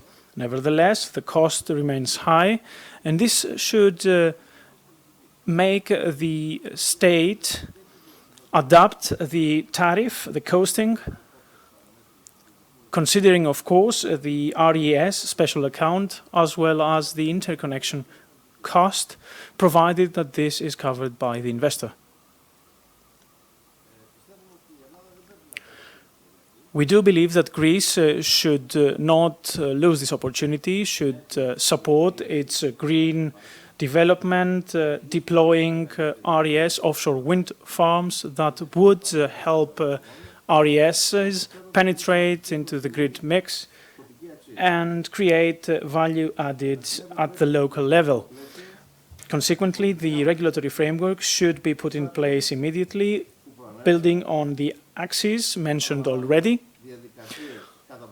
Again, prioritization in the licensing of offshore wind farm, simplification of ancillary works for building these farms, realizing the interconnections, make provisions for existing production licenses, and take into consideration the possibility of pilot projects, of awareness raising, and again, a correct approach vis-à-vis the best pricing logic concept. The constant maturity, offshore wind farms constantly becoming more and more mature would enable our country to take advantage of larger investments. There is a series of proposals for offshore wind farm investments that have already led to a congested landscape in terms of investments in the areas. Our group, the Kopelesos Group, is at the disposal of the state and the private sector to assist through its expertise, primarily in the expertise that we have gained through the deployment of our offshore wind farm to assist in the development of this plan. Thank you. Thank you very much, John. Let me highlight this need for information and consultation with the local communities and the stakeholders that you mentioned, because one of the lessons we should draw from many years is the happy coexistence that was mentioned earlier. But let us go on to Stella Zacharia from Terna Energy. Good afternoon. I hope that you can hear me well. Let me thank the association for this webinar that is extremely interesting. I have taken down a lot of notes for the day after. Now, it is critical for the development of OWF to start in Greece, because this is a train that we should not miss. Our country can become a hub, also a supply hub in the Mediterranean, since it has infrastructure and know-how. But in order to become such a hub, we need to have real, actual projects to be studied and implemented, taking also up funding that is available. We know that there is a European strategy for climate neutrality until 2050, especially for offshore wind energy. Under this strategy, the installed capacity should be raised from 12 to 60 gigawatts. And until now, the majority of offshore wind parks involve fixed bottom parks that are appropriate for depths under 50 meters. But now the floating wind farms technology is being developed more and more, which allows for larger depths and also problems such as the closeness to the shore to be overcome, especially for Greece, because in Greece we have deep sea waters. Short overview of the period 2006 to 2012 that will lead me to a conclusion. In that period, there were 36 applications for 5.3 megawatts. Terna Energy very early on applied or submitted 5 applications with overall 1.5 gigawatts, acknowledging the potential here. And also it submitted visibility and depth surveys. As Mr. Economou said, there was a need for, by the state, to identify the maritime zones. 12 such areas were identified finally, and the capacity of fixed installations was 2 and up to 3.6 gigawatts. What we should bear in mind is that these 12 areas were almost the same areas that had been acknowledged by the investors 4 years earlier in their applications to RAE. That is, the regions as to their size and appropriateness had already been identified. I just wanted to stress that because this shows that the experience was already there in order to lead to the right decisions. A few words about some observations we have made in the development of floating wind farms.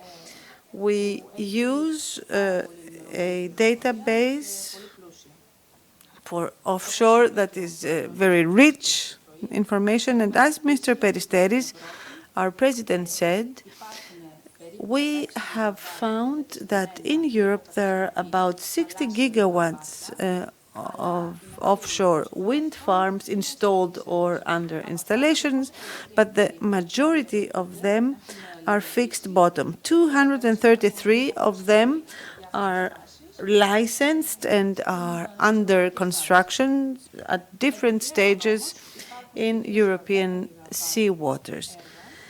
Apart from that, there are 10 gigawatts of projects that are private initiatives of bigger and smaller joint ventures. These are smaller capacity projects ranging from a few dozens gigawatts to maximum 80 or 100 gigawatts. We have also seen from Mr. Dixon and Wind Europe that by 2030 there will be some 6 gigawatts of floating wind farms installed in Europe. And we believe that these will concern this pool of this private pool that is at a stage of demonstration. They are essentially screening European waters to demonstrate this technology. I think that these countries and these examples are very specific and we should study them very closely. France, UK, Germany, Norway, Portugal, Spain, and Ireland. And notably, Ireland recently has been very active in this respect. In some of these countries, the experience has been gained from this private projects, and also there have been some auctions for floating farms, such as in France and UK. The UK, 30 gigawatts have been awarded through such auctions. Another piece of information from the analysis we have found is that most European countries are in a consultation procedure, and they carry out their first mass or auctions at least 2 years after such a consultation. so as to leave time to the investment community. So we see in Europe, as regards floating wind farms, the formula is to have, with the help of the state, kickstart some private initiatives, and this time, 2 to 3 years, is used by the state to create an overall framework. Now, what do we propose for Greece? First of all, let me say that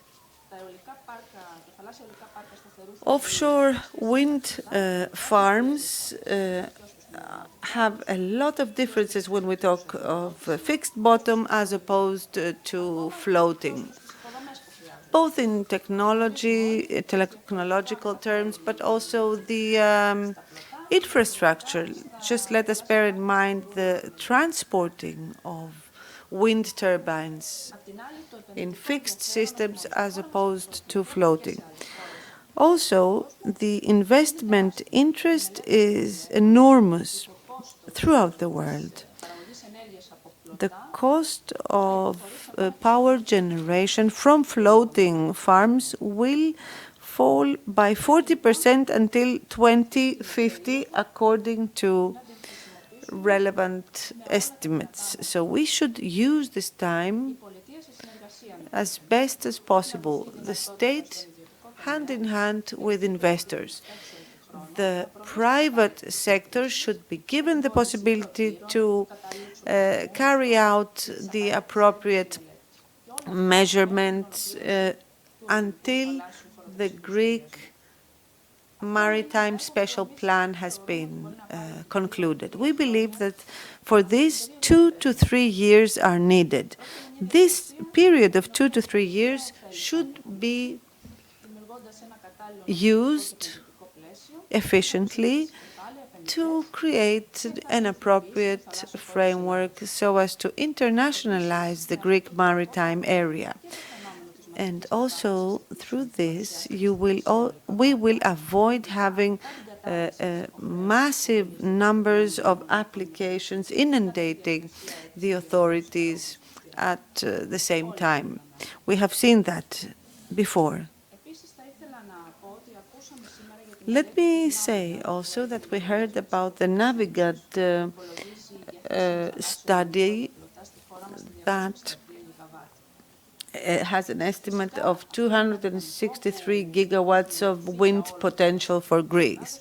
This, of course, relates to the whole maritime Greek area without taking into account any national restrictions. Our estimates within the 6 nautical miles are rather lower, but we have excluded from our estimates any areas that might have any implications of military, cultural, or other nature. And these areas have various interconnection possibilities. They also have different interactions with fisheries and other activities. And that is why it is important to carry out the consultation with the various stakeholders. If the state makes the tools available, then we can have a first package of projects up to 2030 of 2 gigawatts. Let me, of course, stress too how important it is to integrate these projects in the 10-year plans. This will help the operator manage things more efficiently. A proposal for an institutional framework must take into account the regional planning, legislation, the legislation about renewables, licensing, and costs. We have processed some ideas, and we propose to use a tool from the regional planning legislation, which is the areas of productive interest. This tool has been used in aquaculture, so to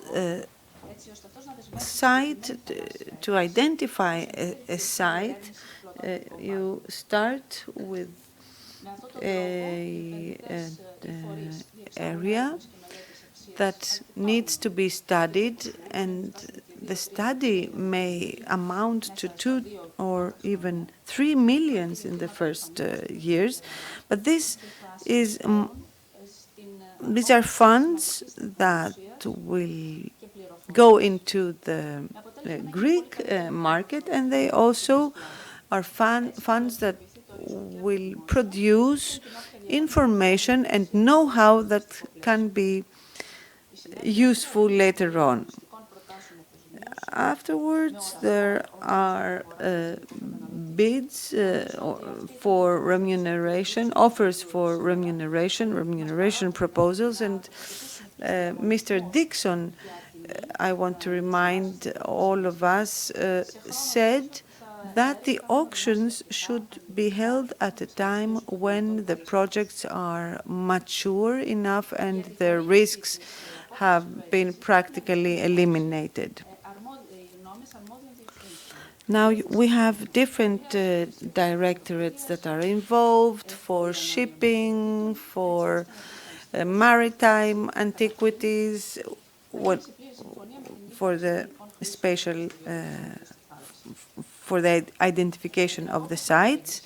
Now, after the pre-approval decision, with the recommendation of the competent directorate, there will be a possibility for citing the floating project without that being binding, as long as the environmental study has not been carried out and the surveys, the seabed survey.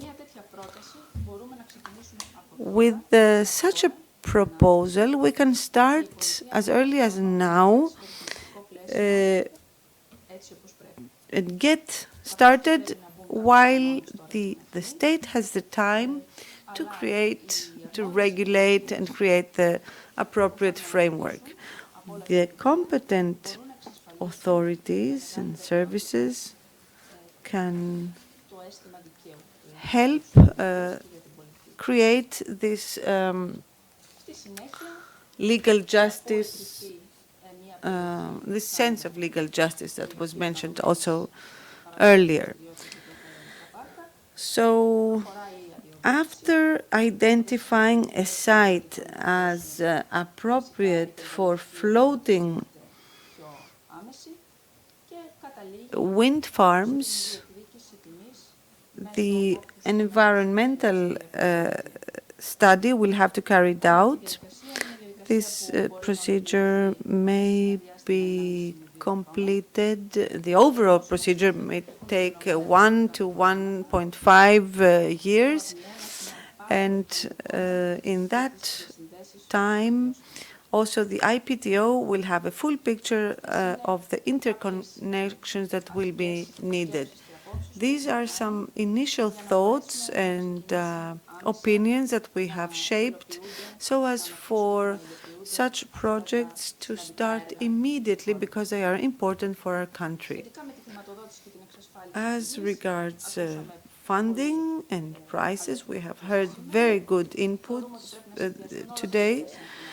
We think that all the available funding instruments, starting from Next Generation EU, can be used, and also the instruments of state aid legislation, starting from individual notification, can be used, whatever is needed for demonstration projects, pilot projects, and even provisions for general block exemptions rules under the state aid. I hope that I have kept the time that was allocated to me at your disposal. Thank you, Stella. We should avoid, in any case, having massive applications being submitted, as was the case previously for onshore wind farm. We have closed the first round. I'd like to start with some questions to our participants. I will start with Konstantinos Mavros. Konstantinos, I will dare to say that PPC is, I think, the only company in Greece which has an extensive involvement in all kinds of renewables. Not only wind, but geothermal, solar, hydro, of course. So, Benos, I have the question, without entering in any confidential and non-announceable issue. What are the plans of EPC in the sector of wind offshore? And if you have any idea of how we'll proceed in order to keep the title that you are the only company in Greece dealing with all kinds of renewables? Yeah, okay, indeed, we are active in all 5 forms of renewables, and being wind, solar, just anything, and hydro, of course, small hydro. We are looking into offshore wind. We have the privilege to be the only company, I believe, to have an extensive network of measuring devices all over the Aegean, and we are taking advantage of that. Having said that, obviously, those measurements are solely indicative and not definite. But in this context, we are trying to identify locations where offshore wind would be viable by all means. Having said all the previous statements, I would like to mention that what we believe is feasible is try to measure this, the wind, to have wind measurements to identify locations, and then move on to the application process according to the government desires, as they will be in June, as the minister said this morning. Also, what we are doing is we are in discussions with several foreign investors. We are talking about massive investments here. I don't believe any local company would proceed on a standalone basis. So we are moving with our extroversion. And finally, we are looking into the technology developments. We are participating in European programs. At the moment, this is at the stage of a proposal to the European Union to examine technological developments in the field of offshore wind. So yes, we are present, we are going to be present, and we are going to strengthen our presence in this technology as well. I was sure for that. Thank you, Konstantinos. I have a question for our 3 representatives of foreign companies. I mean Iberdrola, Equinor, and Blue Flood. I heard that Arne have already talked that they are looking for a project, for a third project of the maximum 200, 300 megawatts.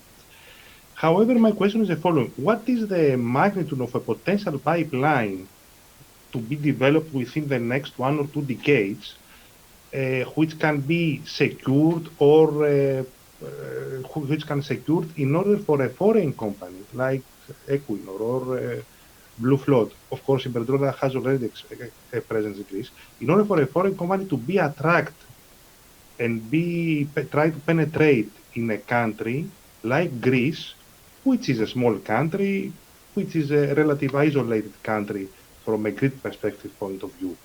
So what is this pipeline? This is also connected with the visibility, which has been underlined by the 3 of us and the 3 of you, and from Giles, of course. So I will start with Thanasis and then with Arne and Carlos. Panagiotis, thank you. As you said, we have a presence in Greece, so we pretty know the Greek particularities of the framework. Nevertheless, the interest is quite important, I have to say. because the Aegean Sea shares one of the highest wind potential. And with floating technology, we can tap this not close to our costs. So yes, what we do is looking very seriously the alternatives that they are on the table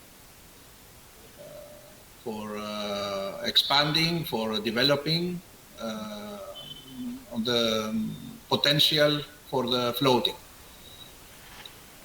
Yes, thank you, Arne. What is this figure for you?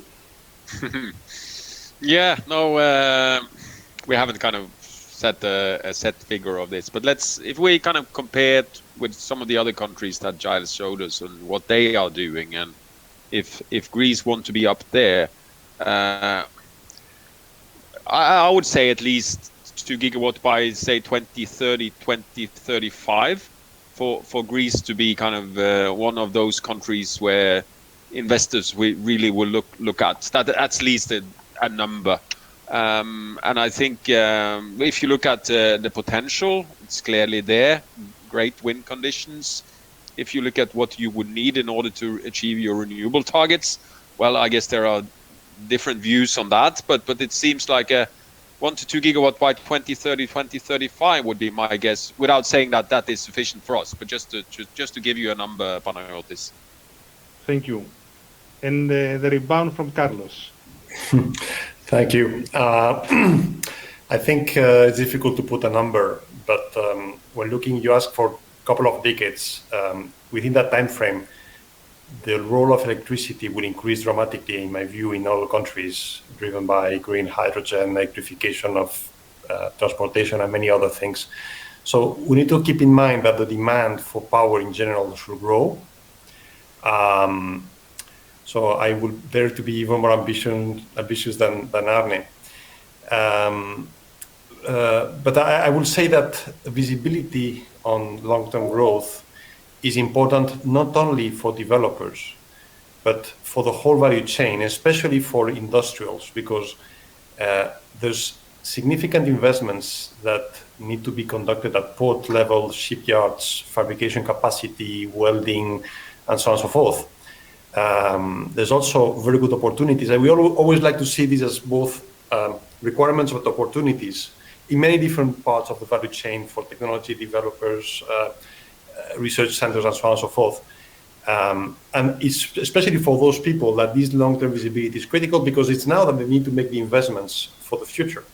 And many investments are not justified just by one project. They need to be justified by a number of projects. And there's where this visibility is so critical. Correct. Thank you. Γιάννη, έχω μία ερώτηση τελευταία στα τελευταία 3-4 I have a last question over the last 3-4 minutes. Is there anything you can announce concerning the progress of the project that is the most mature project so far, a project that is licensed? The existing regulatory framework is insufficient, as said. We are struggling to cope with the insufficiencies. We are, of course, also taking the necessary action to conclude some studies and designs so that when the new regulatory framework is concluded, we can talk about the next steps. And having said that, considering that we have the privilege of having one of the very few women active in the RES sector, I would leave it up to her to close this session. Well, I'm happy because I get the feeling that the industry has much to offer, is vibrant, and I believe that we will have very soon developments in offshore wind and on the challenges that come along with it.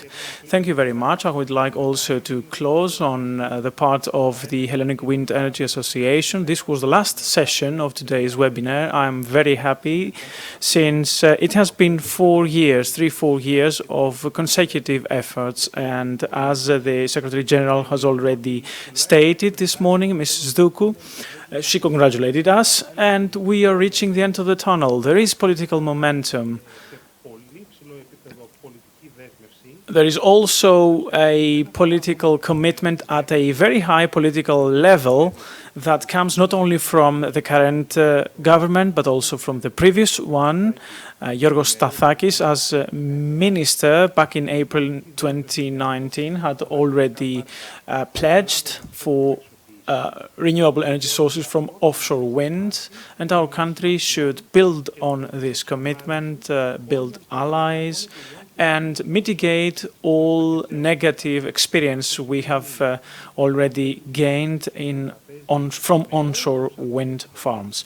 This means we are ready to come to the table with stakeholders, be it the industry, fishery, tourism, or environmental organizations with which we are at constant dialogue, in a constant dialogue, because what we need to do here should be good for the society, for the environment, for the economy. Offshore wind farms provide the benefit that we are currently starting from scratch, and we can make history here. We can write the future developments, building on our experience from onshore and tapping into the experience from abroad. And of course, leaving the problems of the past behind and benefiting as a sector as well as a state, as public administration, and as the public overall. Thank you very much indeed. We will be here to follow up on the discussion, and we keep the Secretary General's pledge that within the next months we will have a solid, robust, and stable offshore wind farm regulatory framework in Greece. Thank you very much indeed. Bye-bye.